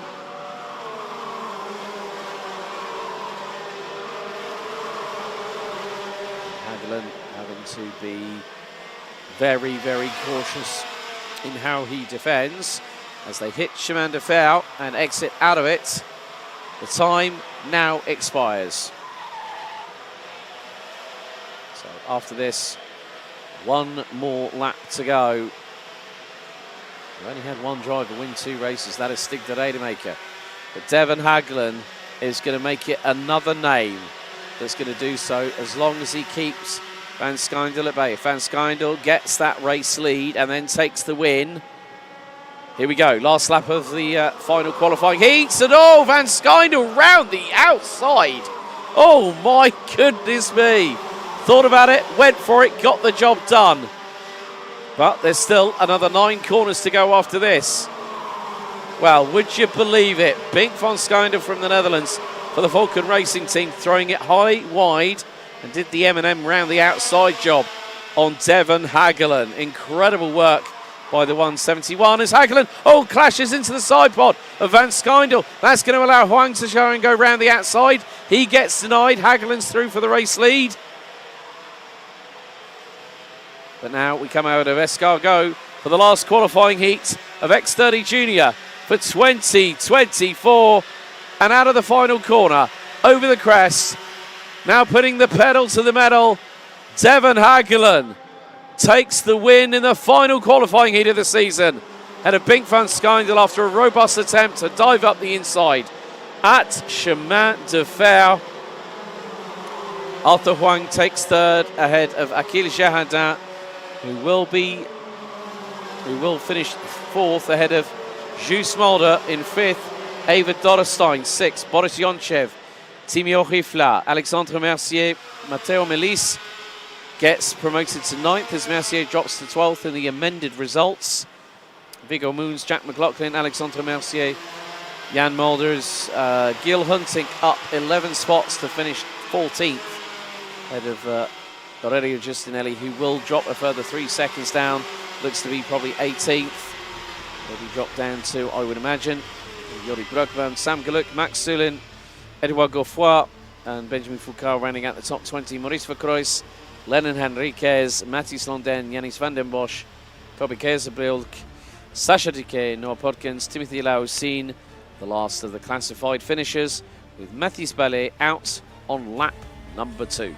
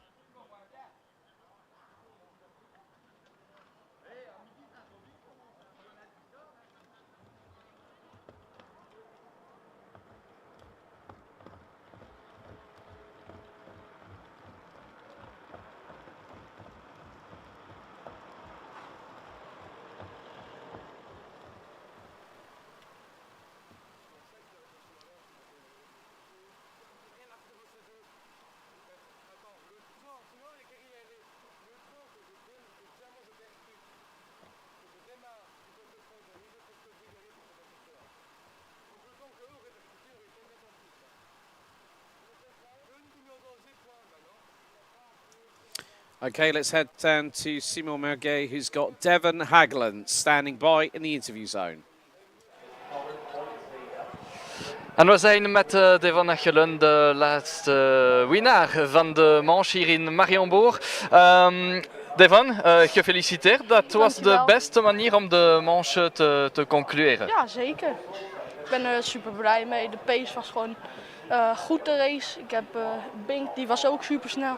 Hebben we samen een goed gat kunnen creëren en de laatste ronde mooi kunnen uitbattelen. Ja, en voor de finale, wat is je doel?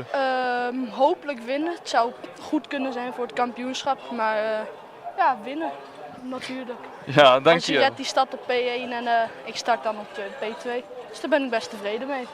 Dank u wel, Devon, en gefeliciteerd voor de laatste overwinning van de dag in de X30 Junior klasse.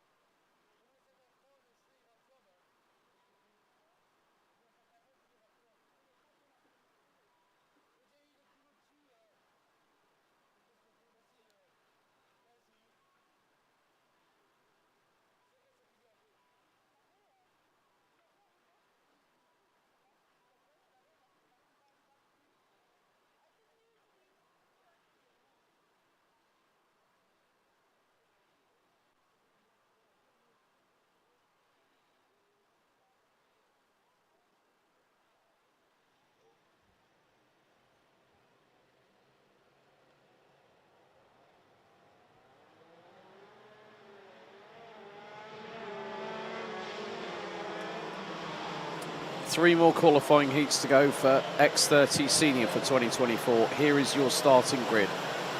Milan Marczak starts on pole position with Noah Maton alongside on the front row. Patrice Kowalski, one of 6 drivers that have won a qualifying heat so far this weekend, lines up alongside Luca Muller on row 2. Tristan Kroon and CJ Bennett on row 3. Lorit Saxe and Luca Tellman, row 4, completing the top 10, Rafael Linders and Angelo Mali. Thomas van Vliet and Jens Bozart, row 6. Row 7, Gunther Roy and the UK's Christopher Bingham. Rafael Dahl not taking to the start, it looks like. Set to start on the inside of row number 8. Julian Carmen will line up on 16th position. Jörg Müller will be behind on row number 9. But Rhys Newburn not alongside him, also may not have opted to start on the starting grid. François Delety from France and the Netherlands' Max Storm ran out the top 20, followed by Germany's Max Hessel. Then we've got Thailand's Tayo Fliegen, Sibin Paganar and Luca Montebello both representing Belgium. Olly Meurs and Marit Schurman representing the Netherlands. Belgium's Ruby Villenden, France's Quentin Dapogny and Gaetan de Brabandere from Belgium rounding out the order. So at the moment, the scores are as follows. Reference qualifying heat victories. Kowalski, 2. Outron, 2. Calterin, 2. Ferrazano, 1. Louis, 1. And the man that has got one more heat to go to do a clean sweep, the 265 of Belgium's Alessandro Tudiska. After these 3 races are done and dusted, we'll then have the final results classified for the 15 qualifying heats.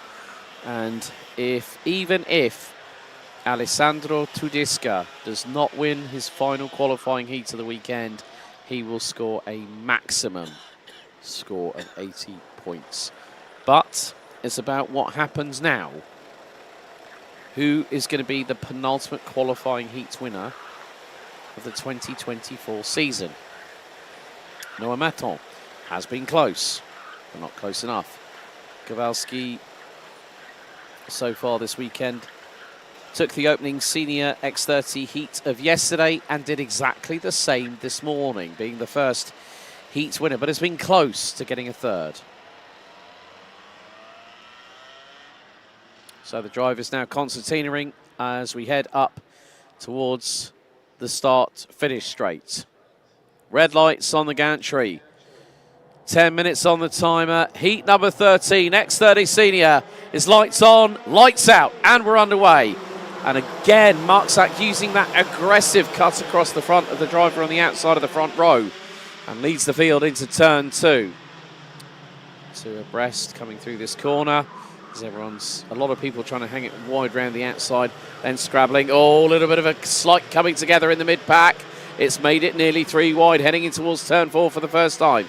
But Milan Marczak leads the way. Second, it's Noah Maton. Looks like Patrice Kowalski might have made it up to third and has got teammate Tristan Kroon not that far behind as they come out of Chemin de Fer and head into Escargot. But early doors, well, just like we've seen this weekend here, Simon, Milan Marczak hits the front, does the aggressive overcut through turn 1 and then hangs on for dear life. Milan Marczak qui s'était lancé de manière très incisive dans cette course. Il va boucler le premier tour en tête et il emmène avec lui Noah Maton et Tristan Kroon. Patrice Kowalski lui est 4e. Derrière on retrouve l'Irlandais CJ Bennett dans cette manche qualificative, l'une des dernières pour certains. Tristan Kroon qui passe au 3e virage devant Noah Maton. Ouais. Il est passé à l'intérieur de manière assez nette et précise. Et on vous le disait, c'est la dernière opportunité pour certains de se mettre en évidence dans ces manches qualificatives. Et c'est Patrice Kowalski maintenant qui s'empare de la 3e position. Oh, les temps sont un petit peu plus compliqués pour Noah Maton, mais pas de souci, le pilote a de l'expérience. Il en a déjà vu d'autres dans ces manches qualificatives. On sait que en début de course comme ça, on a pas mal de rebondissements, pas mal de changements de position. Et puis après, il faut faire preuve aussi d'intelligence et parfois de science de la course pour pouvoir revenir aux avant-postes.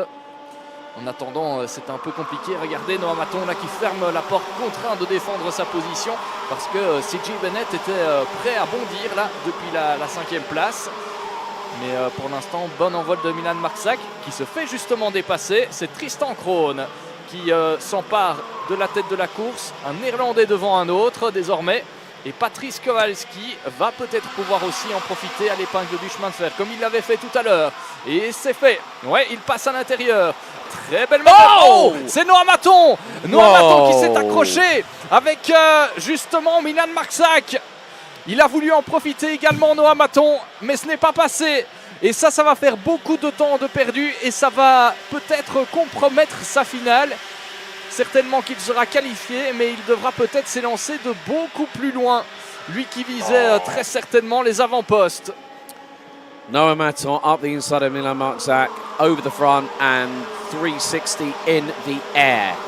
I think that has ripped the chance for the title away from Noah Maton.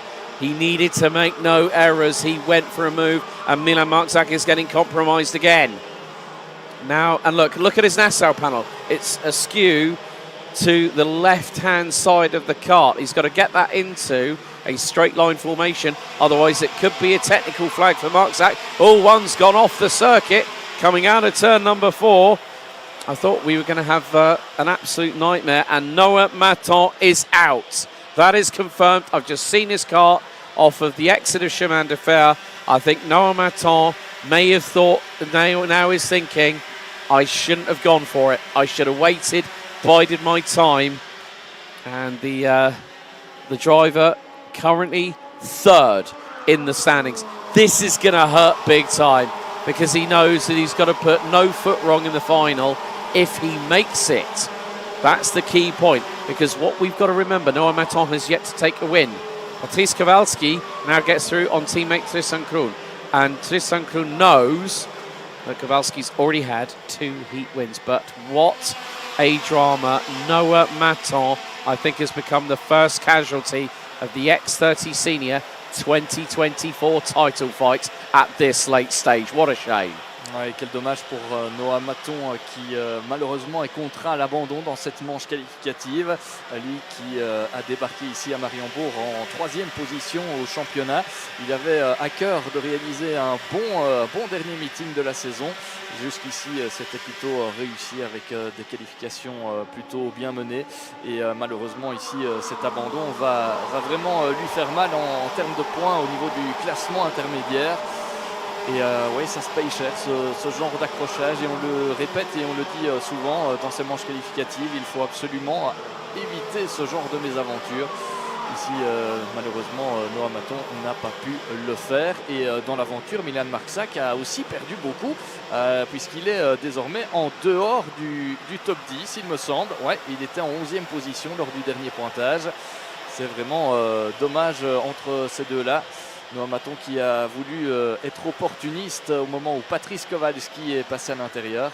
Malheureusement, ce n'est pas passé entre ces deux-là. Patrice Kowalski, justement, dont on parlait il y a quelques instants, eh bien, a pris les commandes de la course en passant devant son équipier Tristan Kroon. Patrice Kowalski qui a l'occasion d'aller chercher une nouvelle victoire dans ces manches qualificatives et qui aura un très bon bilan à l'issue de cette course si tout se passe comme prévu.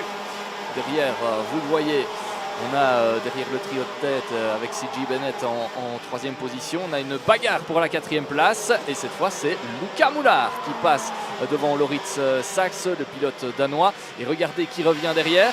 Luca Thalmann, le revenant, qui pourrait peut-être passer en 5e position. Non, pas de risque pour le pilote belge dans cette épingle du chemin de fer.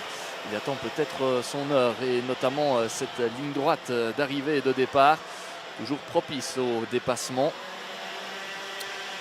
Yeah, it really has been a game of cat and mouse, and as I said, the first casualty is Noah Maton. What a shame for the 207, but it is a TD kart 1-2, Kowalski, Kroon, but CJ Bennett has at times showcased his pace to good effect in the 2-3-5, and now he's going up against the strength in numbers game, but he's making it work to his advantage. He just got through on Tristan Kroon. Now Patrice Kowalski is looking for a 3rd heat victory. Now I don't know, I'm trying to remember where else he's finished in terms of the remaining heats, but with 3 wins, that's going to put him right up at the sharp end of the field.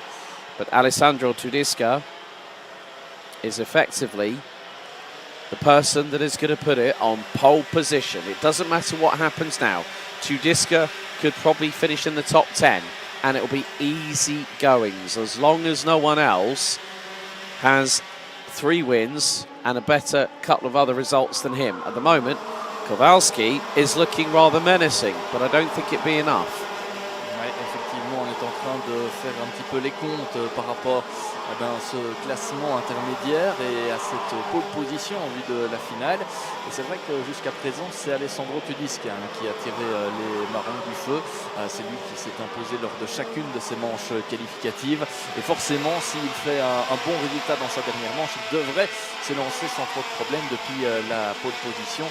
Et même si Patrice Kowalski vient s'imposer ici, ce sera peut-être pas suffisant pour aller chercher cette pole. Mais on disait bilan quand même ultra positif pour l'un des rookies de ce peloton. En attendant, C.J. Bennett, vous l'avez vu, est passé devant Tristan Krohn. C.J. Bennett qui a peut-être l'occasion lui aussi d'aller chercher, pourquoi pas, une victoire. Il reste 1 minute 40 et un tour dans cette manche qualificative et il est très très proche de Patrice Kowalski.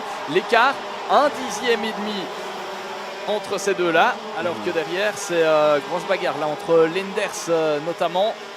C'est pour la 8e position, 8-9e position. C'est très très chaud. And Milan Marczak still there. Oui, Milan Marczak qui est dans la bagarre forcément. Mais c'est pour les positions dans le top 10. Never give up. Never give up, you keep on fighting. Voilà, c'est souvent ce qu'on dit même en français. Keep pushing. Yes. Yeah, good job on the radio, like you hear on the Le Mans WEC, like highlights. Good job. You know, keep pushing. That's the thing. The mechanics are going to be the biggest hive of activity for these drivers as we head on to our penultimate tour of this penultimate qualifying heat. And C.J. Bennett has got the fire lit in the belly as the Irishman, 55 thousandths behind Patrice Kowalski, who knows that he's got to do something if he can keep the Irishman at bay for the next lap and 3/4. But Tristan Krohn now makes it 2 against 1. C.J. Bennett tries the undercut and Tristan Krohn gets into the side of Bennett inadvertently by looking up the inside through at turn number 4 down to Chemin de Fer. This is now the crunch point. Kowalski, if he gets a 3rd heat win, he's done himself every single favour in the world to get himself at the sharp end of the field as possible. But more to the point, can C.J. Bennett throw a spanner in the works? Kowalski defends through the final right-hander. Up the hill they go. Keep your eyes on the Dane in 4th position. Lorit Saxa, last lap underway. And it was next to nothing, 0.13 between 1st, 2nd and 3rd. Bennett's between a rock and a hard place. And he's the meat in the TD Kart sandwich. There is Saxa. There is also Telman. Moulard's there as well. 6 drivers battling over the penultimate victory in the qualifying heats. And now it's the scramble. Through turn number 4 for the final time. Saxa trying to launch it up the inside of Krohn through turn 5. Did not work. Now into Chemin de Fer. Kowalski is defending and he's basically putting it on the white line, as in the racing line. Bennett's got to try and do something special. Coming out of the final right-hander as Saxa manages to stumble through the curbing. Up the inside, he's over the back!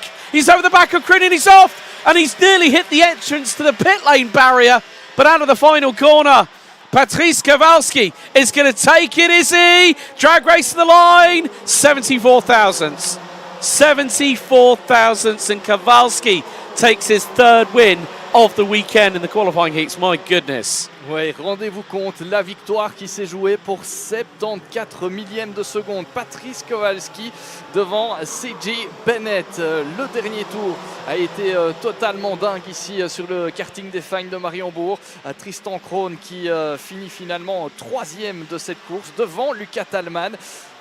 Ouais, Lucas Tallman qui a pu profiter du presque accrochage en toute fin de course. La 5e position pour Luca Moulard devant François Delati, le pilote français. Belle remontée, 13 positions de gagné pour François Delati qui termine 6e devant Loritz Saxe. Milan Marczak qui termine finalement 8e devant Jens Bessart et Julian Kamen. À la 11e place, on retrouve Koen de Rooij devant Thomas Van Vliet, Raphaël Lenders, Tayo Vliegen, Joep Muller. Et puis en dehors du top 15, on retrouve Gaëtan de Brambander, Luca Montebello, Sib Paginard, Angelo Melli, Maxel Ezel. Max Storm termine 21e devant Christopher Bingham, Olly Meurs, Quentin Dapoigny, Marit Skurman. Et puis on retrouve Ruby Verlinden parmi les pilotes qui ont abandonné. Noah Maton, Raphaël Do et Rhys Newburn.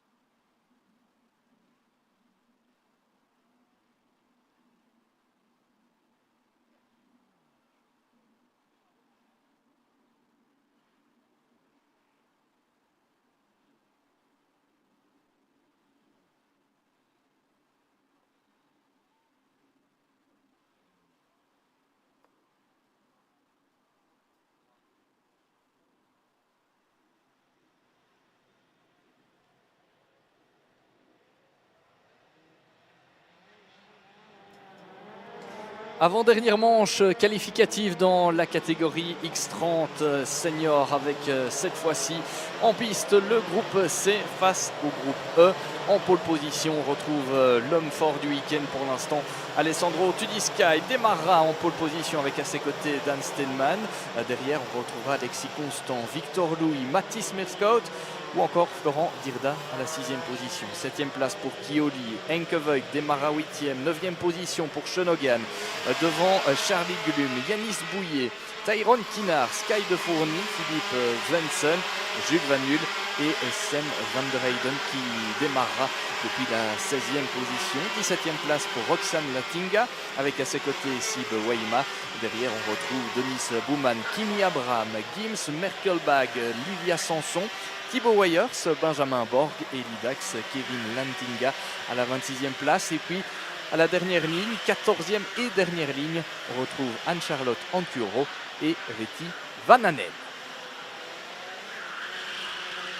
Voilà pour la grille de départ que vous avez découvert si vous nous suivez depuis la chaîne YouTube de la Iame Series Benelux avec ces lives qui vous sont proposés depuis plusieurs saisons maintenant.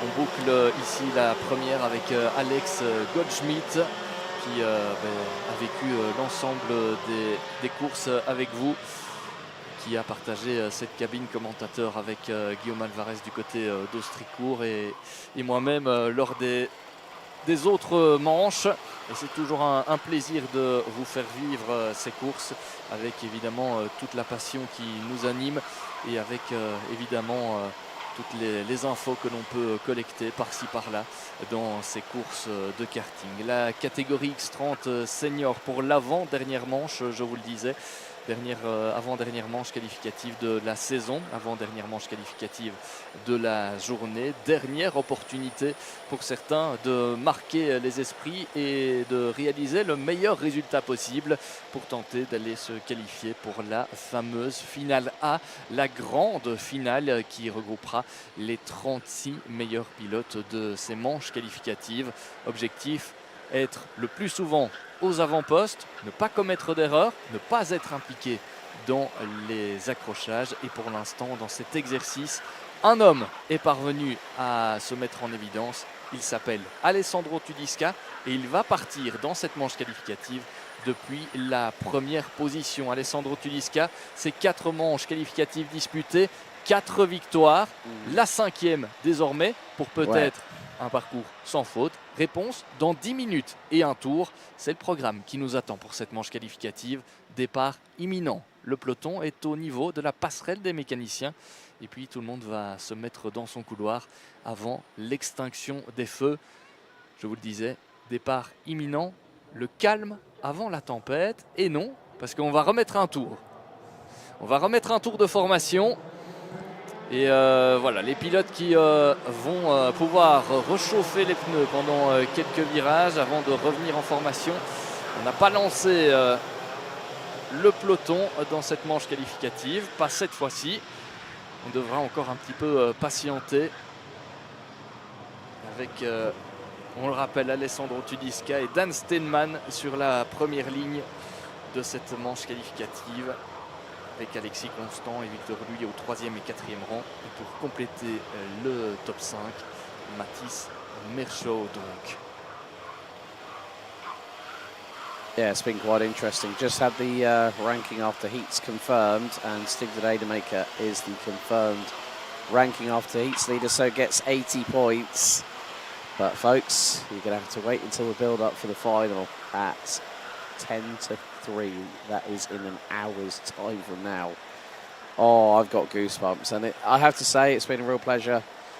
I have to say a big thank you to Thierry Lepine for having the trust, having known Thierry over the last couple of years to join the championship, work alongside yourself. Obviously, Evix Cajon, who's instrumental in a lot of the reels that you're seeing on the Instagram and Facebook pages, on Iame Belgium on Facebook and in Iame Series Benelux on Instagram.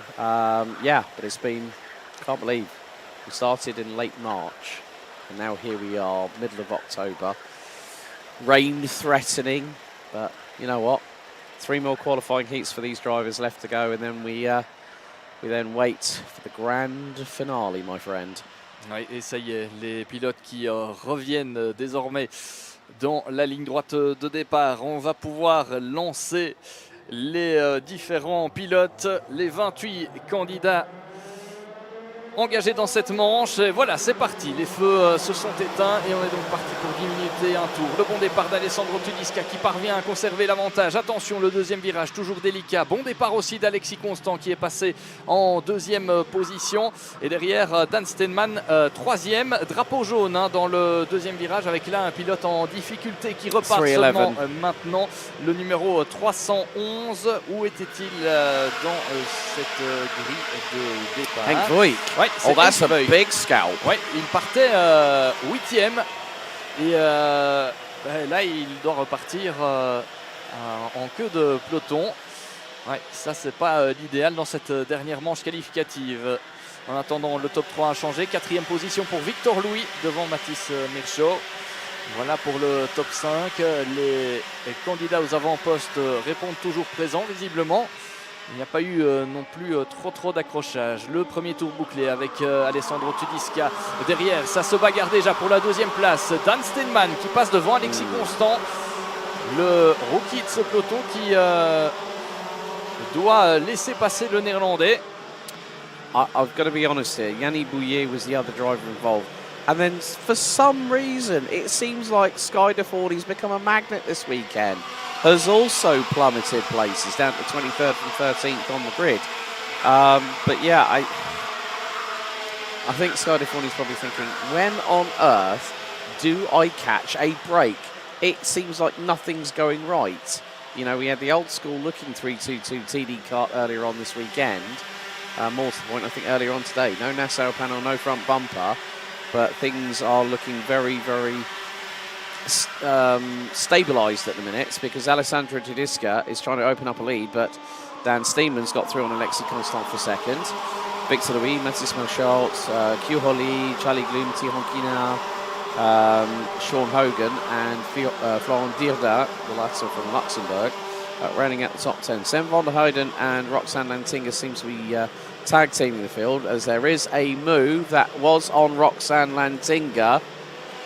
I think that might have been possibly Philip Svensson, I think. Not 100% sure, or Svensson might be the driver behind. It was Sven van der Heyden retaking that 11th place back from the driver from the Netherlands. 7 minutes et demie et un tour encore au programme et l'écart qui se creuse avec Alessandro Tudisca finalement qui réplique sa manche qualificative, son avant-dernière manche finalement où il était là aussi parti loin devant en creusant un écart confortable pour pouvoir gérer son avantage. Pour l'instant c'est ce qu'il parvient à faire petit à petit avec 7 dixièmes d'avance désormais sur Dan Steinman. Alexis Constant toujours en 3e position qui voit revenir derrière lui Victor Louis qui va peut-être tenter quelque chose au 3e virage, non pas ce tour-ci, en tout cas pas dans cet endroit du circuit. On sait que les dépassements sont nombreux à plusieurs endroits, au niveau du premier virage, le deuxième, il y a aussi le 3e et l'épingle du chemin de fer. Voilà pour les grands endroits. Et on parlait de cette épingle du chemin de fer justement, Victor Louis qui passe à l'attaque et qui réussit sa manœuvre et il est désormais 3e devant Alexis Constant qui va devoir maintenant se méfier de Mathis Mirchaud et notamment de Kioli qui est revenu ici dans le groupe des poursuivants. C'est donc passé de manière très propre pour Victor Louis. Alessandro Tudisca, on vous parlait d'un écart de 7 dixièmes tout à l'heure, il est passé à 9, donc confirmation. L'écart qui grandit entre le leader et ses poursuivants. Meilleur tour en course pour Alessandro Tudisca en 55-225. Dan Steinman est toujours 2e et doit se méfier de Victor Louis qui a l'habitude depuis le début de ce week-end de monter en puissance au fil des tours. Victor Louis qui prend des départs depuis la 4e place à l'extérieur. Un endroit assez délicat à gérer évidemment parce que vous avez toute la ligne intérieure qui plonge à la corde et donc pour se rabattre ce n'est pas une mince affaire. Mais ici en l'occurrence Victor Louis a réussi à éviter les embûches, les problèmes et il se retrouve désormais 3e dans cette course à l'assaut de Dan Steinman, le pilote néerlandais actuellement 2e. Est-ce que Victor Louis est capable de venir peut-être chercher une attaque dans la première partie de ce tracé de Mariembourg? 1366 mètres de long, on le sait. Et Victor Louis connaît les moindres recoins de ce tracé ici dans la région de Couvain. Il va patiemment attendre. Petit coup d'œil derrière lui pour voir où est notamment Alexis Constant, pour voir s'il a le temps encore de préparer son attaque ou s'il doit quand même y aller. Et il décide d'y aller. Et ça passe aussi pour Alexis Constant. Dan Steinman qui perd 2 positions à l'épingle du chemin de fer. Et derrière, c'est Alexis Constant qui s'est montré très opportuniste. Il a pris la 3e position. Ouais, joliment fait de la part de ce rookie. Qui, là aussi, on vous le disait, ils sont quelques-uns dans les rookies à avoir réussi à se qualifier chaque fois pour la finale de chaque rendez-vous cette saison. Et a priori, Alexis Constant pourrait réitérer cet exploit ici à Mariembourg. Alessandro Tudisca, pendant ce temps, en profite pour encore creuser l'écart. 1 seconde 6 d'avance, presque 1 seconde 7. Ben oui, forcément, derrière, ça se bagarre, ça se dépasse. Et pendant ce temps-là, Alessandro Tudisca peut tranquillement creuser l'écart. Et il se disait tout à l'heure, lors de son interview d'après-course, lors de son avant-dernière manche, il trouvait qu'il se sentait à l'aise, qu'il avait aussi trouvé les bons réglages au niveau du châssis, qu'il se sentait vraiment très bien en osmose avec son kart. Évidemment, dans ces conditions, dans ce contexte, c'est beaucoup plus simple d'évoluer. En attendant, toujours l'indécision pour les places d'honneur avec du changement pour la 5e place. Ouais, Chioli qui passe à l'intérieur du premier virage devant Mathis Necho. C'était propre, net et précis. Le pilote coréen qui lui aussi a connu des hauts et des bas durant cette saison, mais c'est très clairement un des pilotes qui s'est montré parfois en évidence dans cette saison. Chioli qui est arrivé ici au championnat à la 11e place. C'est vrai que du côté de Genk, par exemple, il avait terminé à la 3e position du classement intermédiaire à l'issue des manches qualificatives. C'était au mois de juillet. Donc forcément, c'est un pilote qu'il faudra peut-être surveiller dans le futur, dans cette Iame Series Benelux, championnat qui est toujours de plus en plus relevé, qui attire toujours beaucoup de monde. C'est le championnat numéro 1 en Europe en termes d'affluence et les courses sont toujours très spectaculaires, avec parfois des rebondissements, des conditions parfois aussi délicates comme on a pu connaître cette saison-ci également. En parlant de spectacle, quelque chose me dit que ce n'est pas terminé pour la 3e position. Alexis Constant qui est retombé à la 4e place. Et c'est Dan Steinman qui a repris la 3e place. Bien joué de la part du pilote néerlandais qui a notamment été pénalisé hier en fin d'après-midi, impliqué dans un accrochage avec Aaron Ferrazzano qui avait tout perdu dans l'aventure. Dan Steinman avait été justement pénalisé pour cette manœuvre, alors qu'il avait franchi auparavant la ligne d'arrivée en premier. Mais sa victoire lui a filé entre les mains à cause de cette pénalité justement. 1 minute 31 tours encore à parcourir dans cette manche qualificative. Groupe C face au groupe E. Toujours un écart qui est maintenant stabilisé entre le leader et Victor Louis, 1 seconde 8. Dan Steinman, lui, est à 2 secondes 3. Et pour l'instant, dans le peloton de tête, on a tout intérêt à conserver les positions telles qu'elles sont et de ne pas aller trop se bagarrer. Et sinon, on pourrait perdre plus qu'autre chose. De toute façon, pour l'instant, Alessandro Tudisca hors de portée, Victor Louis également. Et Alexis Constant, par rapport à Dan Steinman, est aussi un petit peu loin.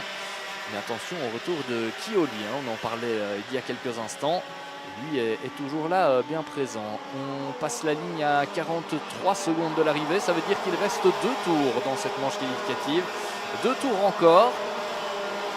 Et à ce rythme-là, on pourra féliciter Alessandro Tudisca pour son parcours parfait, sans faute, lors des manches qualificatives. C'est assez rare hein, It de voir is, un it is. pilote comme ça. Because the thing is, the only two drivers this season that have got a maximum 5 race wins, both are from RSD karting. I mean, Henki Kalteren did it in the heat of the May summertime in northwestern France at Racing Kart JPR in Osterkor, 5 from 5.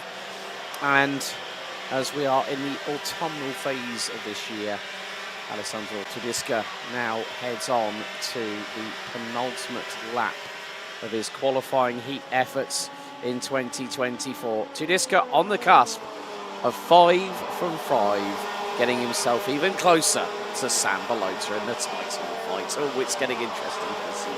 Ouais, dernier tour dans cette manche qualificative, l'écart stabilisé en tête et a priori un classement qui ne va pas évoluer en tête justement. Vous le disiez, les pilotes qui avaient tout intérêt à conserver ses positions et à ne pas se battre. Je pense que dans l'état actuel des choses, tout le monde est assez satisfait de sa position. Mais il faut passer cette ligne d'arrivée pour entériner le classement. Avec cette fois-ci le dernier freinage, le dernier virage pour Alessandro Tedesca qui va partir en pole position tout à l'heure en finale après avoir réalisé le parcours sans faute lors des manches qualificatives. Il marque par la même occasion le maximum de points. Ça, c'est une certitude. Il devance dans cette manche qualificative Victor Louis, Dan Steinman, Alexis Constant. Et puis pour compléter le top 5, on retrouve Kioli qui a réalisé une très belle dernière manche qualificative. Mathis Merchaud termine 6e. Alors que l'on a ici Alessandro Tedesca à l'image. Alors dans le reste du classement, qu'est-ce que l'on a? Tyrone Kinnar 7e, Charlie Blum 8e, Shenogan 9e.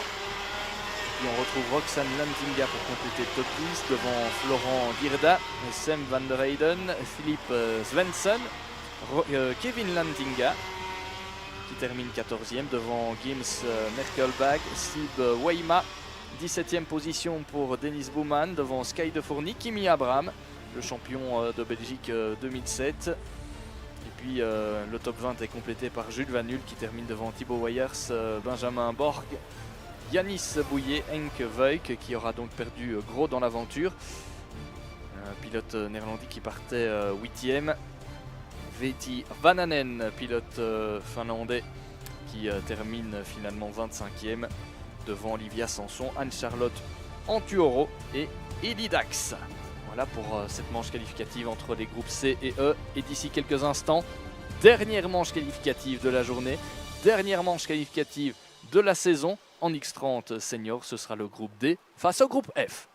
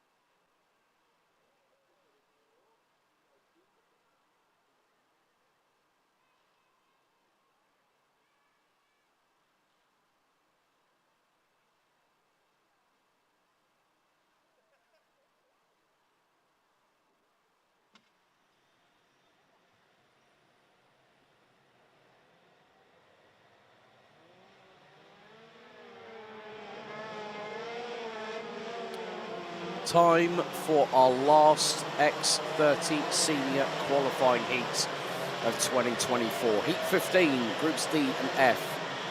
Here's the starting grid.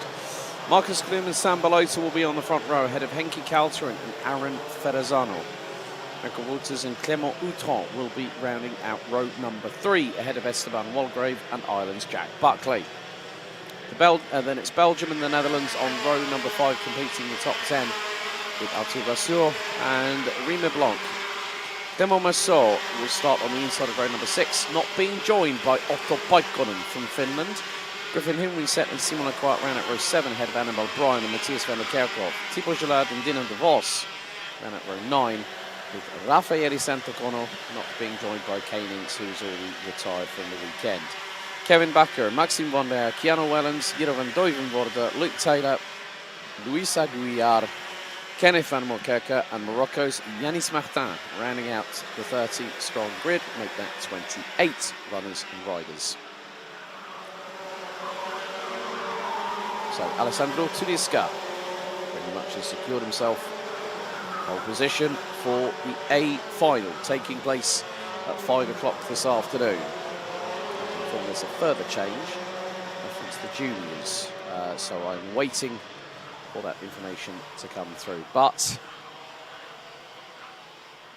this is the last chance saloon, the last opportunity for some drivers, and you can bet your bottom dollar there's going to be more of a sense of urgency and a sense of desperation all at the same time. We saw that desperation, unfortunately, in the previous race, a couple of races ago with Noah Maton. And what did it do? It hit hard where it hurt the most. Points on the championship table. And these drivers are going to do their best. Sam Balota, not yet taken a race win. Henki Kalteren, 2. Aaron Ferrazzano, 1. Outron, 2. So we do have 3 heat winners from the weekend. But Sam Balota's main focus is to do as much as he can on that front. And that could be the deciding factor of how far ahead he is of one Alessandro Tudisca. We are getting now championship points, which I've just had handed X30 Junior. Big thank you to Mike Wagner and the team, including Victor Rosen, running live timing for us this weekend, which also does include the championship results. But for the final time for 2024, here we go with heat number 15, Groups D versus F. Marcus Klum and Sam Balota, the championship leader, on the front row. It's going to be a full start. They're going to send him around for another lap. Race director Dave Ritston said, no, that's not happening. You're going round again. And still, on est dans le money time, n'est-ce pas, Simon, hein? Oui, on est dans le money time. Dernière manche qualificative. On est dans le money time des manches qualificatives. Ça, c'est sûr. Oui. Effectivement, dernière manche qualificative. Et à la prochaine, à la finale, on est dans le money time de le championnat. Hein? Oui, et à 5 minutes de la fin, on sera dans le money time de la finale. Ouais. Comme ça, vous avez compris la gymnastique. It's so funny because you wrote it on the press release as well, which made me laugh earlier on this week, which I thought brilliant. Money time, and I just thought, oh God, Simon's voice is just rung in my head. But no, this is where the fact this has been a long journey for everyone, and it's not just the drivers, it's not just the teams, it's not just the mechanics and the team bosses, it's the people behind the scenes that you get to work alongside. And there's been a lot of banter. I think there was a mothers' meeting in the coffee room up here in the tower yesterday, and I think you walked in, and then all of a sudden someone had to shut the door because there was so much noise it was echoing round into the steward's room as well at one point. But I think it's, we have to say a big thank you to everybody that's been a part of this championship in 2024, and of course 2025 isn't that far away when you think about it. Of course, the Iame Warriors final, November 4th to the 9th at Catodromo Lucas Guerrero in Valencia in Spain.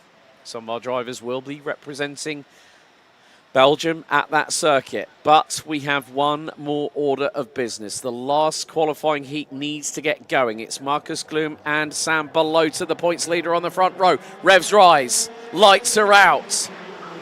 And a very, very cautious start from Sam Balota. Didn't want to get caught out by anybody, but did not want to make any errors in his own right. He is currently down in...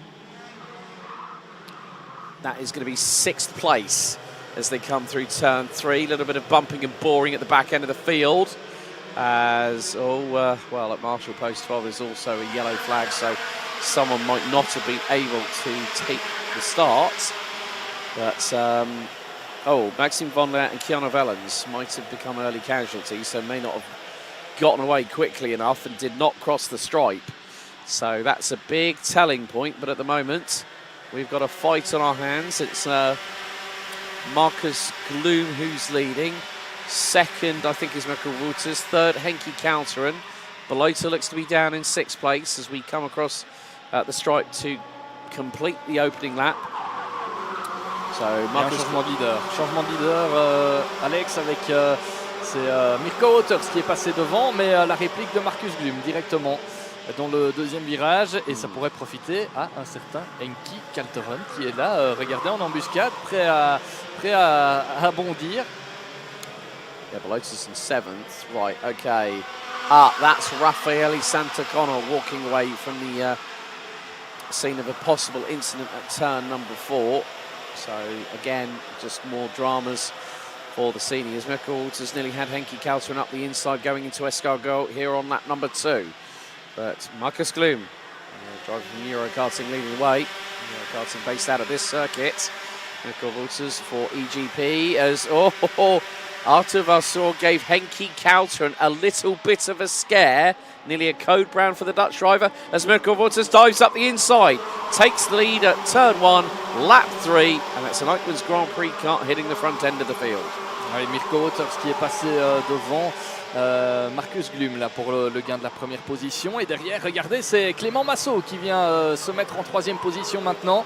On l'a vu dans le dernier virage, Henki Kalteren qui a été quelque peu déstabilisé par Arthur Vossor.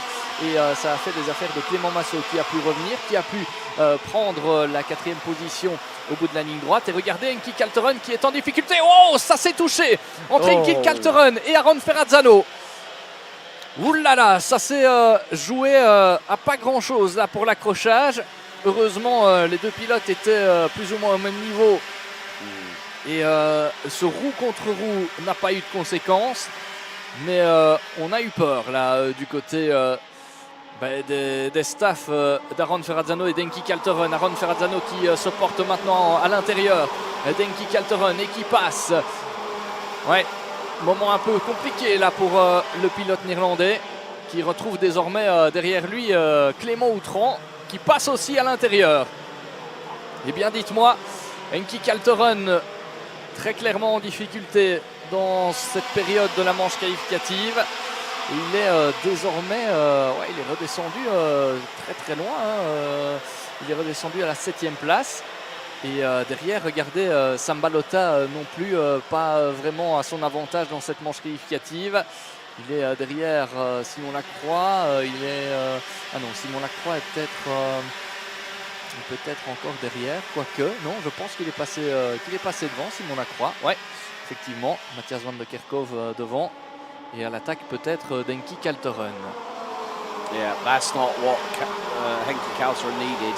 He did not need a scare at this point because it's going to be all or nothing. Leave no stone unturned and put your best foot forward. At the moment, Alessandro Tudisca has done that job so far. Sam Balota on the verges of being outside of the top 10, but he's got to go for broke this time in this final qualifying heat. He is down lower than wherever he has been so far this weekend, as that was Clément Outran making a big mistake out of chemin de fer. Ouais, non, il a été poussé par je pense Simon Lacroix qui est arrivé de très loin et il a été déstabilisé, il est parti à l'extérieur. Ce n'est pas une faute de la part de Clément Outran, il a été poussé. Ouais. No, I only caught the tail end of it. Thanks for letting me know that, Simon. But of course, when you're trying to go through championship points and you're trying to concentrate on commentary, but that is Matthias van der Kerkhoff through on Sam Balota, and you can see that Sam is not happy at all. He needs to make inroads. He does not need people like Matthias van der Kerkhoff, who is at the moment 15th in the championship. Van der Kerkhoff is not in the title running from a mathematical standpoint. He's 185 points behind Belota. But of course, what this means is that this is giving more of an advantage to a certain Alessandro Tudisca. That is the key point here, because every place that Sam Belota loses at the moment means he knows he's going to have to go elbows out, sharpened, and get ready for war at 5 o'clock this afternoon with Tudisca. It is not going to be easy, and with Tudisca on pole position, there's the foreboding of a full 160 points going his way. That's how Belota started his season. And they're through on the 3-1-5. Right, okay, we've also got a penalty just come through. 2-5-9. Simon Lacroix, 5-second time penalty. 3 to 4 wheels outside of the tram line, so broke the start. Oh dear. That is now going to put Lacroix down into 18th place. Oh, that's a big hurt there for. But that's also going to help. That's also going to help Sam Belota, because that's one less driver that he, well, literally won't have to worry about now. But that just goes to show how quickly you make a mistake at this point in the season, as Matthias van der Kerkhoff makes it through, and that was on Henki Kalteren. Kalteren is also a driver that is. Now, what I'm thinking here, because obviously with the pace from both Belota and Kalteren, they're running in the 55, the high 55 threes, mid 55 fours. Van der Kerkhoff has just put in a 54.9. Of course, these drivers had a full set of Comet K3H tyres at the beginning of the weekend, and also they have an additional spare. What's the betting on that Kalteren and Belota are going to use both spare tyres for the final? That could be crucial, and you put one on each, one on like directional corners, and you get the maximum amount of opportunity you can. 2 minutes 30 encore dans cette manche qualificative, avec en tête Mika Wouters devant Clément Massot, Marcus Glum et Aaron Ferrazzano. C'est un quatuor de tête assez particulier. Aaron Ferrazzano qui passe d'ailleurs dans le deuxième virage à la 3e position. Le récent vainqueur de la Iame Eurocup qui revient encore dans cette fin de course. Il va lui rester 2 minutes et un tour désormais pour pourquoi pas aller chercher la deuxième, voire la première place. Tout est encore possible dans cette dernière manche qualificative de la catégorie X30 Senior. So, 2 minutes plus a lap to go before we conclude the last qualifying heats of X30 Senior for 2024 here in Iame Series Benelux. Mika Wouters looking to become a new race winner here this weekend. And more to the point, how is this going to affect Sam Belota in terms of the ranking after heats, and how much of the gap will he lose? But Clément Massot dives to the inside, through at T1, and Wouters nearly went running on the grass with 2 wheels. Massot blocks the door through into turn 2. Here's Aaron Ferrazzano, back end snakes under braking. He's got Marcus Glum just behind, and there is Arthur Vasseur just behind as well in 4th place. 5th, it looks to be Matthias van der Kerkhoff. No, 6th place there for Van der Kerkhoff. Lacroix, Kalteren, Brian now ahead of Belota. Of course, Lacroix's got a 5-second time penalty for completely breaking the starts in formation. But we go on to the penultimate qualifying heats, well, the penultimate lap of the qualifying heats. So 2 to go. Ferrazzano pulls the trigger up the inside of Wouters. He goes. That's second for the Euro Karting number 258. There's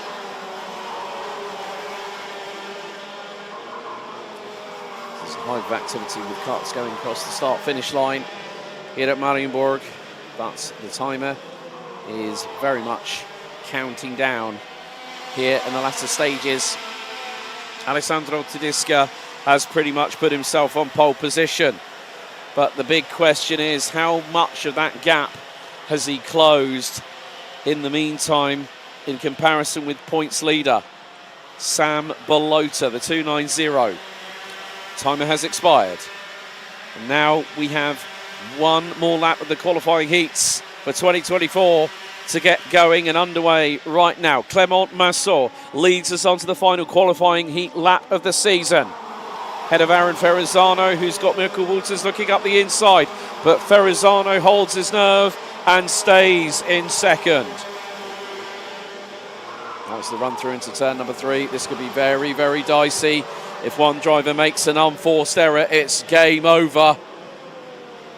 And through into turn 4. Now the right-hand sweeper into 5 and through into Chemin de Fer.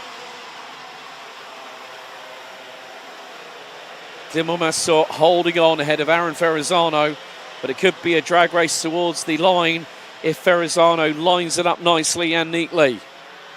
Coming out of that final right-hander. 2 more corners remain. Now the final right-hander before we head onto the start-finish straight. It's going to be the run to the line. It's time to put the pedal to the metal. And the final qualifying heat winner of the season, Clément Massot, by 82 thousandths of a second ahead of Aaron Ferrazzano. Mirko Wouters takes second, ahead of Marcus Gloom. Atu Vossor, Matthias van der Kerkhoff round out the top 6, with the latter taking the fastest lap of the race, 54.896. Henki Coulthard 7th. Annabelle Bryan, Simon Lacroix and Sam Balota ran at the top 10 on the road. Lacroix will get a 5-second time penalty, promoting Balota to 9th. Esteban Valgrave, Thibaut Gelad, Griffin Himwiset, so Simon Lacroix, that will put him 14th behind Clément Outron. Dino DeVos, Jack Buckley, Kevin Bakker, Luke Taylor, Kenneth van Monkerke, Yanni Martin, Luis Aguiar, Jiro van Durvenvoorde, Riemer Blanc, running out the 23 finishers. So we had a couple of drivers that didn't start well. Kane Ince didn't start. Maxime Von Der and Keanu Wellens didn't even take the start. Otto Paikkonen didn't take the start. Raffaele Santacona unfortunately out on the first lap of the race, not even breaking the first couple of seconds. But Clément Massot takes the final win in X30 Senior qualifying heats for 2024, with a final starting at 5 p.m. local time.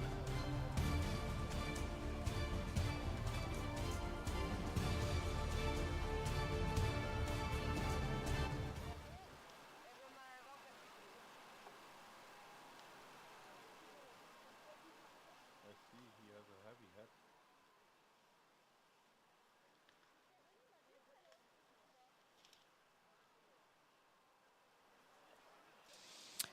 Well, whilst we wait for Simon Mirguet to make his way down to the Parc Fermé area and grab our second from last driver to be interviewed, of course we've got the championship to be decided in the finals later on. And with the timetable itself, it's going to be 15:50 local time that the A final for juniors will get underway. 16:15 will be the B final, the consolation race, if you will. And then we go into battle for one final time. The A final for X30 Seniors at 5 p.m. local time, and the B final takes place at 17:25. After everything's been confirmed and ratified, reference the results of the final and the 2024 X30 Junior and Senior Championships, then we'll celebrate our winners, celebrate our champions, and then bid them goodbye and good luck in IWF 2024. But more to the point, then we'll see them again next season.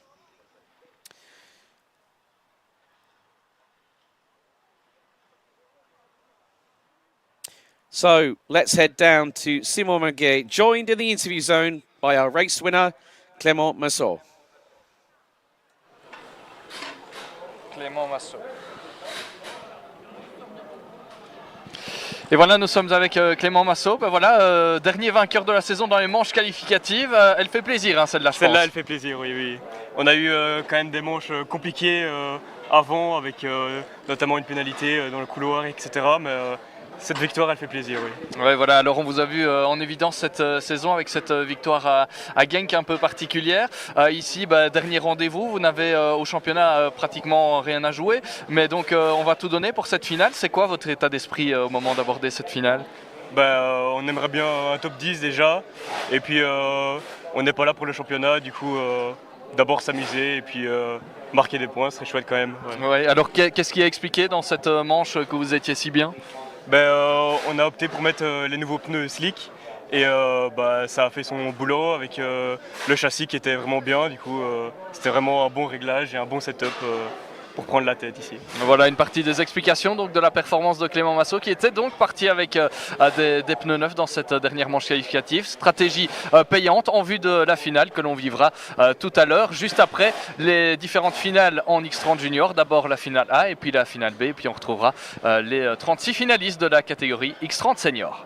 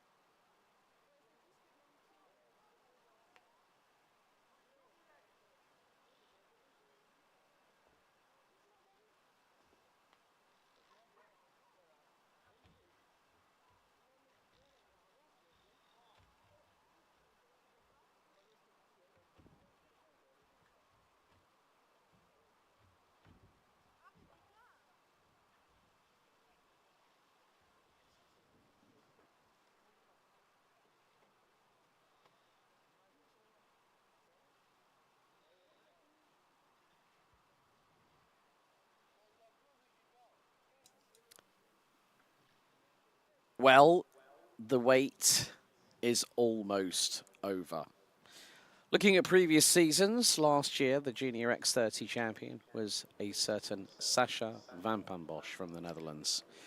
The year previous, Aaron Ferrazzano and a whole host of other drivers that have been part and parcel of this championship's roll of honour. But we have one more race to decide a champion, Simon.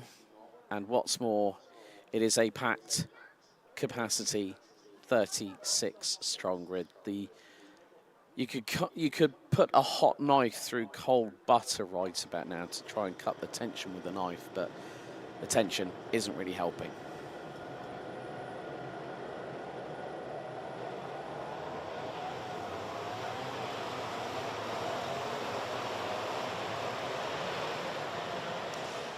Voilà, mesdames et messieurs, le moment tant attendu dans la catégorie X30 Junior. La grande finale avec les 36 finalistes regroupés dans cette course. La grille de départ, vous la découvrez.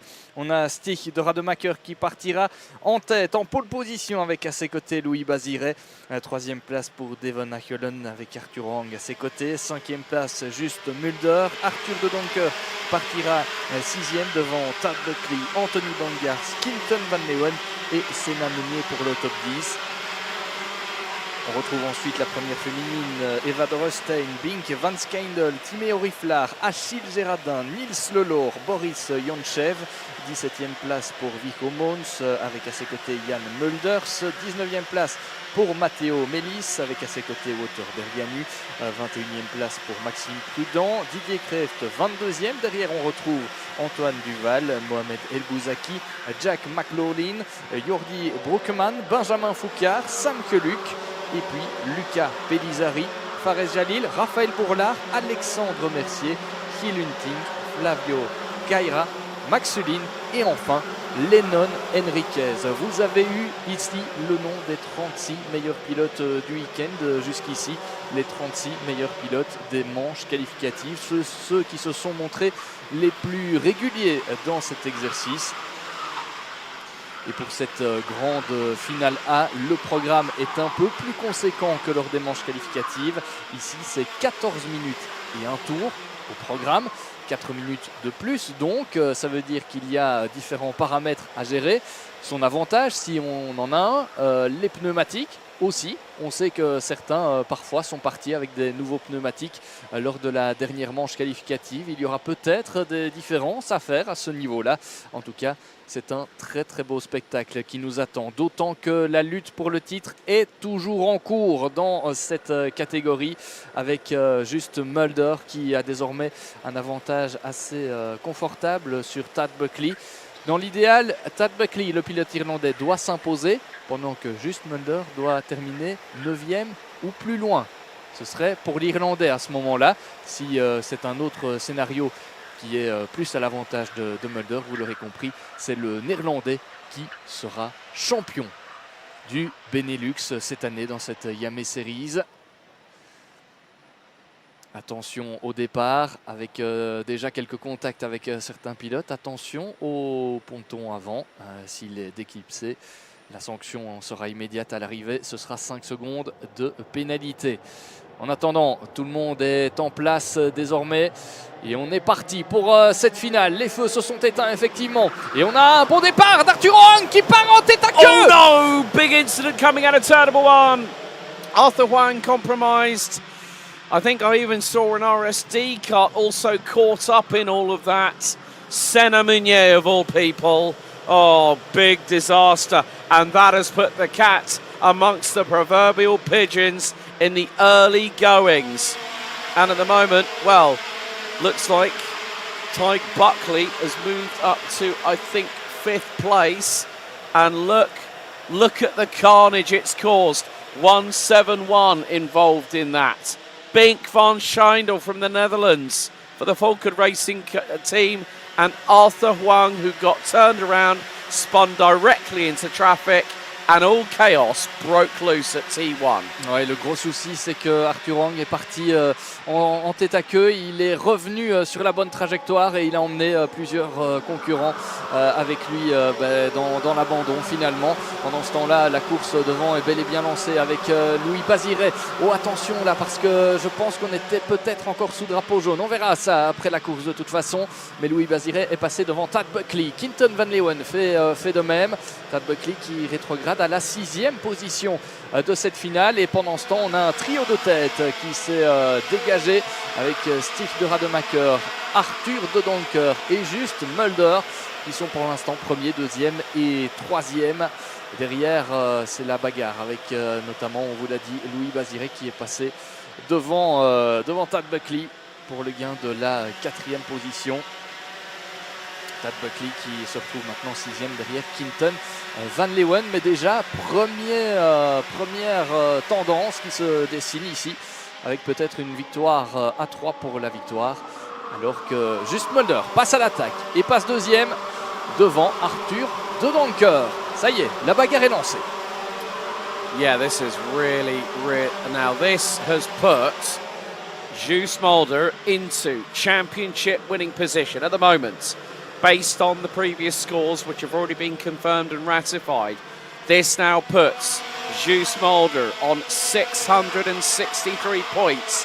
Plays at the moment. Now, where's Ty Buckley? Dropped to 6th.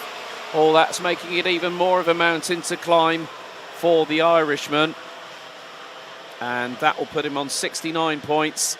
663 plays 645. And it's going to be close in the battle for 2nd in the championship standings. The reason being, Arthur de Donker now drops to 3rd. Devon Hagelin at the moment. Now, where is he in all of this? He's currently P6. So that is even more of an opportunity because the Donker 5 points ahead if you look at it without the drop score. It's the worst drop score out of the season. And at the moment, Mulder has got to just keep it where it is. But Buckley is starting to move forward. And he's just got through. I think that might have been on Boris Yonchev, possibly. No, it wasn't. It was a different coloured cart, I believe. But no, there is Devon Hagelin, but it's more the case of Tyke Buckley. It was Boris Yonchev, I think, or Anthony Bongarts. So Buckley's possibility of winning the title are slipping away in this early stage of the race. And more to the point, Juice Mulder knew exactly what he had to do coming into this final race of the championship season. 80 points up for grabs for a win, and Stig de Rademaker looking to set off his season in the best way possible. But Buckley loses the place once again, and that is to the 198 of Viggo Moons. Buckley is struggling. No, that's Dodderstein. My apologies. That's Dodderstein who's struggling a little bit. Buckley a little bit further up the road, just clocked him. Bangart, Yeah. c'est Anthony Bangart qui est passé devant Tad Buckley juste avant, et donc effectivement le pilote irlandais qui a perdu encore une position. Il est désormais 9e du classement, et Alex vous le disait en anglais il y a quelques instants, dans la lutte pour le titre, et bien ça sent très très bon pour Just Mulder, qui était avec un avantage d'une quinzaine de points environ. It's more than that now, 22 points. Ah, c'est 22 points. 22 points Avant, as it stands, voilà. ahead of Tig Buckley. Et donc ça veut dire qu'ici, effectivement, dans l'état actuel des choses, on voit mal comment Tad Buckley pourrait aller chercher le titre dans l'état actuel des choses. Il est beaucoup plus loin que Just Mulder en 9e position là, alors que le pilote néerlandais, lui, est en 2e position en bagarre pour la victoire. En attendant, regardez, pour la 4e position, c'est toujours une lutte là aussi très indécise, avec Louis Bazir et Quinton Van Leeuwen et Devon Hakkelen. Devant, eh bien, on ne se fait pas prier pour creuser l'écart, même si, regardez, il y a aussi là une tendance, hein, Arthur de Donker qui perd un petit peu le contact avec les deux leaders. Ouais, et donc là on a clairement les hommes forts de cette finale qui vont soit se regrouper, certains vont peut-être revenir, d'autres pas. Mais regardez devant, Stig de Rademacher est en train de réaliser une très très belle course. Avec quel avantage est-ce qu'il conclut ce tour? 5 dixièmes d'avance. Et regardez, on vous le disait, derrière c'est la bagarre avec Devon Hakkelen qui passe devant Quinton Van Leeuwen. Good move there by Hakkelen. That now moves him up into 5th position. So more points for him, and in the battle between him and Arthur de Donker, well, at the minute, de Donker currently 3rd. If he stays where he is, Devon Hakkelen will be 3rd in the championship standings, only 5 points behind Tig Buckley. But Buckley is now starting to fight back. He's gained another point by going up in front of Anthony Bongartz. Now drops the gap to exactly 20 points between him and Just Mulder, with 7.5 minutes to go. We're nearly into the halfway point of this race, 14 minutes plus an additional lap for the top 36 drivers. Stig de Rademaker now extends the lead over Just Mulder to 9/10 of a second. Arthur de Donker, there's Buckley making another move, this time on Boris Yonchev. And I know the team at Brennan Tech very, very well. Their team boss does a little bit of classic kart racing with the old 100cc's, which we've seen come back this year for KA 100. So Buckley is now going to fight, but with 6 minutes and 50 to go, the gap between him and the next driver up the road is the best part of 2.5 seconds. He's now got to start chasing Quinton Van Leeuwen, but time is not on his side. Ouais, c'est vrai que le temps ne joue pas en la faveur de Tad Buckley pour l'instant. Il retrouve un peu des couleurs dans cette finale, le pilote irlandais, mais il est très très loin désormais de Quinton Van Leeuwen. Ça va déjà être difficile de revenir sur son adversaire, et puis dans la lutte pour le titre, on l'a dit, ça va être compliqué. Ça, c'est pour le gain de la 3e place. Ah, c'est intéressant, Louis Baziret qui passe à la 3e position et qui pourrait, pourquoi pas, aller chercher un nouveau podium cette saison. Lui qui s'était imposé du côté d'Austricourt et qui n'avait plus réussi par la suite à monter sur le podium. Ah, ça pourrait être une belle fin de saison pour le pilote français. Et ça pourrait être une très très belle fin de saison également pour Stig de Rademacher. Stig de Rademacher qui n'a pas encore goûté aux joies du podium cette saison dans cette catégorie. Il pourrait monter sur la plus haute marche ce samedi. Pas encore ce dimanche, on aura un autre programme demain, mais ce samedi, il pourrait conclure cette saison de la plus belle des manières, parce que regardez, en tête de la course, il est en train de creuser l'écart. Just Mulder semble impuissant par rapport au pilote belge. 1 seconde 4 d'avance entre les deux leaders, et c'est peut-être Louis Baziret qui pourra aller venir chercher la 2e position aussi, pourquoi pas. laissons un peu de suspense dans cette finale dans laquelle il reste 5 minutes et un tour. Et ici à l'image, on a toujours Tad Buckley qui est opposé à Boris Yonchev. Ouais, ces deux-là qui sont pour l'instant en bagarre pour la 7e place.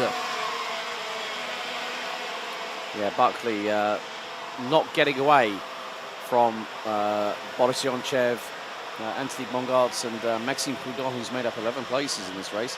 Fares Jalil also makes up 11th place. Gil Hunting has done the same. So has Lennon Henriquez. So at several points down the order, people have made massive gains after that incident-filled turn number 1 clash that we saw. But there is the move for second position. So Louis Baziré through on Just Mulder. It still gives Mulder an advantage. But the thing is that Buckley now being 3.2 seconds behind Quinten van Leeuwen is still, well, it's still very much game on for Just Mulder. And not just being the champion, but also the top rookie this year. What a debut season for the young Dutchman. Ouais, effectivement, pour l'instant, on a Stig de Rademacher qui s'envole vers la victoire, avec Louis Baziré qui est passé en 2e position, vous l'avez vu, devant juste Mulder, mais qui, pour l'instant, eh bien, dans l'état actuel des choses, irait décrocher l'essentiel, c'est-à-dire le titre de champion X30 Junior 2024 dans cette Iame Series Benelux. Et derrière, Tad Buckley qui, regardez, est assez loin maintenant, attaqué par Boris Yonchev au bout de la ligne droite. Ce n'était donc pas le week-end de l'Irlandais, c'était plutôt un week-end néerlandais ce week-end. Et oui, et regardez la bagarre toujours avec Tad Buckley qui va aller se battre pour avoir une place dans le top 10. Mais ce ne sera pas plus ce week-end. On pourra quand même l'applaudir pour l'ensemble de sa campagne, l'ensemble de son championnat évidemment. Il aura maintenu le suspense jusqu'au bout ici à Mariembourg. Mais il sera tombé sur plus fort cette saison, c'est comme cela. Et Just Mulder sera un très très beau champion. Champion en étant rookie, c'est quand même pas mal. Il reste encore quelques minutes. Alex, on est déjà en train de tirer des conclusions, mais il reste encore quelques minutes. 2 minutes 30 et un tour pour être tout à fait précis. Yes, indeed. Mais c'est vrai que, regardez, les écarts sont assez conséquents. Yeah, bit of a ding-dong battle a little bit further back. It looks to be Ava Dodderstein with Didier Kieft. Matteo Melis, who's just been passed by Jan Mulders. Melis dives up the inside. Oh, bit of a clumsy clash there between the pair as we head into the final couple of minutes of this race. And Tyg Buckley, who had been fighting tooth and nail, found that Just Mulder was going to be his chief rival coming into this final race of the championship season. This final race weekend, the Irishman has been there or thereabouts. We've seen Quinten van Leeuwen lead the way. We even saw Arthur de Donker lead proceedings after the opening round, so we've had multiple lead changes in the standings this year. But at the moment, it is Stig de Rademacher leading way. Louis Baziré, Just Mulder, Arthur de Donker, bit of a 2 and 8 coming through into turn number 1. Here with probably 3 laps to go, including this one. We're on lap number 14. And Buckley now knows he's going to basically going to have to say, well, I'm going to have to resign myself to the fact that I was there, but what do I need to do to get the title in 2025? That's the key point. 60 seconds of 14 minutes remain, plus an additional lap. And Arthur de Donker and Devon Hagelin are closing in on Just Mulder, who's rounding out the top 3. Oh, someone's gone off ever so slightly as we head on to the penultimate lap of the A final for Junior X30. We are 2 laps away from crowning our champion, and there he is in 3rd position. Just Mulder went to victory lane this year and found a good home that Rocco Coronel found last season in his own right. But Stig de Rademaker looking to cap off a season in the right way possible. Here in the final round of the championship season at Karting de Fagnes in the second weekend of October. We're going to get another 2 laps to go. So lap 15 about to be completed by our race leader, the 116 of Stig de Rademaker from Fusion Motorsport Benelux Progress Racing. Second, it's actually been showing the last lap board there, was it? I think it was, yes. We are on the last lap board, so please ignore the timing on the top left corner. 1 lap to go. And, well, it's getting a bit feisty between Devon Hagelin and Arthur de Donker. De Donker goes defensive into turn 4 for the final time, but Hagelin might have the run going into Chemin de Fer here on lap number 16. Stig de Rademaker makes his way into Escargot for the final time. Winner of 2 qualifying heats. The rookie, the 116 from Belgium, is now going to make his way through the final corner. And there are going to be celebrations aplenty. Here he goes. Your race winner for the last Junior A final of the season. Stig de Rademaker in first. Louis Bazire, but your provisional champion. It goes to the rookie, Joost Mulder. Rademaker caps off a fantastic final weekend. And there's the sportsmanship. De Rademaker does the business, but Mulder captures the title. It came down to the last race of the season. And by my calculations, I think 660 points, including drop scores to Joost Mulder. A gallant runner-up in the form of Tyg Buckley, who finishes in 8th. Devon Hagelin with a 5th place finish secures provisionally the final step on the championship podium. But the sea of emotions can now be finally let go. De Rademaker takes the win for Fusion Motorsport Benelux Progress Racing. Bazire did his best to take top honours and finishes second. Joost Mulder provisionally becomes your 2024 Junior X30 champion in the Iame Series Benelux, following in the footsteps of his countryman Sacha van Pambosch last year. The year before, Belgium's Aaron Ferrazano. What an emotional end to the weekend, especially for the 116 of Stig de Rademaker. Devon Hagelin rounds out the top 5 behind Arthur de Donker, who misses out by points provisionally with the top 3 in the podium. Quintin van Leeuwen, Maxime Prudhomme, Tyg Buckley in 8th, Anthony Bongartz and Boris Yonchev round at the top 10. Didier Klieft, Evert Dorrestein, Jan Mollers, Matteo Melis, Achille Jardin, Viggo Moons, Jordi Broekman, Jack McLaughlin, Antoine Duval and Fagnes Jalil round out the top 20. There are the rest of your provisional results out of the top 36. There is your race winner, Stig de Rademaker, in the A final. Fusion will be celebrating, and so will, I'm sure, Eichmann's Grand Prix, thanks to the efforts of Joost Mulder.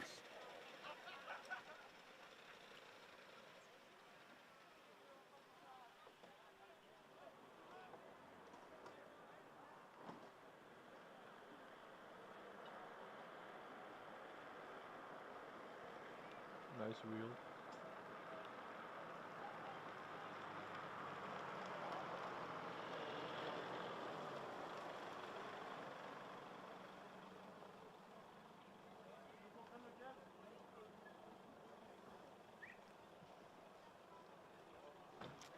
There are some drops falling, but nothing serious.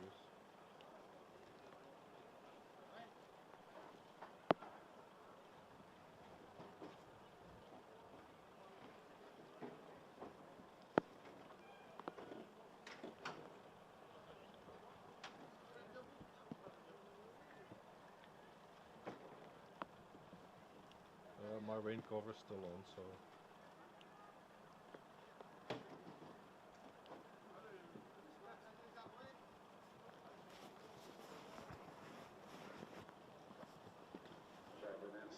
And I have an umbrella. It's easy.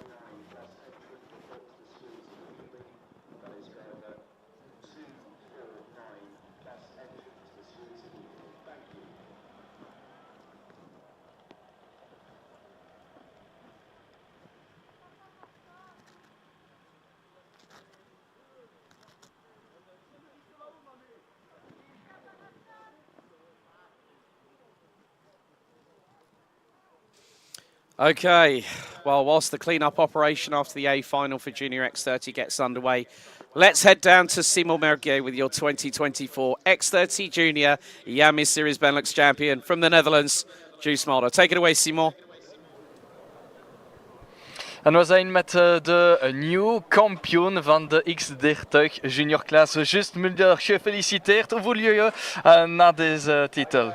Ja, ik ben echt super blij. Ja, dit hele weekend was eigenlijk al super spannend. En ja. Wat kun je zeggen over het seizoen? Vertel eens. Ja, 4 podiums gepakt. Ik ben super blij hoe het is gegaan. En ja, ging gewoon super goed dit seizoen. Ook mijn eerste jaar in de junior. Ja, eerste jaar. Ja, de titel voor de eerste jaar, zoals een rookie. Ja, dat is ja, spannend en ik denk dat je ja, tevreden bent. Ja, ik ben echt super tevreden. Ook nog eens in de finale een 3e plek. Dus ik ben echt super tevreden en super blij. En wat is je doel voor volgende seizoen? We gaan de OKJ doen. En ja, dat eigenlijk het hele jaar. En dankjewel, Just Mulder. Just Mulder, die is de nieuwe kampioen in de X30 Junior class. Again, congratulations, Just.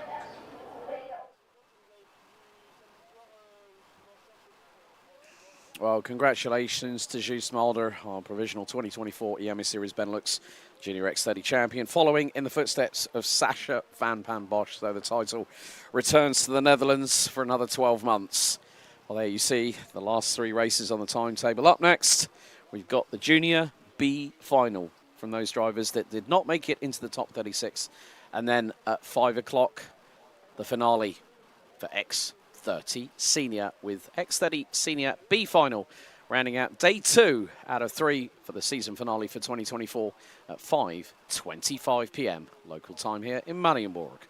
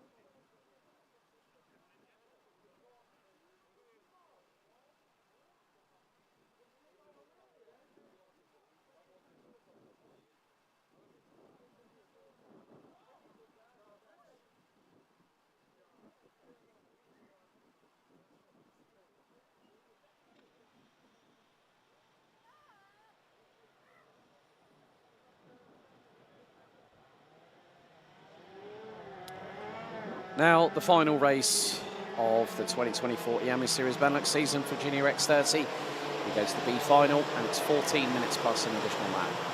Lorenzo Notarigo will start on pole position. Joining him on the front row will be the rookie of Aurelio Giustinelli. Jamie English and Edouard Goffroy round out row number 2. Pepin Steiger will not be joined by Yves Fries alongside on row 3. Sasha Duque and Noah Podgens round out the top 4 rows with Nathan Best, Lucas Metz, Maurice Moore, Finn Albers, Robby Kerser, Blick, Bilke, Schut de Vries, Mathis London, Yannis van den Bosch, Maurice Verkruijs, Mathis Bellu, Felix de Becker, Timothy Lausin, Sverre Verlinden and Noah Podgens. Well, Simon, what a sight it was to see the likes of Stig de Rademacher coming across the line, doing that, both hands off the wheel, Mum, look, no hands, celebrating. De Rademacher deserved the win, and Mulder put himself in exactly the right place at the right time for the championship title. But of course, we had other drivers that decided to bring their best A game, and at least in some respects, they get an opportunity to run in a final of their own. Ouais, on a vécu une très belle finale avec un beau vainqueur du jour, Stig de Rademacher, qui méritait clairement de s'imposer ce week-end. Il a été exemplaire ici à Mariembourg, et puis de son côté, Just Mulder a fait ce qu'il fallait. Il était là au bon moment, à la bonne place. Il s'est contenté d'un podium ici pour pouvoir décrocher ce titre de champion, et il nous confiait à l'interview il y a quelques instants qu'il était hyper satisfait de sa performance parce que voilà, il est arrivé ici en tant que rookie, il avait tout à apprendre, et puis dès la première année il est champion. Donc bravo pour ce parcours Just Mulder, bravo pour cette victoire Stig de Rademacher, et bravo aussi à l'ensemble des pilotes qui leur ont mené la vie dure, que ce soit ici à Mariembourg ou durant toute la saison. On retiendra évidemment, comme souvent, les vainqueurs, on retiendra aussi les champions, mais il y a tout le reste aussi, et pour avoir de belles courses, il faut aussi avoir une belle concurrence face à soi, évidemment. On est parti pour la finale B de cette catégorie X30 Junior. Alex, avec vous, le départ imminent pour 14 minutes et un tour. Et pour la dernière fois, cette saison 2024, on est parti, well,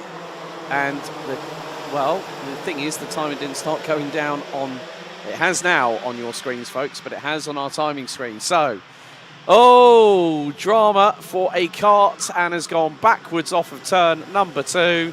So, yellow flags are waving. One driver is going to have to say goodbye, and that is Maurice Verkruijs, who didn't make it through to break the timing beam for Sector 1, as everyone goes line astern into turns 4 and 5. That's an early good start. Maurice Verkruijs, credit where credit is due. Pulling the carts unassisted. Come on, get back in the cart, get it started, and off you go. No marshalling assistance there, because otherwise Verkruijs would have been out of the race, and those tyres are going to be very dirty, very muddy, very grassy. Oh, someone's gone off coming out of escargot, so they are falling a little bit by the wayside. Of course, this has been a very, very long, very taxing weekend, but after the opening lap, it is Lorenzo Notarigo, Jamie English in second, having Pepin Steiger dive up the inside. And there is Giustinelli from RSD Karting rounding up the top 4 positions. Edouard Goffroy rounding up the top 5, and the 105 representing VDK. And some cheers and congratulations for Gilles Mulder coming in on the YouTube chat. Thank you so much for everyone that's joined us here today over the course of yesterday and all of today's action. But look at how close they're getting, wheel to wheel, side by side, a la Senna and Mansell back in 1991, if anyone, well, I remember those days, when they were millimetres apart. But Notarigo controlling the pace on this one, but English, I think, has got the bit between the teeth if Pepin Steiger does not send it up the inside, which happens now, and that's going to allow Giustinelli to close on in. Ouais, on est parti dans cette finale B avec, vous l'avez vu, Maurice Verkruijs qui a été contraint de repartir assez loin du peloton suite à un petit accrochage au niveau du deuxième virage. En attendant, devant, on retrouve Lorenzo Notarigo qui est en tête avec 4 dixièmes d'avance sur Jimmy English, même si ça a changé entre temps. C'est Pepijn Steiger qui est passé à la deuxième position.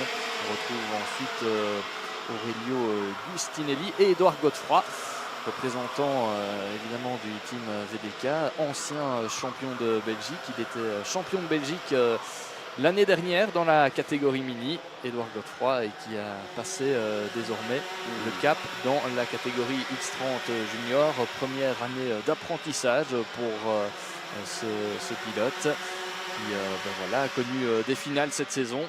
Mais ici, il doit se contenter de la finale de consolation qui est la finale B. Et regardez, même dans cette finale, il y a de la bagarre avec peut-être un changement de leader imminent, avec la bagarre entre Lorenzo Notarigo et Pepijn Steiger qui va peut-être finalement regrouper tout le monde. Ouais, ça ferme les portes comme si on était dans les derniers tours de la finale. Il reste encore 10 minutes et un tour quand même.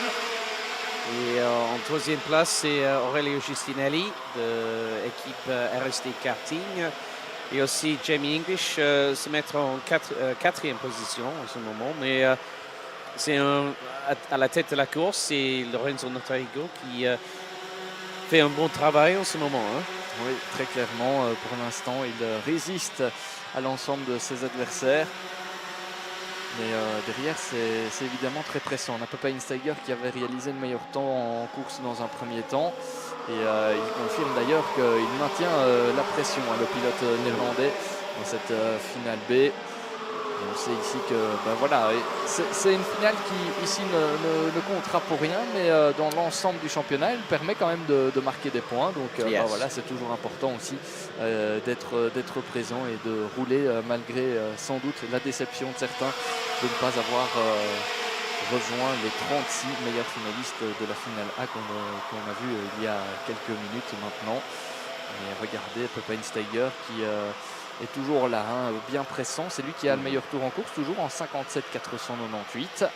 Preuve que le Néerlandais a des ressources et peut pourquoi pas aller embêter Lorenzo Notarigo qui continue de faire la course en tête. Et pour combien de temps encore? C'est la question qui nous occupe pour l'instant. Et si on se bagarre devant, on pourrait voir revenir le groupe de poursuivants aussi. Ouh, ça s'est touché là. Mais on est plus loin dans le classement. Mais c'est passé à l'intérieur. Mais l'un des pilotes a été légèrement invité à se bouger. Et ce pilote, c'est Sacha Duquet qui a dû passer par l'extérieur du premier virage pour laisser passer deux de ses adversaires dans la bagarre. Yeah, they've still got their elbows sharp, and it doesn't matter what race you put them in the final weekend of the season, there is guaranteed elbows out, ready to rock and roll, ready to fight, and see how things transpire. But Lorenzo Notarigo still continuing to lead the way. And more to the point, the clouds are getting a little darker up above. But still, there is light in the sky. That's the main thing. There is a penalty coming to one driver because I've just seen the Digiflag just have a little 3-digit number, which we can't see. I'd like to see out of this window, which is what we can see out of the commentary box. But the tree that was cut down, well, was cut a little bit, trimmed a little bit. I was able to see the red lights. I can't see them now. So that tree has been left to bloom on its own for a little bit, 6.5 months ago to be more precise. So we're going by everything that we can see in our commentary box by a set of screens, multiple camera angles, and a big thank you to Camp Company GmbH for their provision of the live stream, which started back in late 2022. Last year was the full live stream coverage of Iame Series Benelux, and we're pleased to have continued that collaboration. But Pepijn Steiger closing in on Lorenzo Notarigo for the race lead as we hit half-time in the B final. Pepijn Steiger, new fastest lap of the race, 56.819, and did not set a purple sector whatsoever.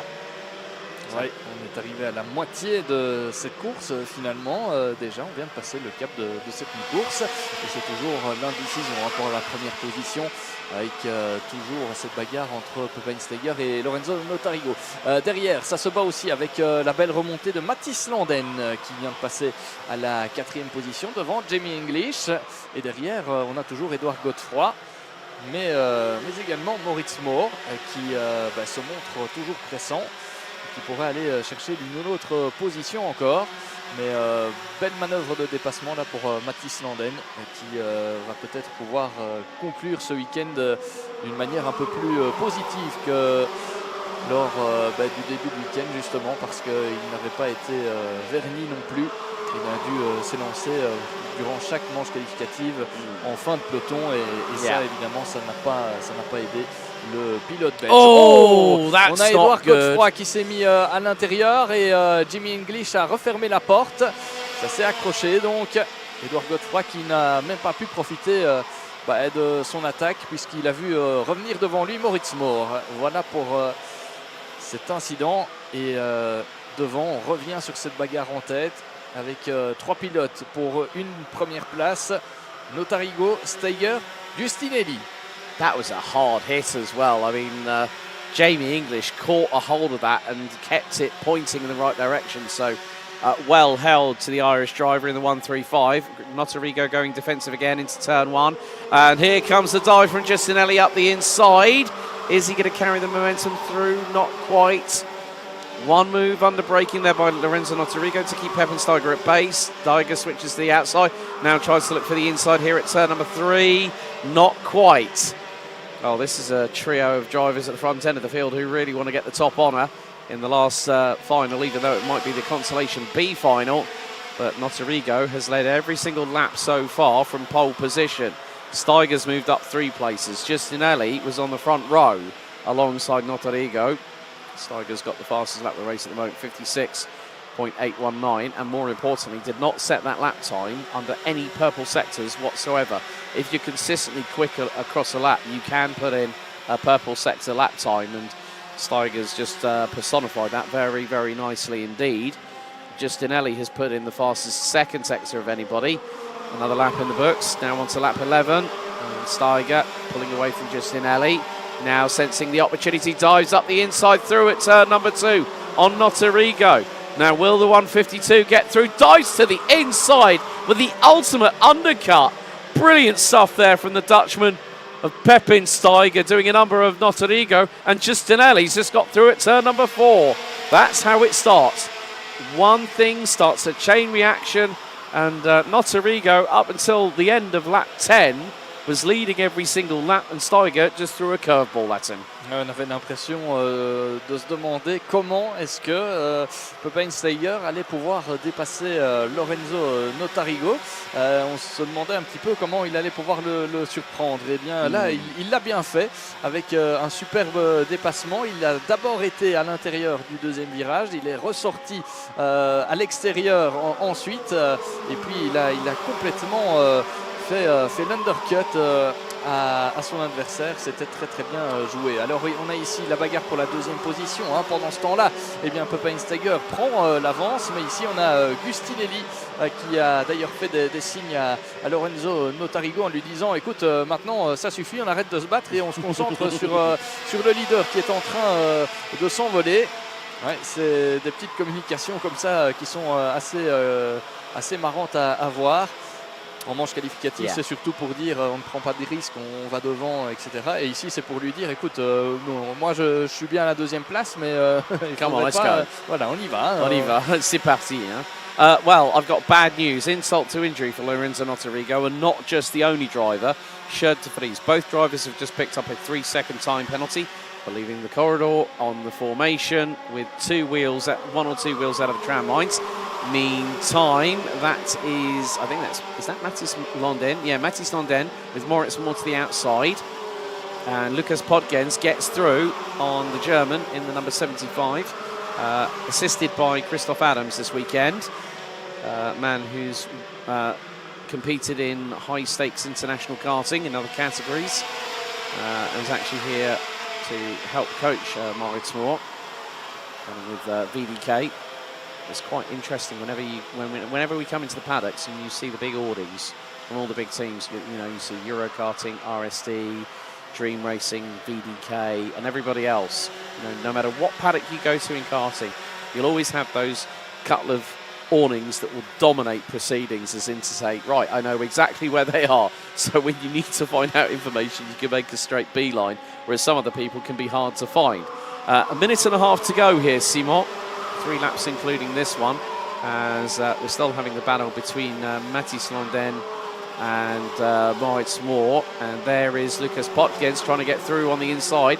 A little bit of sidewall rubbing. You know, rubbing's racing, but karting is a non-contact sport. But Potgens made good use of that after Mariembourg opened the door for him. Très clairement, 2 dépassements là avec une belle bagarre aussi pour les places d'honneur dans cette course avec un Mathis Landen qui était hyper bien revenu dans cette finale B et qui là a connu quelques tours un peu plus compliqués avec des dépassements et une bagarre qui n'a pas spécialement tourné à son avantage pour l'instant. Il reste quoi là? Il va rester 2 tours, clairement. Donc, ouais, on est dans la fin de cette course, dans le money time de cette finale B, comme on pourrait dire, Alex. We've been saying that all day, Simon. Ouais. Avec toujours une certaine indécision pour la première place. Steiger, effectivement, avait pris les commandes de la course un peu plus tôt. Mais regardez qui revient derrière. Aurelio Giustinelli et Lorenzo Notarigo. Ça nous promet peut-être un dernier tour de folie, mais à ce petit jeu-là, alors avec des petites bagarres. Oui, bien sûr, Alex. Or as you like to say, hostility. You know what? The funny thing is, you pick up such a lot when you're working with a very good colleague, but also you're understanding the little nuances of what they're saying in the other language. So we are down to about a lap and a quarter for the X30 Junior season here in 2024 for Iame Series Benelux here at Karting de Fagnes International Raceway. Steiger leads us on to the ultimate final lap of 2024 as Lorenzo Notarigo dives up the inside of Aurelio Giustinelli. Don't forget, Notarigo's got a 3-second time penalty, but that will be enough to keep him fourth behind Edouard Gauffoy, because you add, it's going to be close now actually. It's going to be behind Edouard Gauffoy. So Aurelio Giustinelli at the moment is running effectively second on the road. It's now third on the road. Make that fourth on track, as in when you got the amended results into play. But Steiger not that far away from taking the final victory of 2024 in the Iame Series Benelux for X30 Junior. Steiger qui va filer vers la victoire dans cette finale B, cette finale de consolation. Il terminera donc 37e du classement général lors des finales, mais voilà, il s'impose et se console avec cette victoire. Voilà, la finale B pour Steiger, le pilote néerlandais, qui s'est imposé devant Aurelio Giustinelli. Lorenzo Notarigo termine 3e sur la ligne d'arrivée devant Edouard Godefroy, Mathis Landen, Lucas Potgens, Jamie English qui termine finalement 7e devant Moritz Mohr, Kobi Kersevlik. Et puis on retrouve Finn Albers à la 10e position. Yannis Vandenbosch termine 11e devant Sacha Duquet, Timothée Laoussine, Sjoerd De Vries, Félix De Decker, Sverre Verlind, Lucas Metz, Noah Potjens, Mathis Banet. Et puis on retrouve Maurice Verkreuz et c'est le dernier d'ailleurs pilote qui a franchi la ligne d'arrivée. Derrière on notera l'abandon de Nathan Best et le non-départ de Yves Ries, le pilote néerlandais. Donc voilà qui clôture cette saison dans la catégorie X30 Junior avec dans un premier temps le dernier vainqueur de la saison, Stig de Rademacher, et le champion de cette année 2024, Just Mulder. Et puis on a vécu cette finale B, la dernière de la saison, avec la victoire du néerlandais Steiger, une victoire pour l'honneur, donc vous l'aurez compris, il s'est imposé devant Aurelio Giustinelli.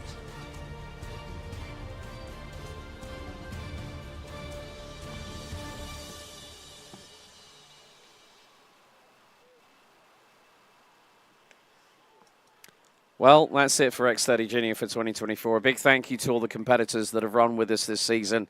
And a big thank you to everyone that's been watching on the Iame Series Benelux YouTube channel. We are less than half an hour away for the grand finale for X30 Senior. It comes down to one final race. Join us just before 5 o'clock local time here as we close out proceedings for the penultimate day of the 2024 Iame Series Benelux season. X30 Senior Final A at 5 p.m. And rounding off day 2 will be X30 Senior Final B. We'll catch you in a few moments' time.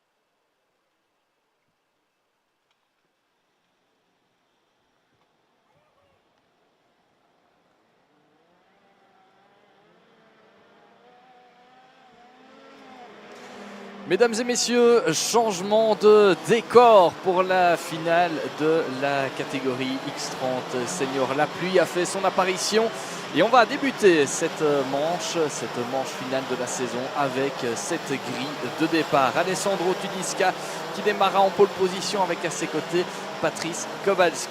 Victor Louis 3e, Enki Kaltoren 4e et Loritz Sachs 5e. Derrière, on retrouve Lucas Talman, Mathis Merchaud, Mirko Wouters, Sam Balota, Dan Steinman, Alexis Constant et Clément Massot pour la 12e position. 13e place pour Marcus Blum avec à ses côtés C.J. Bennett. Aaron Ferrazzano derrière avec Kioli à ses côtés. 17e place pour Noah Maton avec Annabelle Briand à ses côtés. 19e place pour Clément Outran. 20e position pour Charlie Blum. On retrouve ensuite Luca Mollard, Tristan Krohn, Henk Veuk, Jens Bessart, Sam van der Heyden, Simon Lacroix, Jack Buckley, Thomas Van Vliet, Julian Kamen et Matthias van de Kerkhove dans le top 30. Et pour compléter cette grille de départ, on retrouve Dinan De Vos, Kevin Lantinga, Esteban Walgrave, Sean Hogan, François Delati et Thibaut Géladé. Voilà pour les 36 finalistes, les 36 pilotes qui se sont montrés les plus réguliers dans les manches qualificatives. On retrouve dans ces qualifiés évidemment les différents candidats au titre.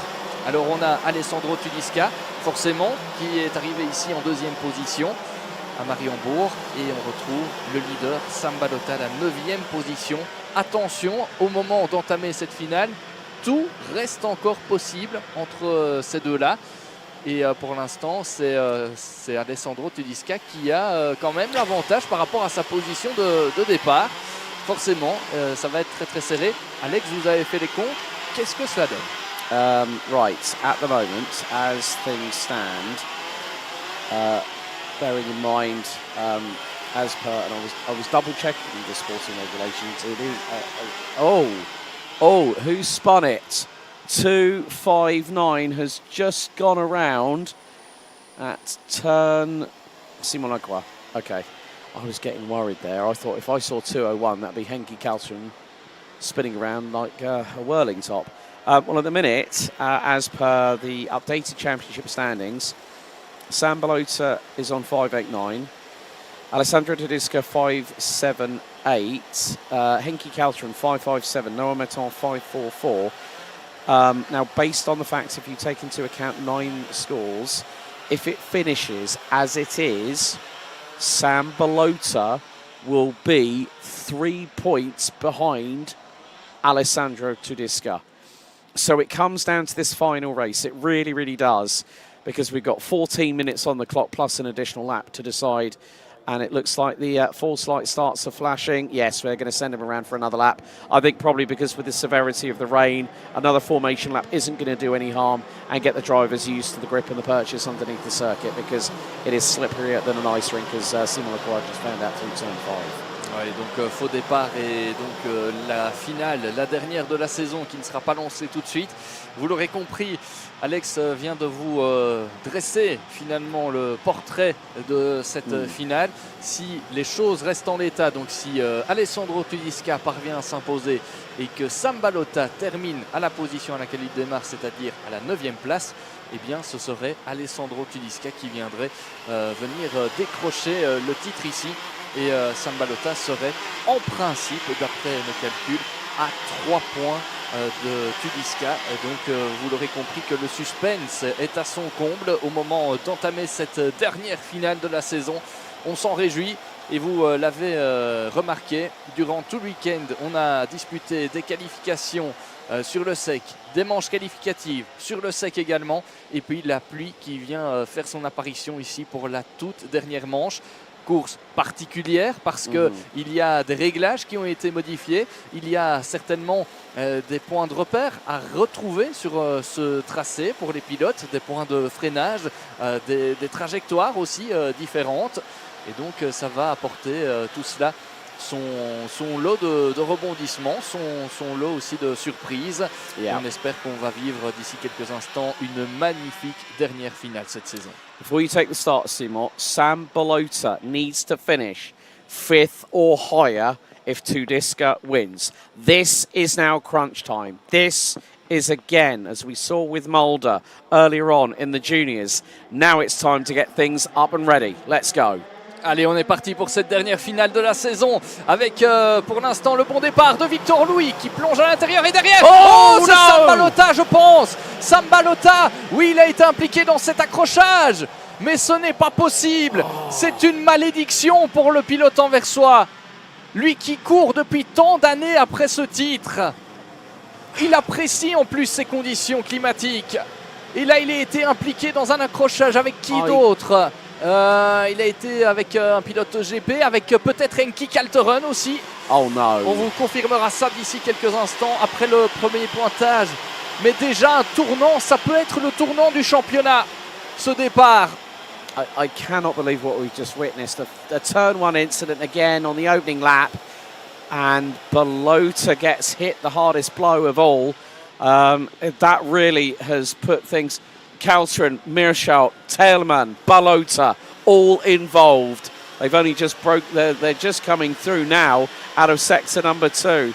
But nothing's over until the final checkered flag. We've still got 13 minutes. Oh, there's a spinner off of the penultimate right-hander, and someone else has ended up slipping whilst trying to get out of the car. That's stricken on the inside of Escargot. So there will be yellow flags.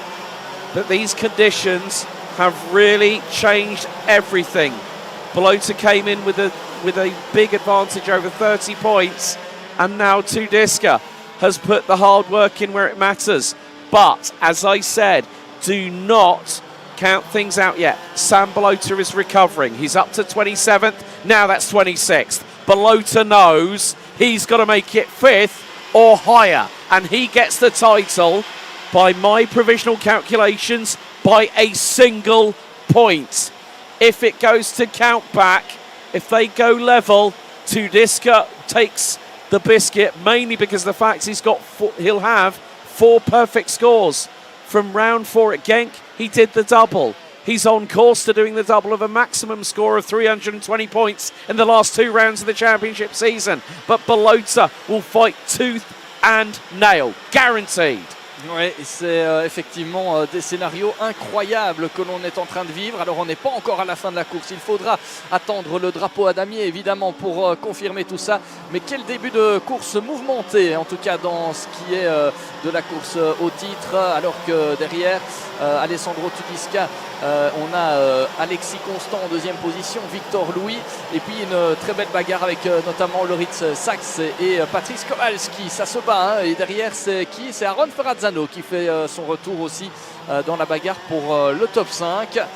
Cette course est loin d'être terminée, mais ce qu'on peut déjà vous dire, et regardez, on le voit, hein, l'avance considérable déjà d'Alessandro Tudiska qui fait absolument tout ce qu'il faut pour maximiser ses chances de titre. Et on a parlé aussi de Sam Balota qui est en train de remonter. Il est en train de se battre pour revenir aux avant-postes. Et on vous l'a dit, il doit terminer si Alessandro Tudiska s'impose dans le top 5 pour bien faire. Yeah. Et ici, ce n'est pas encore le cas. Il doit encore revenir. Mais on le voit, il est en train petit à petit de remonter. Alors que Victor Louis a pris le meilleur sur Alexis Constant. Victor Louis et Alexis Constant, 2 pilotes qui apprécient aussi particulièrement ces conditions aquatiques. Alors l'écart était de 2 secondes 2 au précédent passage. 2 secondes 6 maintenant pour Alessandro Tudiska. The main point I need to keep an eye on is 5th place and how far behind Sam Balota is. Balota's 15th. Balota's climbed back up the order. He's making mincemeat. He's scything his way through the field, and he'll be cheered on by the team at Dream Racing as well as his friends and family. Now the gap between Sam Balota and Aaron Ferrazzano, 6.7 seconds and closing. 6.7 seconds, and with 9 minutes and 40 to go, Balota makes up another position. That was on possibly Sven van der Heijden, maybe even Dan Steenman, because Balota is reveling in these conditions. Now, if anyone might remember the 2008 Formula 1 season with Vettel, with Felipe Massa versus Lewis Hamilton, it came down to Interlagos, and then the famous "is it Glock" moment. Is that Ferrazzano and Belota gets through, he's got there, but he's got to hold station. But it's not easy out there. Peripheral vision is disrupted at best, unless you're at the front end of the field or you've got clean air. Sam Belota now has Clément Massot as the target to beat. And Belota is 13th. He's just done a 13.4. Van der Kerkhoff has just done a 14.0. And, well, more to the point, Belota is on fire at the moment. Tedesca is going to do everything he can. He's got a 2.4 second advantage. We're a minute and a half away from half time, plus an additional lap to go. And look at the line some drivers are taking. Some are sweeping wide into Chemin de Fer, and some are taking the tighter line, which means that they get a bit of chronic understeer going through the exit of turn number 7. So now it's about how much pace has Sam Belota got in those K3W Comet wet tyres. That's the key point. He's just gone purple. Sector 2. Tedesca is going to have to wait. He's going to have to wait because Belota knows this is the fight of his life right about now to secure the 2024 X30 Senior title here in the A final. It's now or never. Oui, c'est une course assez impressionnante que l'on est en train de vivre avec un Sam Belota qui est remonté vraiment et qui est en train de revenir sur ses adversaires petit à petit. Dernier pointage, il était en 11e position alors qu'il était impliqué dans l'accrochage du départ. C'est très très bien fait de la part du pilote anversois. Il doit encore revenir et sa prochaine cible pour pouvoir revendiquer ce titre, c'est Clément Massot. Il n'est pas très très loin finalement en termes de secondes, mais il faut pouvoir se battre. Regardez, en plus devant ça se bat avec notamment Clément Massot qui a essayé de passer devant Patrice Kowalski pour le gain de la 4e place. Et ça va faire les affaires très certainement de Sam Belota, mais qui est pour l'instant vice-champion de la Iame Series Benelux. On parlait de malédiction tout à l'heure. Eh bien, ça va peut-être se confirmer, peut-être pas. Il reste encore 6 minutes et un tour à l'anversois pour revenir, pour tout donner. Et c'est ce qu'il fait. Il n'aura sans doute pas trop de regrets par rapport à ce qu'il fait. Et regardez, il a dépassé encore. Yes, CJ Bennett has just got through, and he's also got the fastest lap of the race. So, Belota can see 5th within disrupted peripheral vision. Belota's now 9th. Another new fastest lap by the 290 from Dream Racing. 1 minute 12.206. He is now just over 3 seconds away from Clément Massot. Just over 3 seconds away.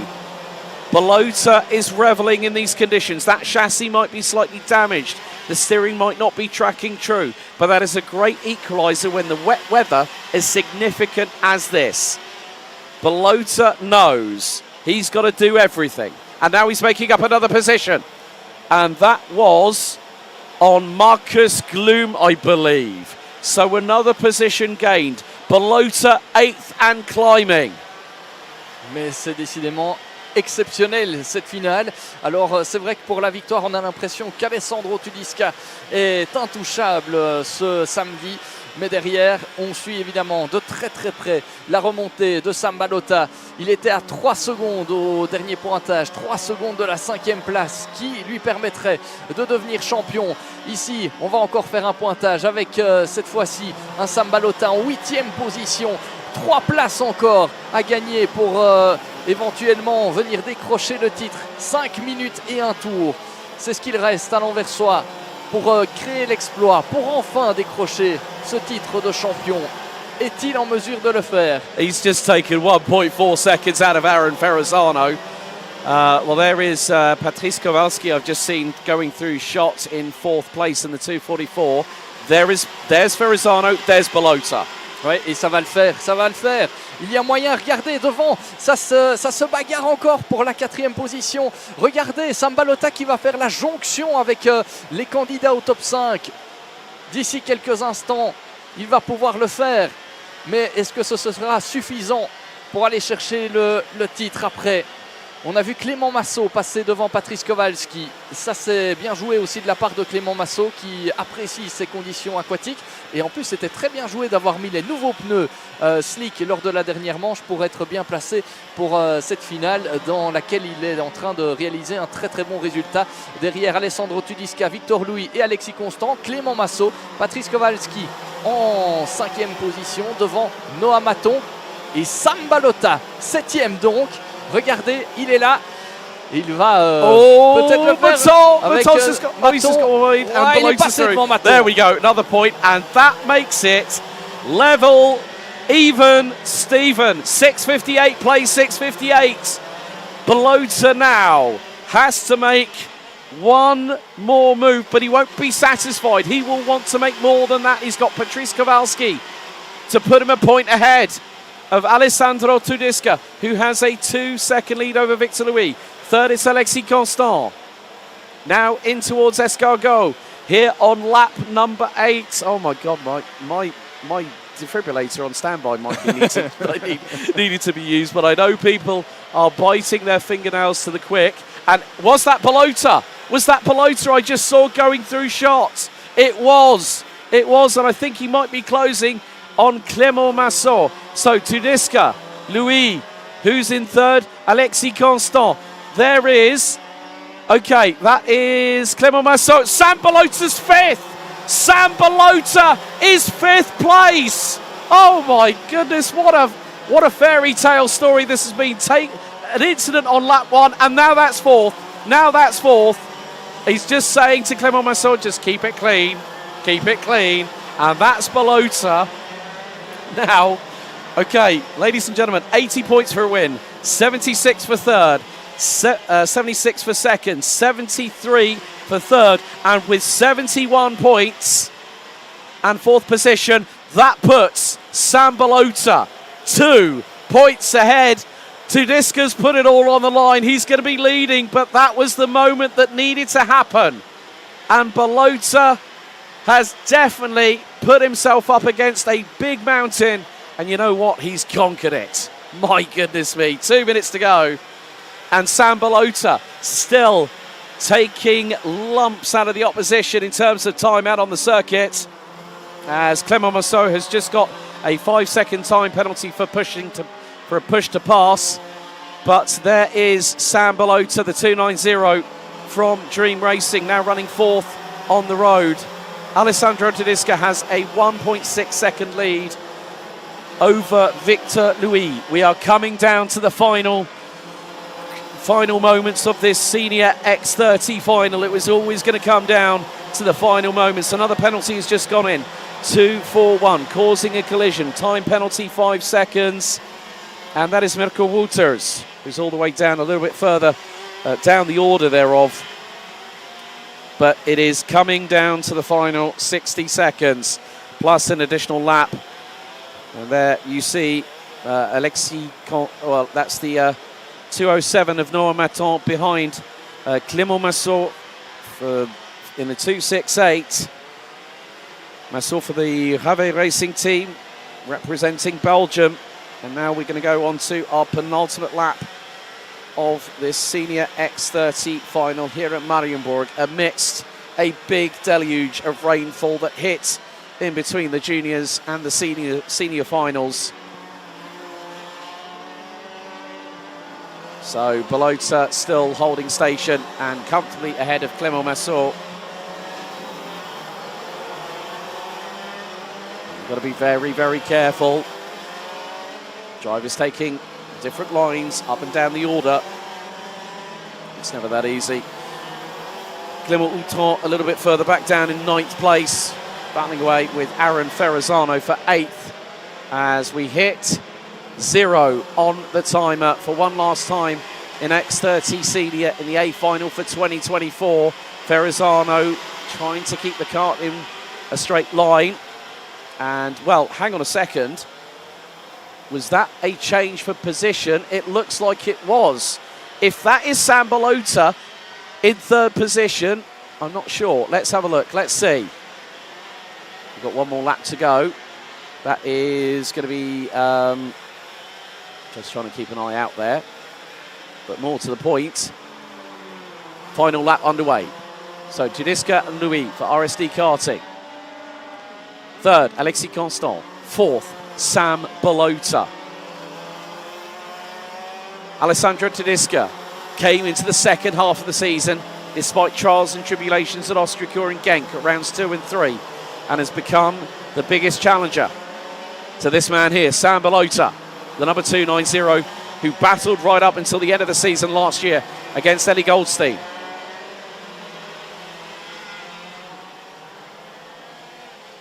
But our race leader very soon will make it halfway through the lap so far. And, well, Sam Balota closing in on Alexis Constant to the tune of about 0.8 of a second. But we are coming down towards the final couple of laps. There is the race leader just going through shot, Alessandro Tudiska. Through into the penultimate right-hander, and then it's going to be out at the final corner, and then the climb up the hill for one final time here on lap number 13. Despite his best efforts, Tudiska takes the win. Second place, Victor Louis. Third, who's it going to be? Alexis Constant in fourth place, winning by a matter of points. It looks like Sam Balota's the provisional champion for 2024. I make it 660 versus 658. I think Balota's provisionally taken the title after an incident on the opening lap. But what can you say about this season? It went down to the wire. It really, really did. And with fourth place in the bag, that's 71 points. Sam Balota provisionally takes over the mantle as the top dog in Senior X30 in Iame Series Benelux for 2024. Tudiska did everything right for the last two rounds. A clean sweep of the qualifying heats in the final round of the season, and wins the final by a comfortable and manageable margin, 2.3 seconds.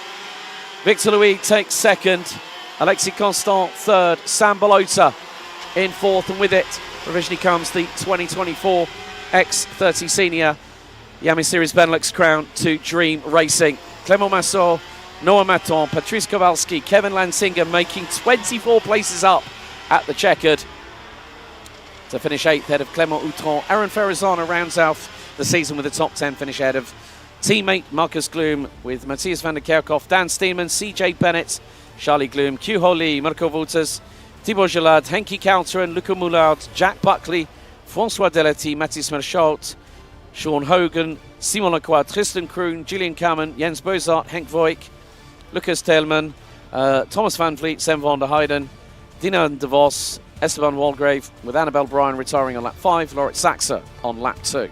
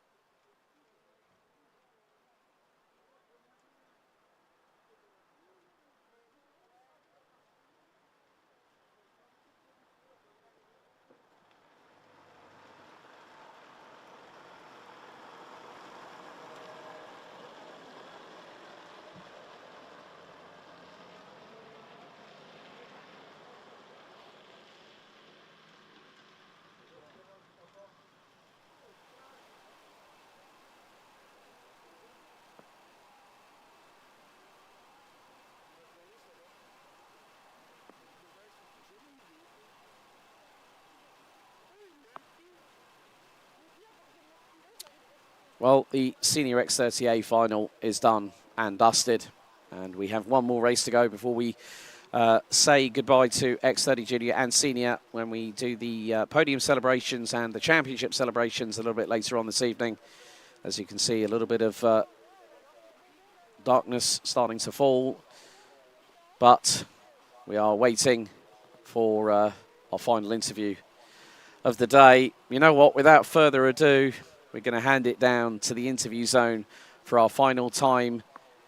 So let's hand it over to Simon Mirguet, joined by Dream Racing's Sam Balota. Over to you, Simon. Okay, we are with Sam Balota, and finally it's the new champion of the year. We will see the final result, but normally you are the new champion. Sam, what a final for you, what a great recovery, first of all. First of all, I think the start was totally not fair. I think they just pushed me out for the contention of the championship, but I didn't give up. I went from last to P4. It wasn't possible without my team Dream Racing. I want to tag them. And on the track, I honestly didn't know I was champion. I thought I had to finish like in front of him, but we will see the final results. Yeah, but normally it's done. You are the new champion, and yeah, finally as well. This is a title you want for past years, and that's it for this time. Yeah, finally, but I have to see the final results, so I'm not happy yet. Okay, thank you, Sam, and congratulations for your good recovery this final. Thank you.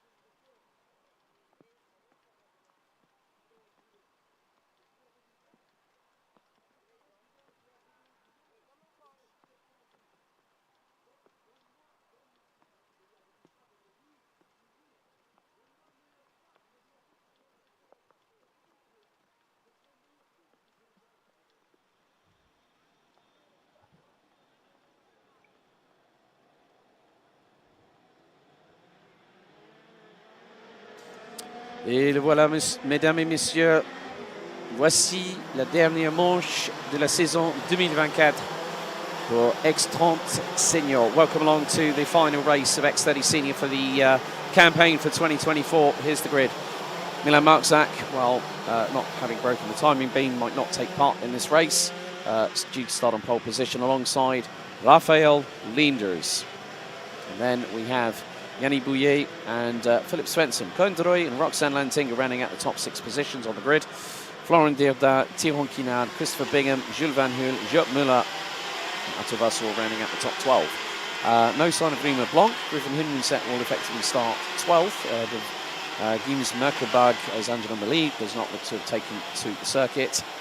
Ahead of, Gims Merkelbag, then we've got Luke Taylor, Gaetan de Brabandera, who's been fighting back all weekend. Dennis Baumann, Kimi Abraham not on the grid. Sibir Weimer, Sibir Paganar, Luca Montebello, Thibaut Vyers, Max Storm, Max Hessel, Sky Defoni, Tayo Fliegen, Reece Newburn, Yannis Martin, Keanu Wellington, Maxime Van Der look to be on the track. Rafael Dow, Otto Pikkinen, Jiro van Duivenvoorde, Kevin Bakker also look to have not joined the grid. So once again, another 14-minute plus an additional lap for the drivers that placed 37th and below, down to 72. Of course, every result that has been called by myself and Simon Mirguet this weekend has been provisional, pending any technical and sporting checks post each session.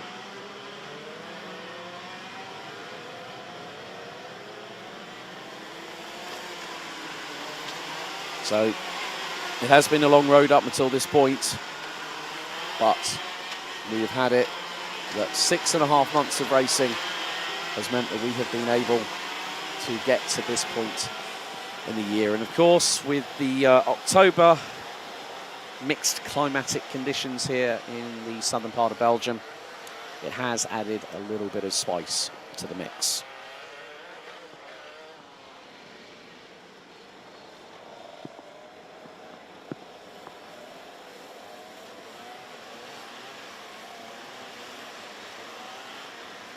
And with the rainfall continuing to saturate the circuit even more, we've had a spinner going through into Escargot, the far part of the circuit.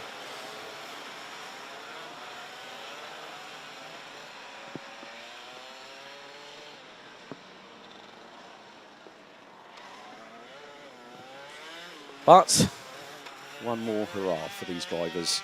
And a big thank you to everyone that's competed in X30 Junior and X30 Senior this year. Looking forward to welcoming you back in 2025 when we announce our official calendar. But for the final time today, here we go. Revs up, lights on, lights out. C'est parti ici à Mariembourg, but a great move up the inside through into turn one. And more to the point, it's game on for the last race of the season. Everyone wants a little bit of pride before they close out the championship year. And more to the point, well, Milan Marczak did not start. Rima Blanc, Angelo Mili.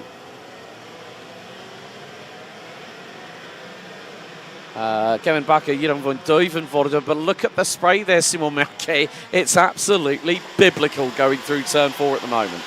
Ouais, le départ de cette finale B qui a été donné donc sous la pluie comme les adversaires de la finale A qu'on a vu il y a quelques instants avec cette superbe remontée de Sam Balota qui devrait en principe être champion, et la victoire, la belle victoire ce week-end pour Alessandro Tudisca qui aura réalisé un parcours sans faute. Voilà, concentration maintenant, focus sur cette finale B qui a été lancée, et je viens de débarquer dans cette cabine, donc je ne sais pas qui était parti en tête. C'est Milan Marczak qui partait en tête de cette well, he was, but didn't take part. But a little bit of news there for you. Ah, voilà. Donc we won't talk about that on air, but I thought I'd share a little. We get information directly from Park Vermeyen Scrutineering and Technical, so at least we can get up to date with the latest information. But it is Philip Svensson, the Norwegian, the sole Norwegian participant and representative here this weekend, who is on a Charles Leclerc chassis, judging by the livery.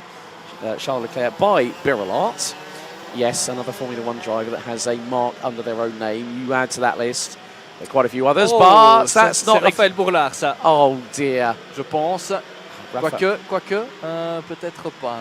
Non, Raphaël Bourlard, il est en junior. Je me suis trompé. Yes, no. I think he'll be back with some KA 100 tomorrow as well, because he's been doing double duty this year. Bless him. Donc non, je me suis complètement trompé sur le coup. Il me semblait que j'avais reconnu son casque, mais non. Possibly Dennis Bullman, I think. Yes, might have been Dennis Bullman, who is actually at the bottom of the order and has got going again. But a little bit of frantic activity.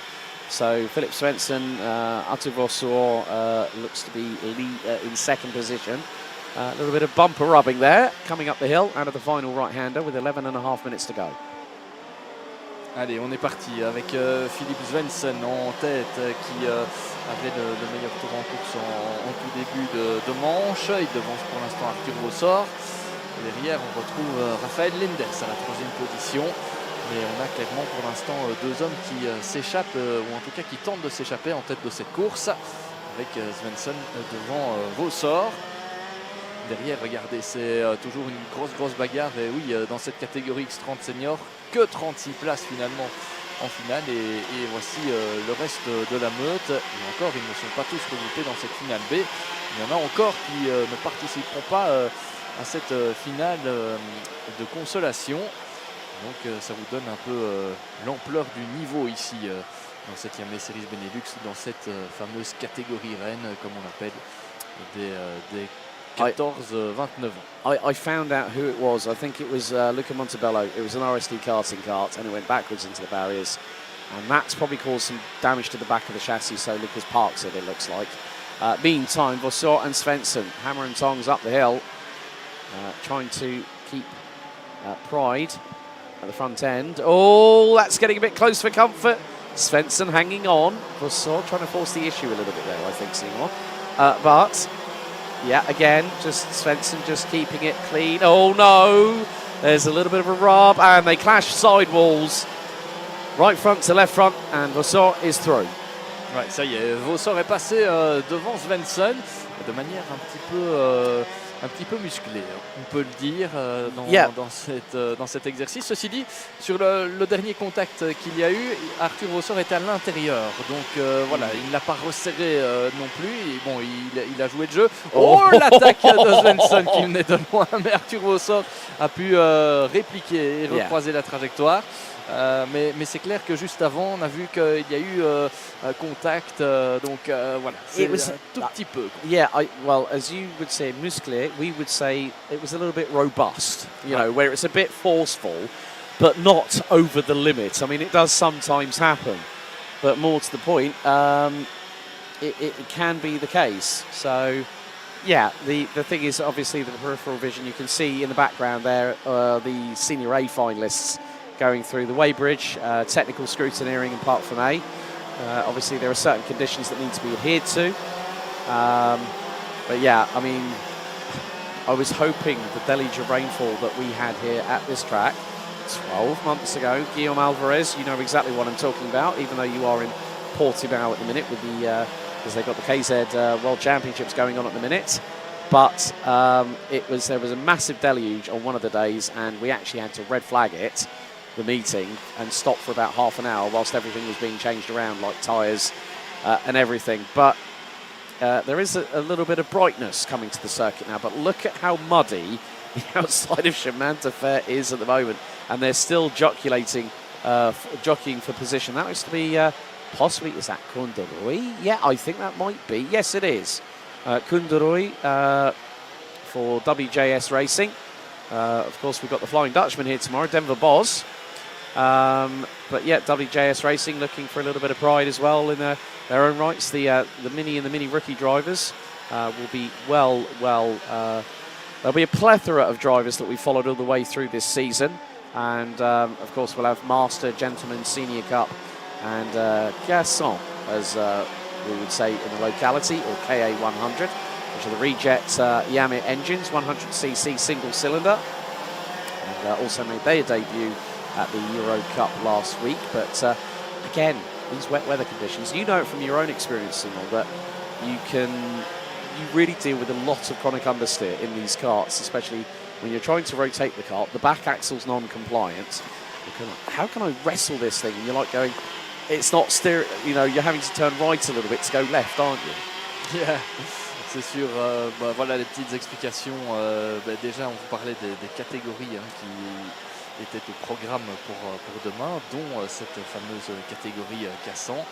Et puis on vous parlait aussi des différentes conditions qui attendent les pilotes et surtout dans ces conditions particulières, avec ces conditions très aquatiques en cette fin de samedi. C'est vrai que ça a changé pas mal la donne et ça a apporté, je vous disais, son lot de surprises juste avant. Et ça s'est confirmé dans la finale A notamment. Et ici, dans cette finale B, la course est bien lancée. On a vu pas mal de beaux spectacles aussi. Pour l'instant, dans la bagarre pour les premières places, c'est assez clair. On a un leader qui creuse de plus en plus l'écart, Arthur Vasseur, qui est en train là de creuser l'écart avec un écart désormais qui a grimpé à 2 secondes. C'est lui qui a le meilleur tour en course en 1:13 897. Et puis derrière, on a eu la belle remontée de Kunderoy qui est désormais deuxième. Arthur Vasseur qui démarrait assez loin sur cette grille de départ de la finale B. Il a gagné pas moins de 11 positions depuis le départ. Lui qui mène pour l'instant la danse devant Kunderoy, on vous l'a dit, et Philippe Svensson. Voilà pour les informations à retenir de ce début de course dans cette finale B, où il reste 5 minutes 41 tours désormais pour aller chercher pourquoi pas l'une ou l'autre position et remonter un petit peu dans la hiérarchie. Yep, so 5.5 minutes to go, plus an additional lap of the X30 Senior campaign. Of course, the B final closing things off. But what a hell of an A final we just had to round off the championship season. It went down to the wire. Of course, we are still awaiting for just the results to be confirmed and ratified both on the championship standings and also the results of the final. And ladies and gentlemen in the paddock, once we know that we've got all the official results, we will then do a call reference the podium and the championship celebrations a little bit later on. Obviously, for you folks at home, you'll be able to see some of the pictures through some of the people of media, including our good friend Pascal, who does the official Iame Series Benelux photography. He's been out there with multiple people from the international media, represented by photographers such as Hello Photo, Mark Quinlivan Photography, amongst others. A big thank you to them for their coverage and assistance. Also, we have to give a shout out to FX and the team at FX Productions. They've been instrumental in helping with our social media reach this year via Reels and looks behind the scenes at the Iame Series Benelux. And a big thank you to FX and his crew for helping us out all the way through. There is a yellow flag, I think, heading into Escargot, because I just saw a green light flash. Oh, I got worried. I thought that was grass and mud, and then I saw, oh, there's a little bit of AstroTurf underneath. It's sometimes quite deceptive when you see a little runoff area, and with the amount of standing water we've now got on the circuit, it plays havoc with the local grass, doesn't it? On a vu l'extérieur de la piste qui est utilisée par certains pilotes à l'extérieur de la sortie du secteur que l'on appelle l'escargot. Mais évidemment, cette bonne guerre, surtout dans ces conditions particulières, piégeuses évidemment, avec une adhérence beaucoup plus précaire que sur le sec. On ne vous apprend rien à ce niveau-là si vous nous suivez depuis plusieurs années maintenant. Et même si vous avez un peu la fibre du sport auto et que vous regardez notamment les Grands Prix de Formule 1 ou encore les différents championnats d'endurance. En attendant, les secondes continuent de s'égrener dans cette finale B avec toujours en tête Arthur Vossor qui semble assez intouchable dans cette finale B. Plus de 3 secondes d'avance au dernier pointage. Il va peut-être venir aller chercher cette finale de consolation. Kono de Roy en deuxième position pour l'instant et pas mis spécialement sous la pression de Philippe Svensson. Alors on va suivre la bagarre ici. Donc Arthur Vossor qui vient de passer et c'est pour la 3e place que l'on se bagarre entre Philippe Svensson et Raphaël Lenders notamment. Attention aussi au retour derrière de Roxane Lantinga et de Joep Müller qui sont pas très loin. Il pourrait pourquoi pas aller chercher une position honorable dans cette finale B. Regardez l'attaque ici à l'intérieur de... That was Roxane Lantinga trying to go through on Raphael Lenders. Yeah, the driver from looks like RSD to me. Obviously it's difficult to see even more with these bright colours, but as soon as they get into Chemin de Fer we get a better idea as trying to go up the inside.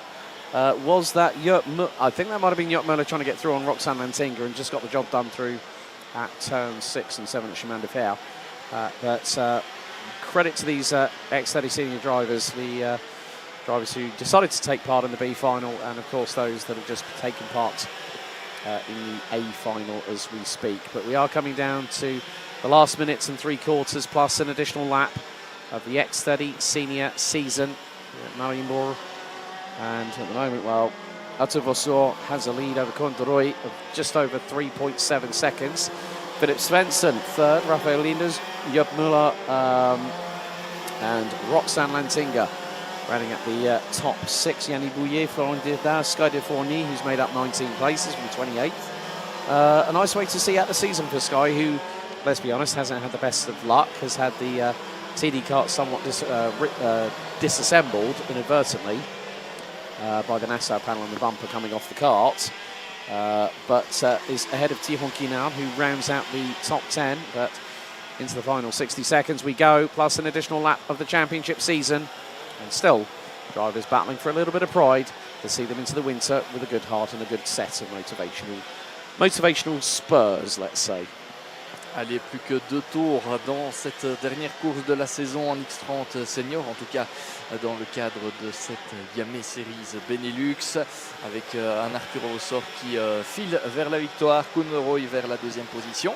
Par contre, il pourrait encore y avoir du changement entre ces deux-là, que vous avez à l'image, Raphaël Lenders et Philippe Svensson, Svensson étant troisième, le pilote norvégien. Mais regardez, peut-être du changement à venir avec Rafael Lenders qui est de plus en plus pressant sur son adversaire. Il va peut-être se porter à l'intérieur là du deuxième virage. Et c'est effectivement passé. Non, parce que Svensson recroise. Et est-ce que Rafael Lenders est capable de venir à l'extérieur chercher quelque chose? Ouais, regardez, il va vraiment à l'extérieur rechercher l'adhérence pour peut-être ressortir mieux du virage. Mais ce n'était pas en l'occurrence ici la meilleure solution. Mais en tout cas, rien n'est encore fini à 2 tours de l'arrivée entre ces deux-là. Et en fonction de ce qui se passe, on pourra aussi avoir le retour de Joep Müller en 5e position. Là, il me semble qu'il est en train de revenir un tout petit peu. Alors, on est avec Svensson et Lenders. Dans cette partie technique, vous le voyez, hein, les pilotes qui vont chercher le grip là où ils peuvent. Et on monte allègrement sur les vibreurs dans ces conditions. C'est l'une des particularités de ce pilotage sous la pluie, avec vraiment un art d'aller chercher l'adhérence là où elle est.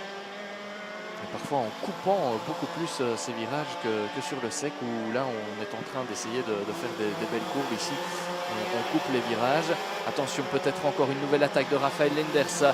Attention, Philippe Svensson qui ferme la porte et qui se met maintenant à l'extérieur. Regardez, ils sont roue contre roue. Oh, c'est magnifique, tout ça en glissade évidemment. Rafael Lenders qui tente de repasser à l'intérieur. Ça ne passera pas. Ça ne passera pas.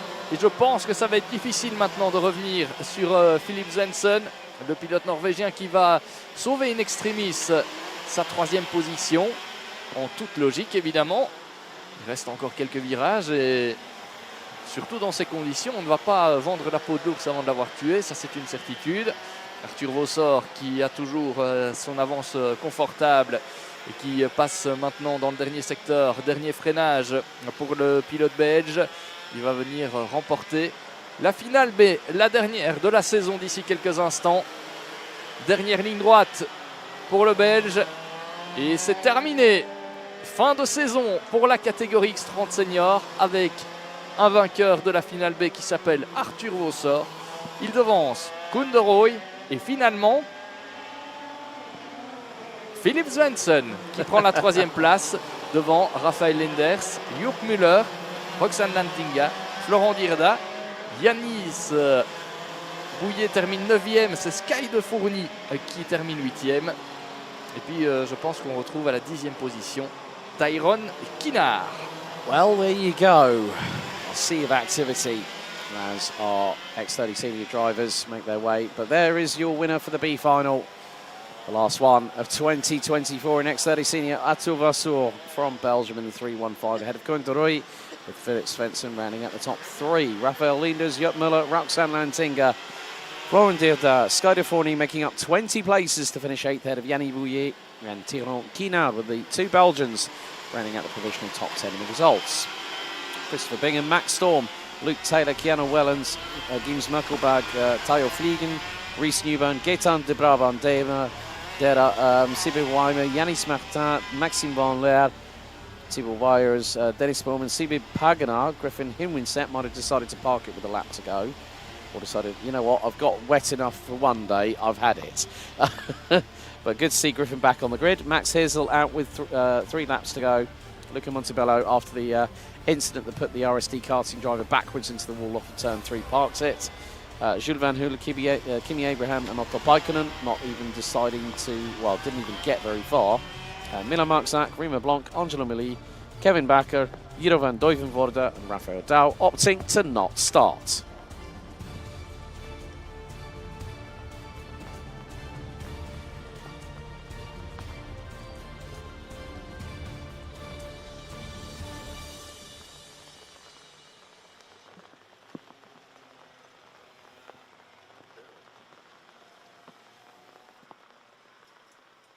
Well, Simon, as the rain continues to hit the track heavily, it's done so for at least the last half hour and a bit. Well, that's it for X30 Senior and X30 Junior for 2024. What a way to cap off their championship campaigns. Ouais, quelle finale hein, pour terminer cette saison dans les catégories X30 Junior et X30 Senior. C'était la dernière manche de la Iame Series Benelux pour les pilotes engagés dans la lutte pour le titre et engagés ici pour la victoire. On a eu beaucoup de spectacles avec beaucoup de courses sur le sec. Et puis finalement, dans la catégorie X30 Senior, 2 finales, la finale A et la finale B, qui se sont déroulées dans des conditions très humides, très aquatiques, avec des conditions d'adhérence assez précaires. Mais ça a apporté évidemment son lot de surprises, de rebondissements. On a aussi vu des pilotes se mettre en évidence, peut-être des pilotes que l'on n'aurait pas attendu à pareille fête dans d'autres conditions. Donc voilà une belle manière de terminer l'année, en tout cas pour ces 2 catégories, les catégories les plus suivies finalement, parce que en X30 Junior on retrouve les stars de demain, et puis en X30 Senior ce sont les pilotes les plus expérimentés et qui offrent parfois les plus belles courses également. Yes, so we'll have the veterans, we'll have the young superstars of the future tomorrow. So, ladies and gentlemen, what time do you need to join us on the Iame Series Benelux channel? Well, 1:20 p.m. tomorrow afternoon. We'll get non-qualifying warm-up, non-qualifying practice, qualifying practice out of the way, and then from 1 in the afternoon, you can join myself, Alex Goldschmidt, your English-speaking commentator, and mon collègue Simon Mirguet, qui parle tout le temps en français naturellement. Et mesdames et messieurs, bonne soirée et à demain. Et oui, on vous retrouvera demain donc pour la suite des hostilités. Ici, je sais que vous aimez ce mot. Hey. Comme une chanson de Sash, encore une fois. Hein? Oui, encore une fois. Non, pour la suite du programme, évidemment, avec d'autres catégories qui seront en piste demain. Avec la catégorie mini, la catégorie mini rookie, la catégorie X30 Senior Cup, X30 Master. Et puis, pour terminer, la catégorie K100. Qui fera son retour ici à Mariembourg pour la dernière manche, une catégorie qu'on avait vue en début de saison, ici même à Mariembourg lors de la manche inaugurale, et puis du côté d'Austricourt, et puis on ne les avait plus vus, donc on les retrouvera demain pour une finale du championnat qui s'annonce là aussi passionnante. Merci en tout cas de nous avoir suivis ce samedi. Si vous n'êtes pas là demain, rendez-vous sur la chaîne YouTube de la Iame Series Benelux où vous pourrez suivre l'ensemble des courses. C'est à partir donc de l'après-midi. En attendant, nous, Alex... 13h20. 13h20. En attendant, nous, Alex... On est live sur la chaîne YouTube, Iame Series Benelux. So please, join us tomorrow. Voilà, 1:20 Yes. Join us tomorrow. We'll see you. Have a great night. Thank you so much for all your support so far. Please don't forget to like, share and subscribe and follow us on social media at Iame Belgium on Facebook and Iame Series Benelux. On behalf of myself and Seymour, we'll see you tomorrow after lunch. Ouais, et pour le reste du programme, c'est un tout petit peu avant avec le début des qualifications. Ce sera aux alentours de midi, un peu avant midi. Ce sera demain, donc si vous êtes sur le circuit, n'hésitez pas. On sera là pour vous faire vivre tout cela. Merci de nous avoir suivis. Bonne soirée à tout le monde. Bon retour à la maison pour certains. Et pour les autres, eh bien, on se retrouve demain. Ciao, ciao.